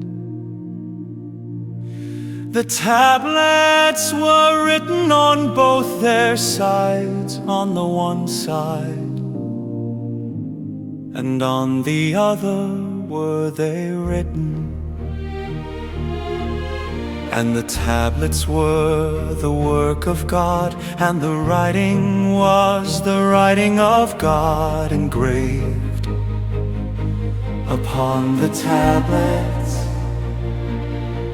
And when Joshua heard the noise of the people as they shouted, he said to Moses, "There is a noise of war in the camp."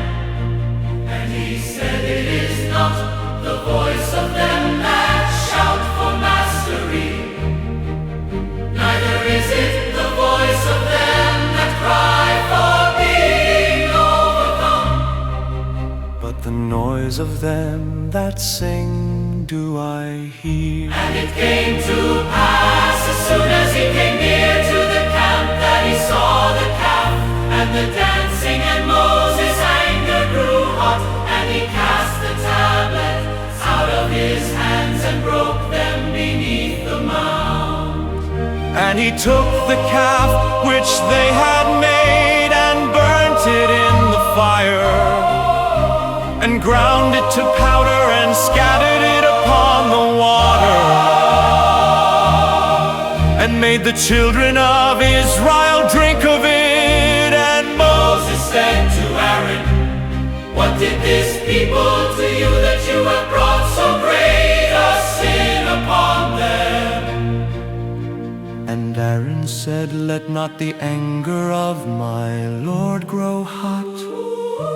You know the people, that they are set on mischief. For they said to me, make us gods which shall go before us. For as for this Moses, the man that brought us up out of the land of Egypt, we know not what is become of him." And I said to them, "Whoever has any gold, let them break it off." So they gave it me, then I cast it into the fire, and there came out this calf.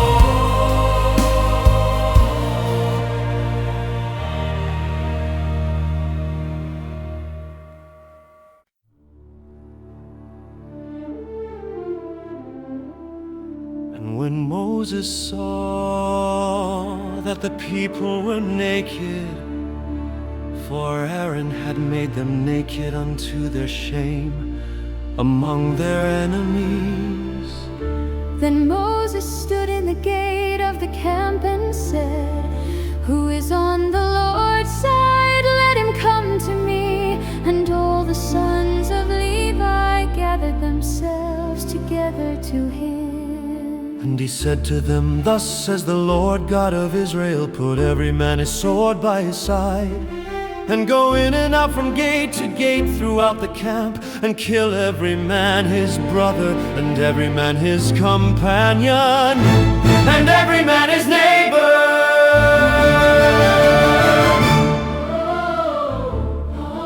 And the children of Levi did according to the word of Moses. And there fell of the people that day about 3,000 men.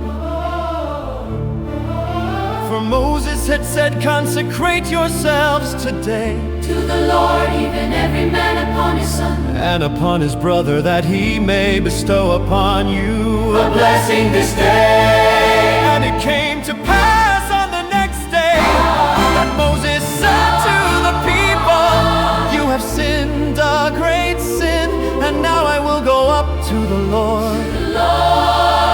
Perhaps I shall make an atonement for your sin." And Moses returned to the Lord and said, "Oh, this people have sinned a great sin and have made them gods of gold. Yet now if you will forgive their sin, and if not blot me, I pray you out of your book, which you have written." And the Lord said to Moses, "Whoever has sinned against me, him will I blot out of my book." Therefore now go lead the people into the place of which I have spoken to you. Behold, my angel shall go before you. Nevertheless, in the day when I will visit their sin upon them. And the Lord plagued the people because they made the calf which Sharon made. And the Lord plagued the people because they made the calf. And the Lord plagued the people because they made the calf which Sharon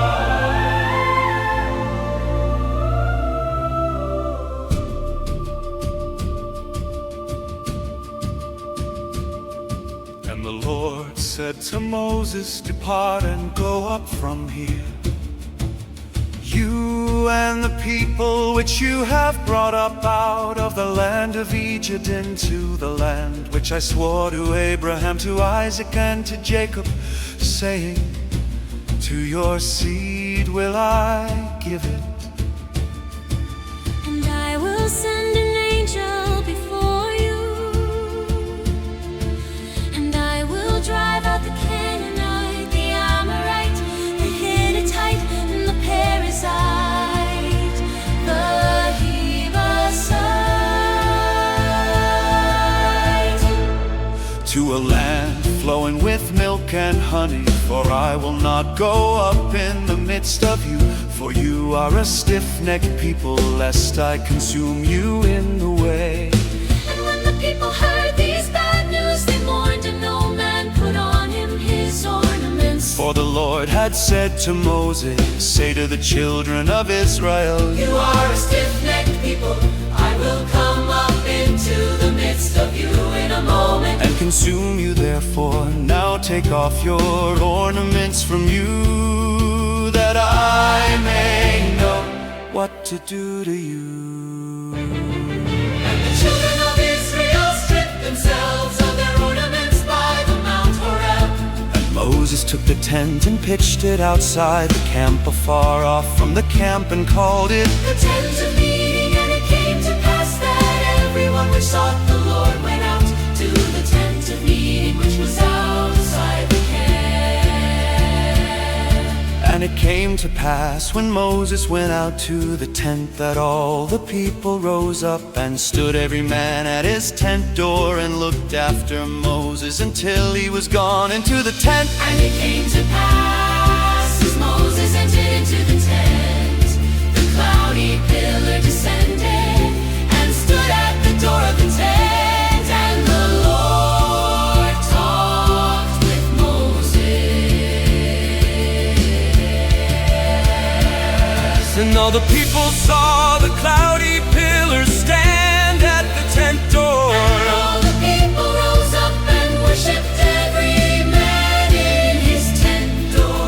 And the Lord spoke to Moses face to face, as a man speaks to his friend. And he turned again into the camp. But his servant Joshua, the son of Nun, a young man, departed not out of the tent.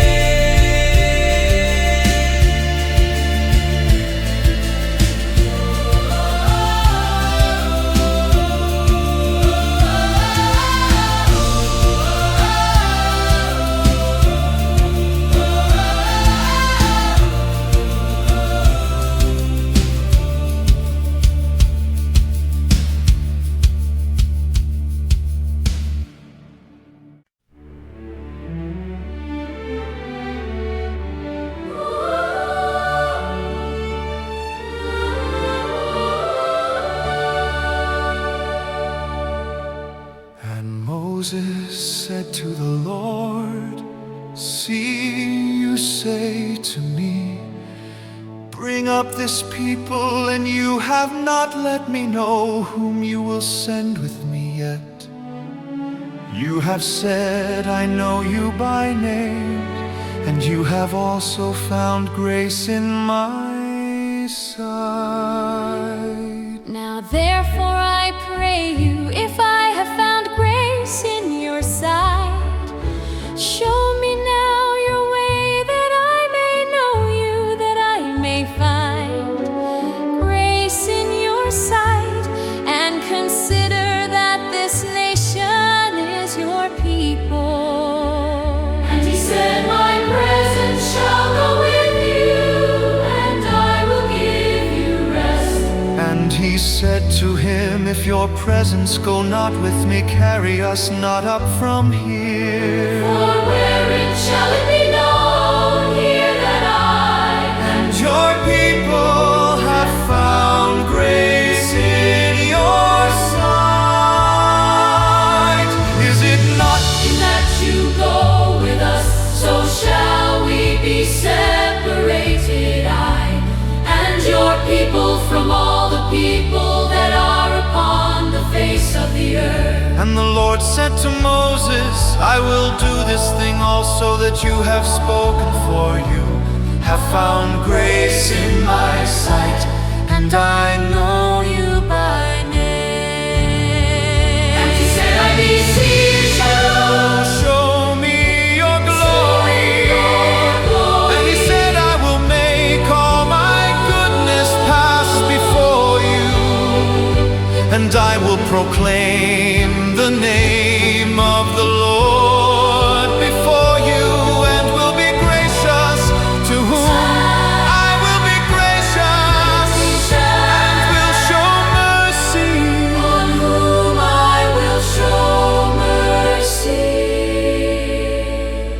And he said, "You cannot see my face, for there shall no man see me and live." and the Lord said, "Behold, there is a place by me, and you shall stand upon a rock."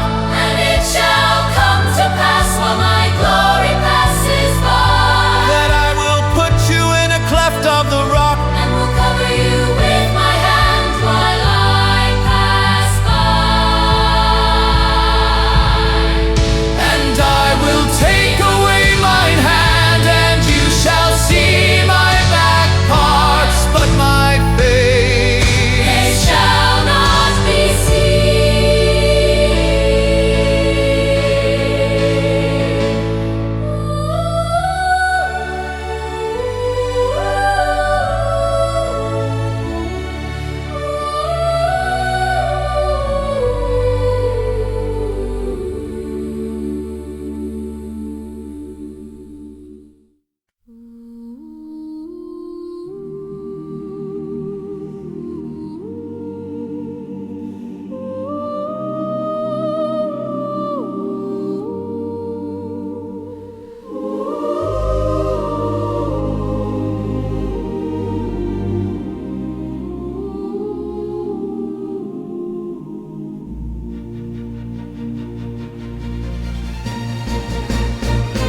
And the Lord said to Moses, "Hew 2 tablets of stone, like the first, and I will write upon these tablets the words that were in the first tablets which you broke." And be ready in the morning, and come up in the morning into Mount Sinai, and present yourself there to me in the top of the mount. And no man shall come up with you, neither let any man be seen throughout all the mount, neither let the flocks nor herds feed before that mount. And he hewed 2 tablets of stone like the first, and Moses rose up early in the morning, and went up into Mount Sinai as the Lord had commanded him, and took in his hand the 2 tablets of stone. And the Lord descended in the cloud, and stood with him there, and proclaimed the name of the Lord.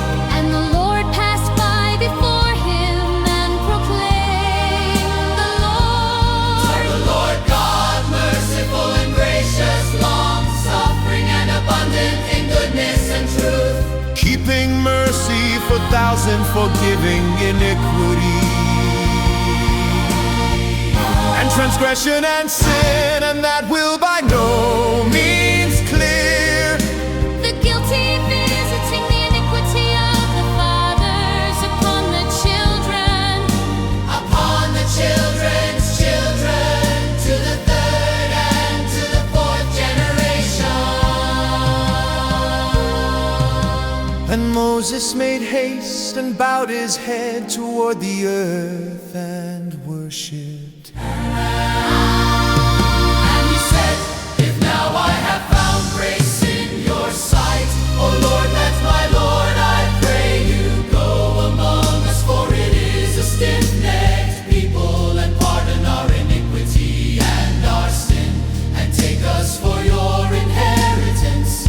And he said, behold, I make a covenant before all your people, I will do marvels such as have not been done in all the earth, nor in any nation, and all the people among which you are shall see the work of the Lord.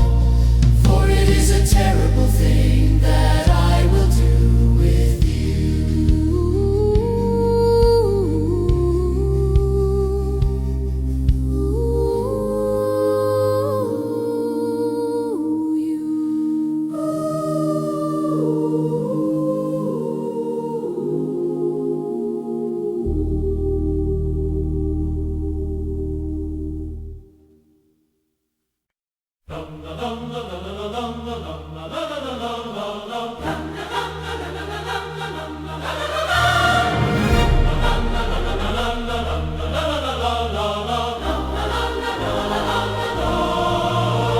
Observe you that which I command you this day.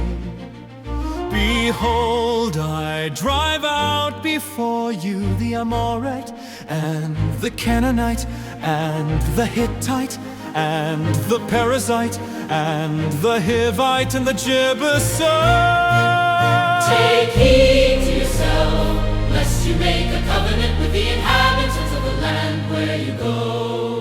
Lest it be for a snare in the midst of you.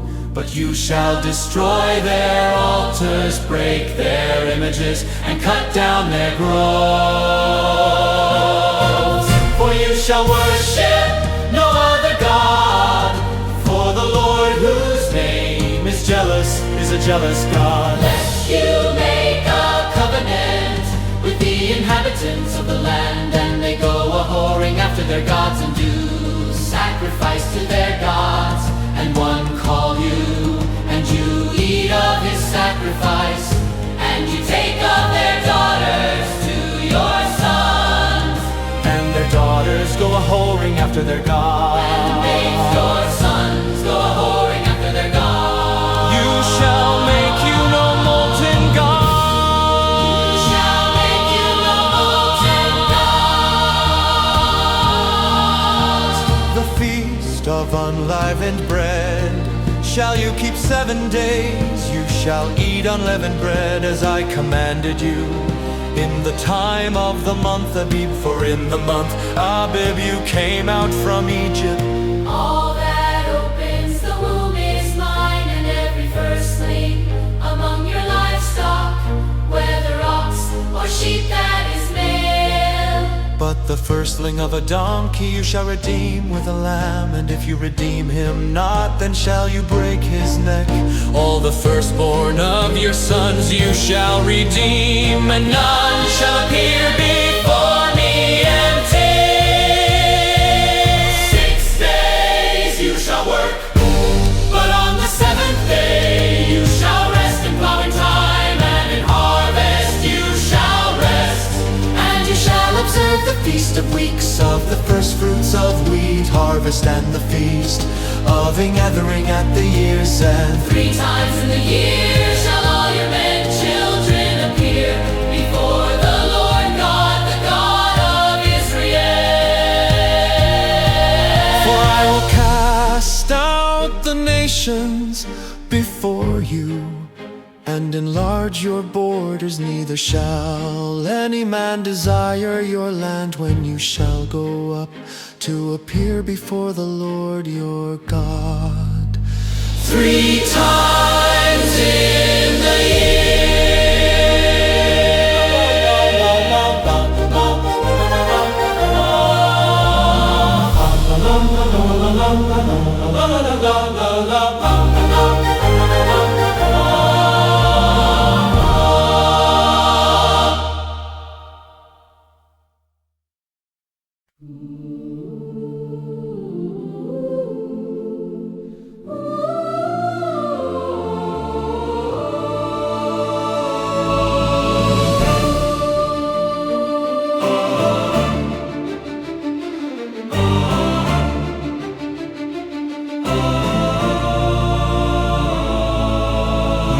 Shall not offer the blood of my sacrifice with leaven, neither shall the sacrifice of the feast of the Passover be left to the morning.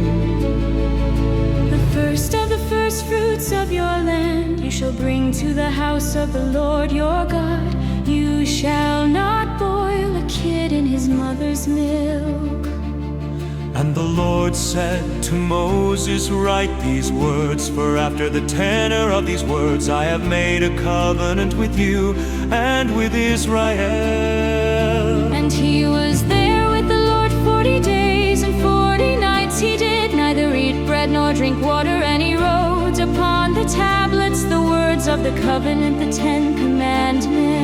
And it came to pass when Moses came down from Mount Sinai with the 2 tablets of testimony in Moses' hand, when he came down from the mount, that Moses knew not that the skin of his face shone while he talked with him. And when Aaron and all the children of Israel saw Moses, behold, the skin of his face shone, and they were afraid to come near him. And Moses called to them, And Aaron and all the rulers of the congregation returned to him. and Moses spoke to them. And afterward all the children of Israel came near. And he commanded them all that the Lord had spoken with him in Mount Sinai. Until Moses had done speaking with them, he put a veil on his face. When Moses went in before the Lord to speak with him, he took the veil off until he came out. And he came out And spoke to the children of Israel that which he was commanded. and the children of Israel saw the face shone, and Moses Put veil upon his face again until he went. in to speak with him.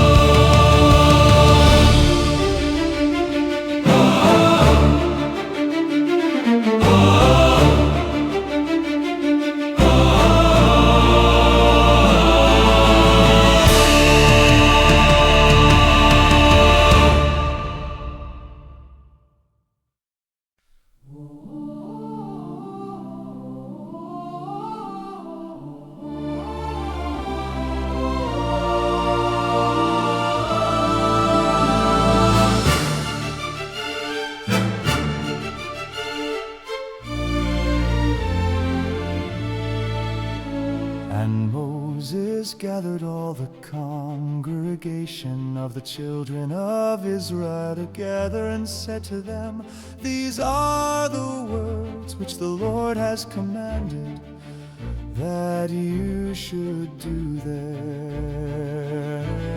6 days shall work be done, But on the seventh day there shall be to you an holy day, a Sabbath of rest to the Lord. Whoever does work therein shall be put to death. You shall kindle no fire throughout your habitations upon the Sabbath day. And Moses spoke to all the congregation of the children of Israel, saying, This is the thing which the Lord commanded, saying, Take from among you an offering to the Lord. Whoever is of a willing heart, let him bring it, an offering of the Lord. gold and silver and bronze, And blue and purple and scarlet and fine linen and goat's hair. And ram skins dyed red, and badger skins, and acacia wood, and oil for the light, and spices for anointing oil, and for the sweet incense, And onyx stones and stones to be set for the ephod and for the breastplate. and every wise-hearted among you shall come and make all that the Lord has commanded. The tabernacle, his tent, and his covering, his clasps, and his boards, his bars, his pillars, and his sockets, the ark and the poles thereof, with the mercy seat and the veil of the covering. The table and his poles, and all his vessels, and the showbread. the lampstand also for the light, and his furniture and his lamps with the oil for the light, And the incense altar and his poles, and the anointing oil and the sweet incense, and the hanging for the door at the entering in of the tabernacle.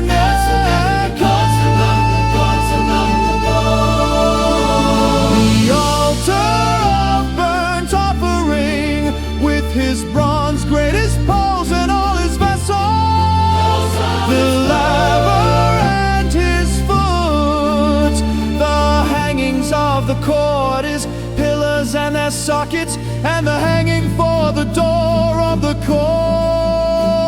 the pins of the tabernacle and the pins of the court and their cords, The clothes of service to do service in the holy place, the holy garments for Aaron the priest, and the garments of his sons to minister.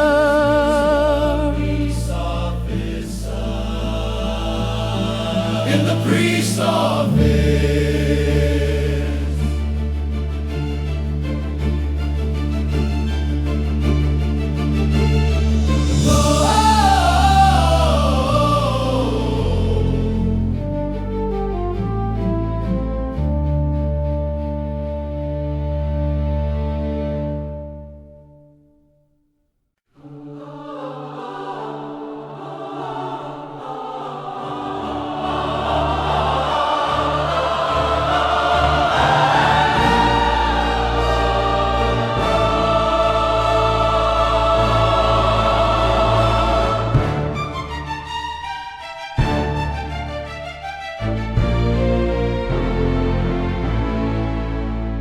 And all the congregation of the children of Israel departed from the presence of Moses, and they came, everyone whose heart stirred him up, and everyone whom his spirit made willing, and they brought the Lord's offering to the work of the tabernacle of the congregation, and for all his service, and for the holy garments. And they came, both men and women, as many as were willing-hearted, and brought bracelets and earrings and rings and necklaces, all jewels of gold.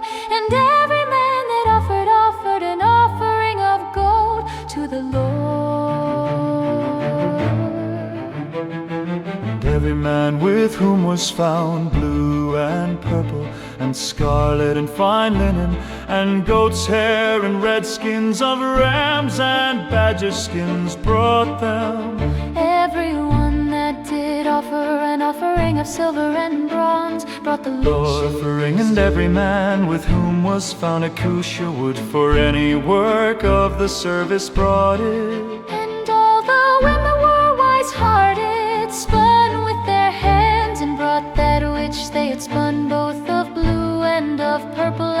And all the women whose hearts stirred them up in wisdom spun goat's hair. And the rulers brought onyx stones and stones to be set for the ephod and for the breastplate. And spice and oil for the light, and for the anointing oil, and for the sweet incense. The children of Israel brought a willing offering to the Lord, every man and woman whose heart made them willing to bring for all manner of work which the Lord had commanded to be made by the hand of Moses. And Moses said to the children of Israel, see, the Lord has called by name Bezaleel the son of Uri, the son of Hur, of the tribe of Judah. He has filled him with the Spirit of God in wisdom, in understanding, and in knowledge, and in all manner of workmanship, and to devise artistic works, to work in gold and in silver and in bronze, and in the cutting of stones to set them, and in carving of wood to make any manner of artistic work. He has put in his heart that he may teach both he and Aholiab the son of Ahisamach of the tribe of Dan. Then as he filled with wisdom of heart to work all manner of work, of the engraver and of the skillful workman, and of the embroiderer in blue and in purple, in scarlet and in fine linen, of the weaver, even those that do any work, and of those that devise artistic work.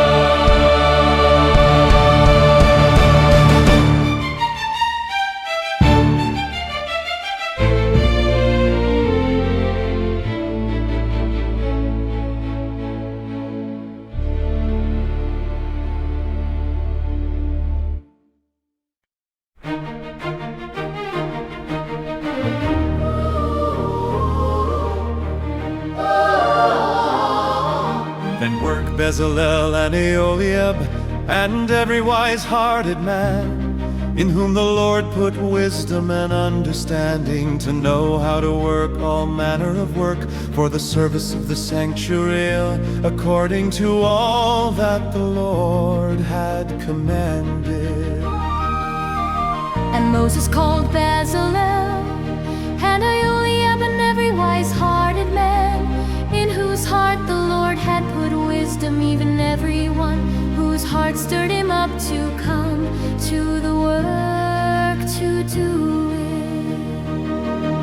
And they received of Moses all the offering which the children of Israel brought for the work of the service of the sanctuary, to make it withal.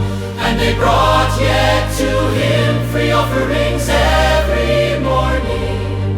And all the wise men that worked all the work of the sanctuary Came every man from his work which they made. and they spoke to Moses, saying, the people bring much more than enough for the service of the work which the Lord commanded to make.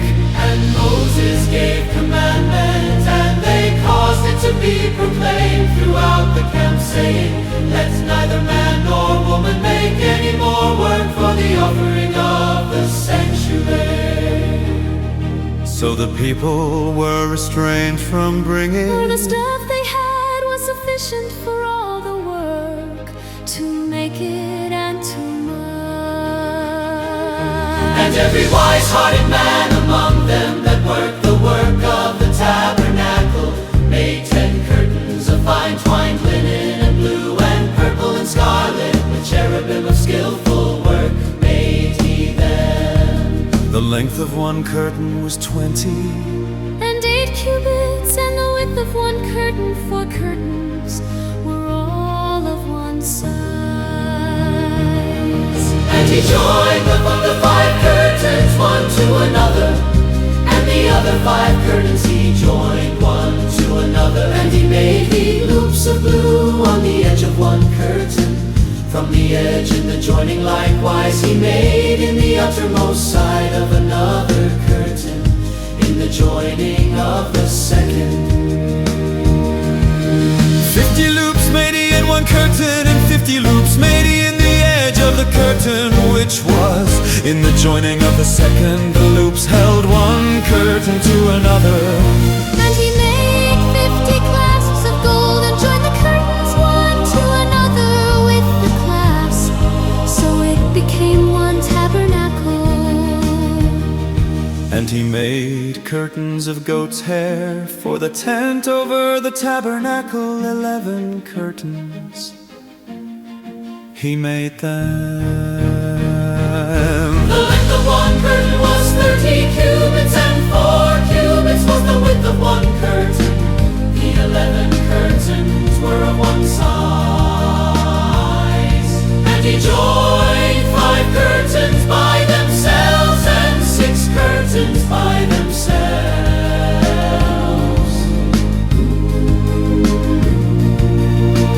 And he made 50 loops upon the uttermost edge of the curtain in the joining, and 50 loops made he upon the edge of the curtain, which joins the second. And he made 50 clasps of bronze to join the tent together, that it might be one.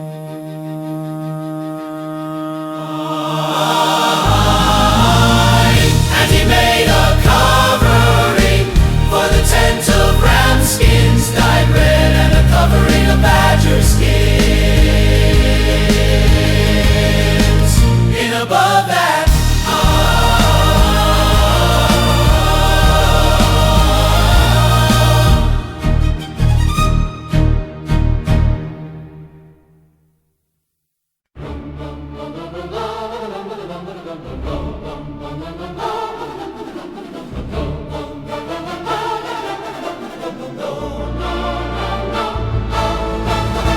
And he made boards for the tabernacle of acacia wood standing up.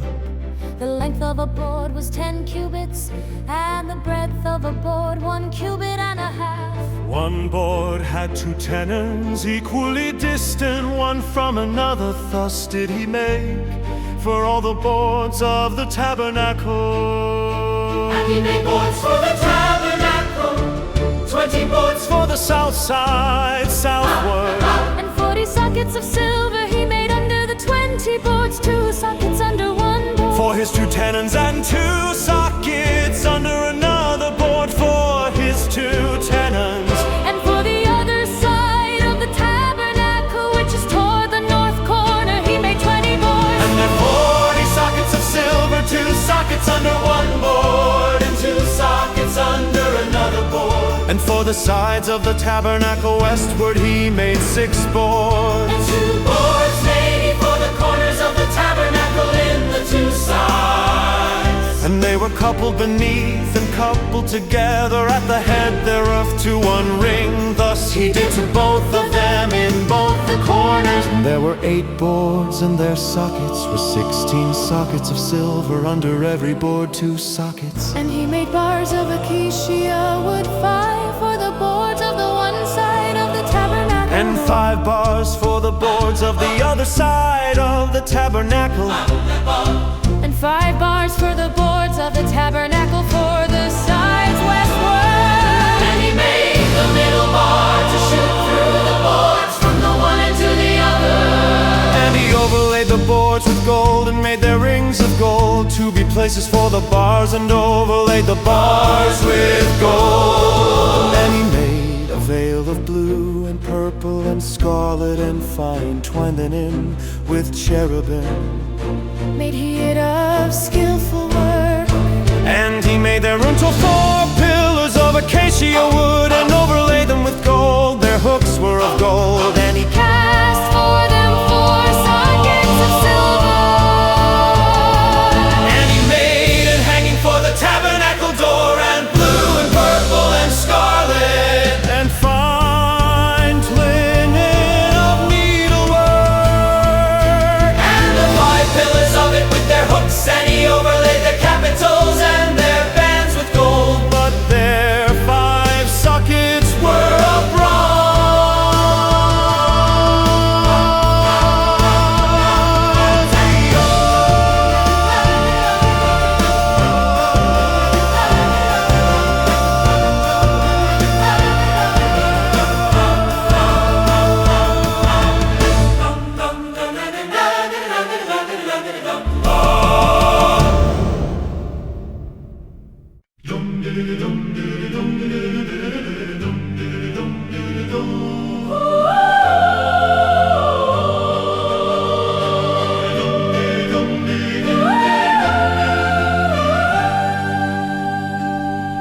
And Bezalel made the ark of acacia wood. 2 cubits and a half was the length of it, and a cubit and a half the breadth of it, and a cubit and a half of it.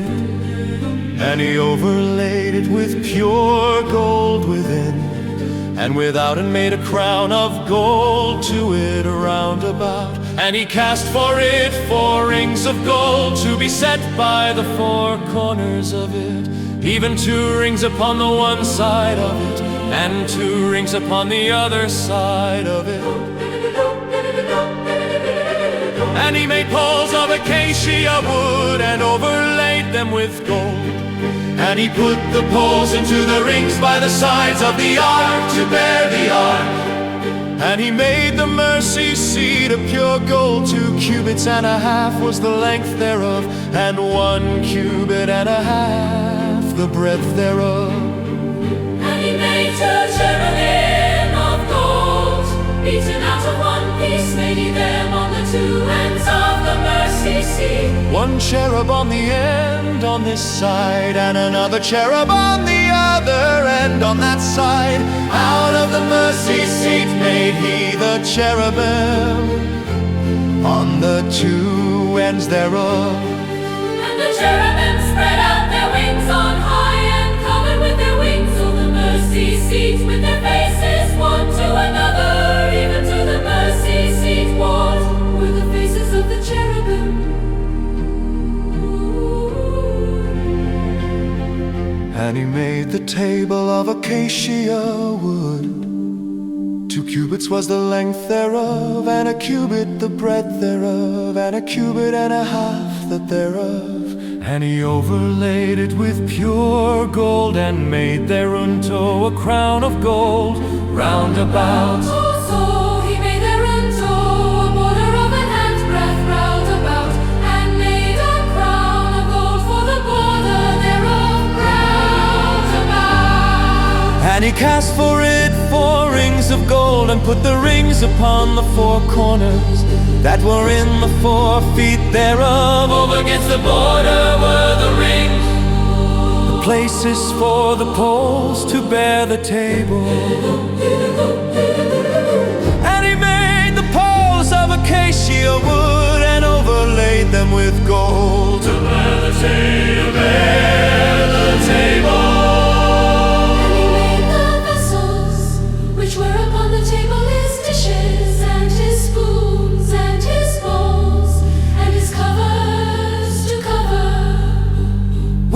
Of pure gold.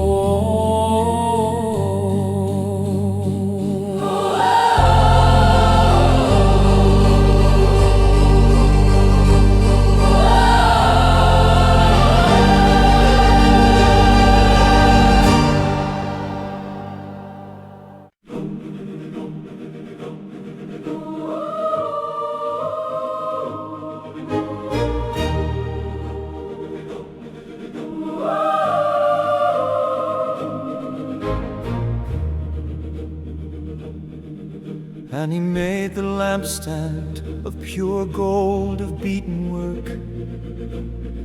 Made he the lampstand his shaft, and his branch, his bowls, his knobs, and his flowers were of the same. And 6 branches going out of the sides thereof. 3 branches of the lampstand out of the one side thereof. 3 branches of the lampstand out of the other side thereof. 3 bowls made he after the fashion of almonds, in 1 branch a knob and a flower. And 3 bowls made like almonds, in another branch a knob and a flower. So throughout the 6 branches going out of the lampstand. And in the lampstand were 4 bowls made like almonds, his knobs and his flower, and a knob under 2 branches of the same, and a knob under 2 branches of the same, and a knob under 2 branches of the same, according to the 6 branches going out of it. Their knobs and their branches were of the same, all of it was one beaten work of pure gold. And he made his 7 lamps, and his snuffers, and his snuff dishes of pure gold, of a talent of pure gold. made he it, and all the vessels thereof. And he made the incense altar of acacia wood. The length of it was a cubit, and the breadth of it a cubit. It was foursquare, and 2 cubits was the height of it. The horns thereof were of the same. And he overlaid it with pure gold, both the top of it and the sides thereof round about. And the horns of it also he made unto it a crown of gold round about. And he made 2 rings of gold for it under the crown thereof, by the 2 corners of it, upon the 2 sides thereof, to be places for the poles to bear it withal. And he made the poles of acacia wood, and overlaid them with gold.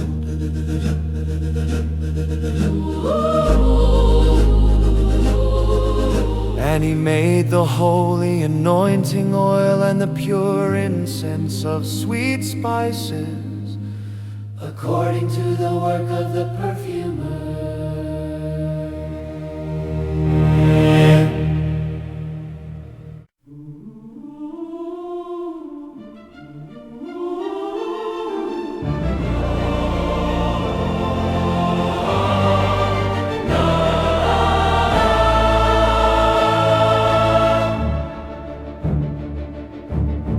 And he made the altar of burnt offering of acacia wood. 5 cubits was the length thereof, and 5 cubits the breadth thereof. It was foursquare, and 3 cubits the thereof.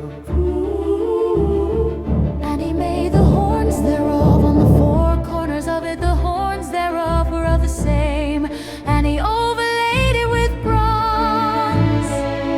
And he made all the vessels of the altar, the pots and the shovels and the basins and the flesh hooks and the fire pans. All the vessels thereof made he of bronze. And he made for the altar a bronze gradum network under the compass thereof, beneath unto the midst of it. And he cast 4 rings for the 4 ends of the grate of bronze, to be places for the poles. And he made the poles of acacia wood, and overlaid them with bronze. And he put the poles into the rings on the sides of the altar, to bear it withal. He made the altar hollow with boards. and he made the laver of bronze, and the foot of it of bronze, of the looking glasses of the women assembled, which assembled at the door of the tabernacle of the congregation. And he made the court on the south side southward. The hangings of the court were of fine twined linen, an 100 cubits. Their pillars were 20, and their bronze sockets 20. The hooks of the pillars and their bands were of silver. And for the north side the hangings were 100 cubits. Their pillars were 20, and their sockets of bronze 20. The hooks of the pillars and their bands of silver. And for the west side were hangings of 50 cubits. Their pillars 10, and their sockets 10. The hooks of the pillars and their bands of silver. And for the east side eastward 50 cubits. The hangings of the one side of the gate were 15 cubits. Their pillars 3, and their sockets 3. And for the other side of the court gate, on this hand and that hand, were hangings of 15 cubits. Their pillars 3, and their sockets 3. All the hangings of the court round about were of fine twined linen. And the sockets for the pillars were of bronze. The hooks of the pillars and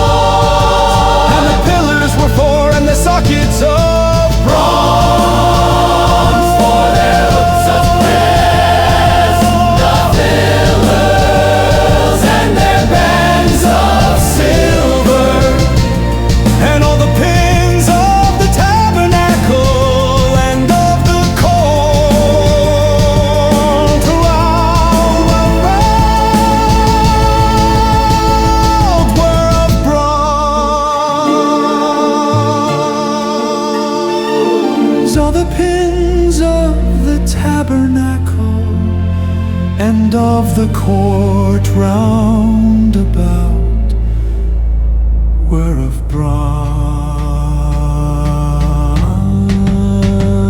of the bronze.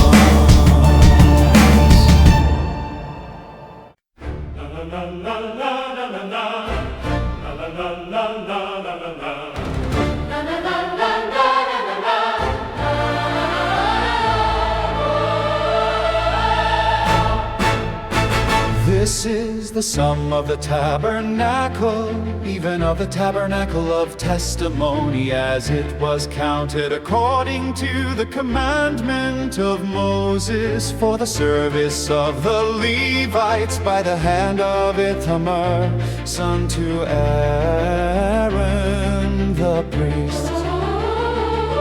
And Bezalel, the son of Uri, the son of Hur, of the tribe of Judah, made all that the Lord commanded Moses. And with him was Aholiab, son of Ahisamach, of the tribe of Dan, an engraver and a skillful workman, and an embroiderer in blue and in purple and in scarlet and fine linen. All the gold that was occupied for the work in all the work of the holy place, even the gold of the offering, was 29 talents and 730 shekels, after the shekel of the sanctuary. And the silver of them that were numbered of the congregation was 100 talents and 1,775 shekels. Of the sanctuary, a bikah for every man, that is half a shekel, after the shekel of the sanctuary, for every one that went to be numbered. From 20 years old and upward, for 600,000 and 3,550 men. And of the 100 talents of silver were cast the sockets of the sanctuary, and the sockets of the veil, and 100 sockets of the 100 talents, a talent for a socket, and 1,775 shekels. He made hooks for the pillars, and overlaid their capitals and banded. And the bronze of the offering was 70 talents and 2,000. And 400 shekels. And therewith he made the sockets to the door of the tabernacle of the congregation, and the bronze altar, and the bronze grate for it, and all the vessels of the altar, and the sockets of the court round about, and the sockets of the court gate, and all the pegs of the tabernacle, and all the pegs of the court round about.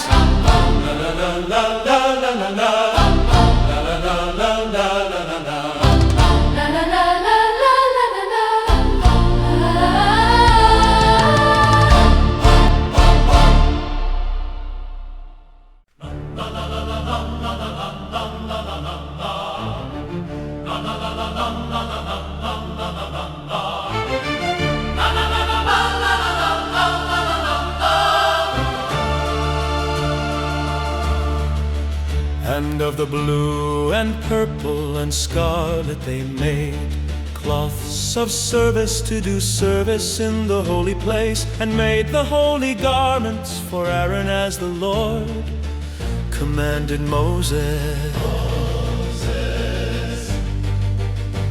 And he made the ephod of gold, blue and purple and scarlet and fine twined linen. And they beat the gold into thin plates and cut it into wires, to work it in the blue and in the purple and in the scarlet and in the fine linen with skillful work. They made shoulder pieces for it to couple it together. By the two edges was it coupled together. And the skillful belt of his ephod that was upon it was of the same, according to the work thereof, of gold, blue and purple and scarlet and fine twined linen, as the Lord commanded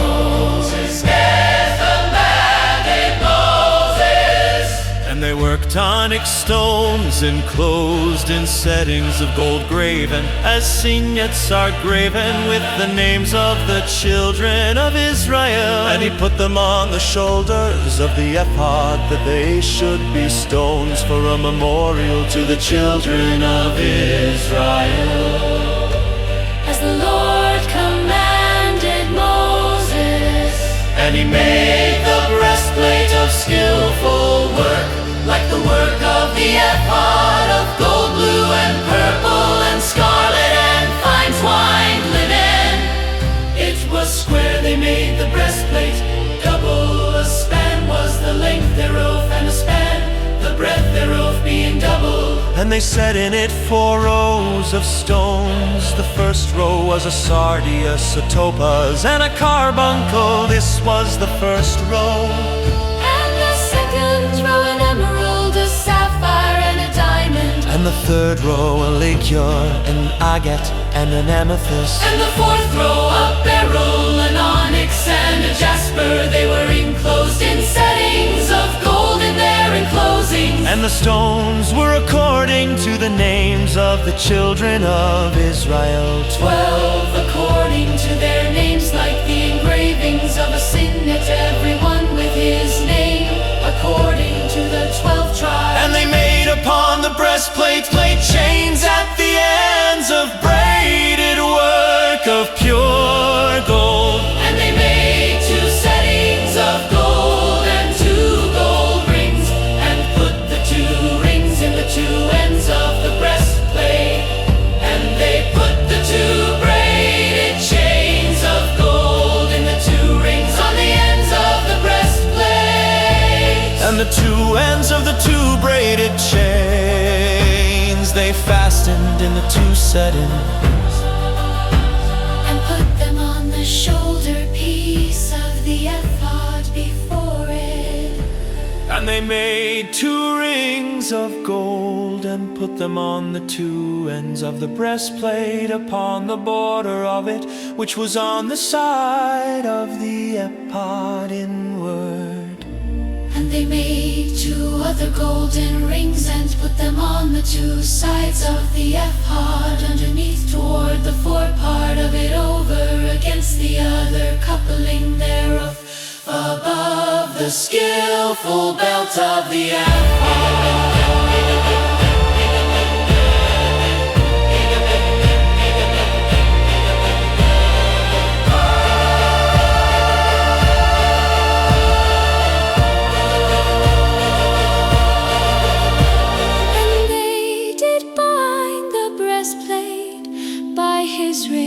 To the rings of the ephod with a lace of blue, that it might be above the skillful belt of the ephod, and that the breastplate might not be loosed from the ephod, as the Lord commanded Moses.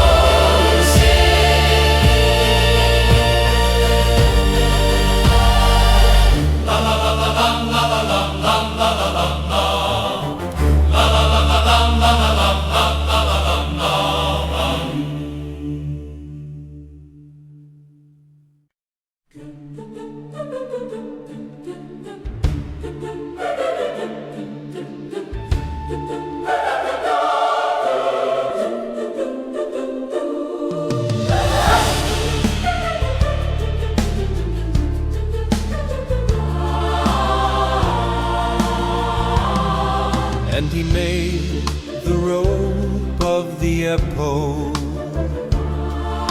of woven work all of blue. And there was an hole in the midst of the robe, as a hole of an armorer, with a band round about the hole, that it should not tear. And they made upon the hems of the robe pomegranates of blue and purple and scarlet and twined linen. And they made bells of pure gold, and put the bells between the pomegranates upon the hem, round about between the pomegranates. A bell and a pomegranate, a bell and a pomegranate, round about the hem of the robe, to minister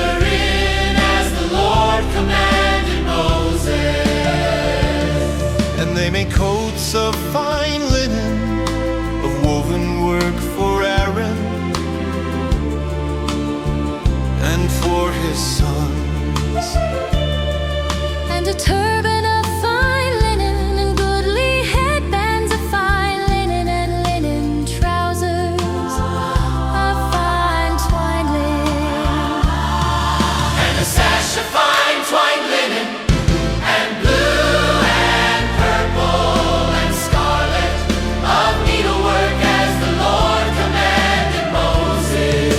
And they made the plate of the holy crown of pure gold, and wrote upon it a writing like to the engravings of a signet, holy bids to the Lord.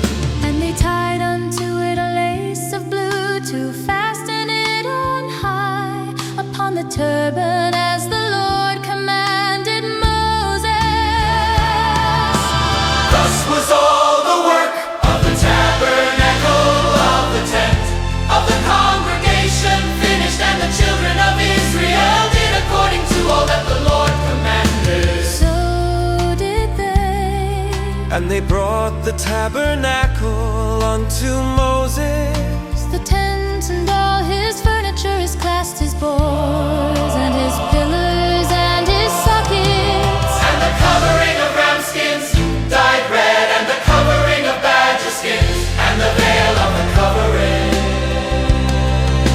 the ark of the testimony, and the poles thereof, and the mercy seat, the table and all that this is love, the table and all the vessels thereof, and the showbread, the pure lampstand with the lamps thereof, Even with the lamps to be set in order, and all the vessels thereof, and the oil for light.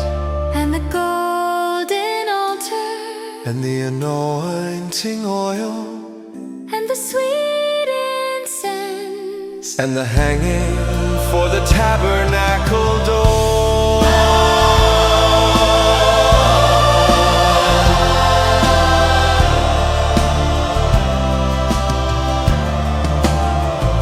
the bronze altar, and his grate of bronze, his poles, And all his vessels, the laver, And his foot, the hangings of the court, his pillars and his sockets, and the hanging for the court gate, his cords and his pins, and all the vessels of the service of the tabernacle for the tent of the congregation. the cloths of service, to do service in the holy place, and the holy garments for Aaron the priest and his sons, garments to minister in the priest office, according to all that the Lord commanded Moses. So the children of Israel made all the work. And Moses looked upon all the work, and behold, they had done it as the Lord had commanded.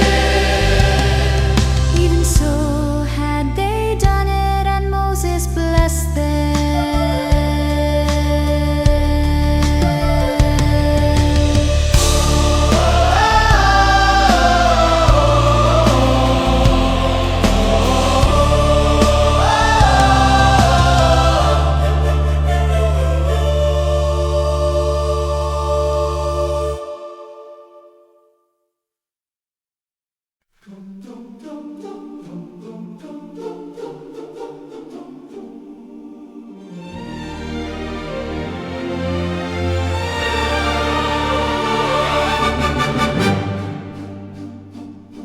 And the Lord spoke to Moses, saying,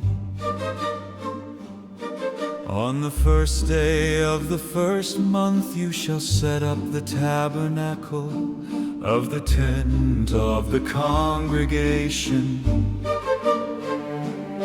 And you shall put there in the ark of the testimony, and cover the ark with the veil. And you shall bring in the table, and set in order the things that are to be set in order upon it. And you shall bring in the lampstand, and light the lamps thereof. And you shall set the altar of gold for the incense before the ark of the testimony, and put the hanging of the door to the tabernacle. And you shall set the altar of the burnt offering before the door of the tabernacle of the tent of the congregation. And you shall set the laver between the tent of the congregation and the altar, and shall put water therein. And you shall set up the court round about, and hang up the hanging at the court gate. and you shall take the anointing oil and anoint the tabernacle and all that is therein, and shall hallow it and all the vessels thereof, and it shall be holy. And you shall anoint the altar of the burnt offering and all his vessels, and sanctify the altar, and it shall be an altar most holy. And you shall anoint the laver and his foot, and sanctify it. And you shall bring Aaron and his sons to the door of the tabernacle of the congregation, and wash them with water. And you shall put upon Aaron the holy garments, and anoint him and sanctify him, that he may minister to me in the priest's office. And you shall bring his sons, and clothe them with coats. And you shall anoint them as you did anoint their father, that they may minister to me in the priest's office. For their anointing shall be an everlasting priesthood throughout their generations.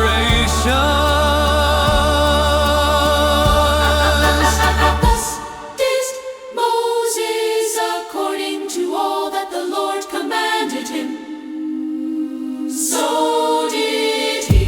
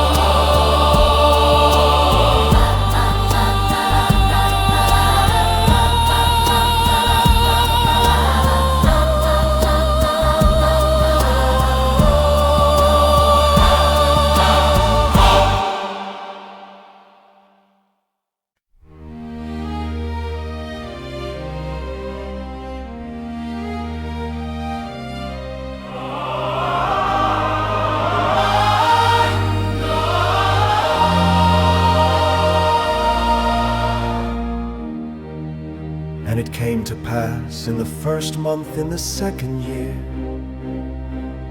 on the first day of the month, that the tabernacle was set up.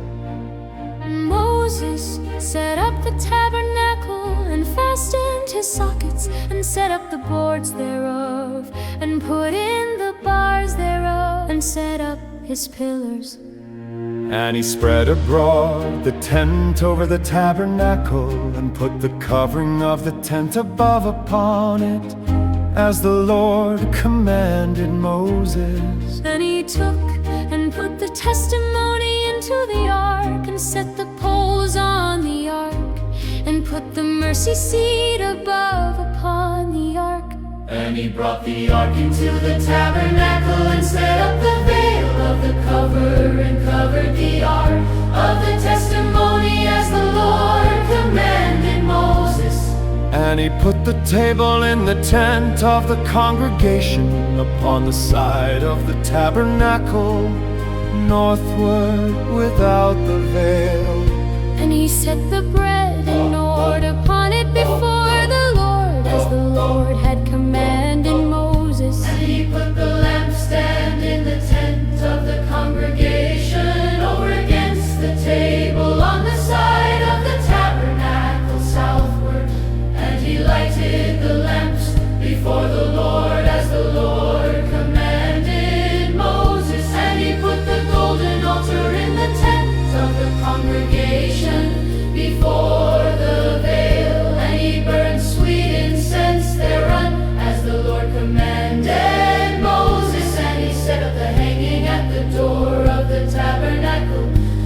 he put the altar of burnt offering by the door of the tabernacle of the tent of the congregation, and offered upon it the burnt offering and the grain offering, as the Lord commanded Moses. And he set the laver between the tent of the congregation and the altar, and put water there to wash withal. And Moses and Aaron and his sons washed their hands and their feet thereat when they went into the tent of the congregation.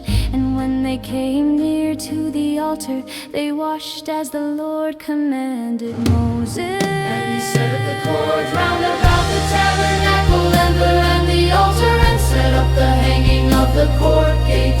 So Moses finished the work. Then a cloud covered the tent of the congregation, and the glory of the Lord filled the tabernacle. And Moses was not able to enter into the tent of the congregation, because the cloud stayed thereon, and the glory of the Lord filled the tabernacle. And when the cloud was taken up from over the tabernacle, the children of Israel went onward in all their journey. But if the cloud were not taken up, then they journeyed not till the day that it was taken up. For the cloud of the Lord was upon the tabernacle by day, and fire was on it by night, in the sight of all the house of Israel throughout all their journey. Oh,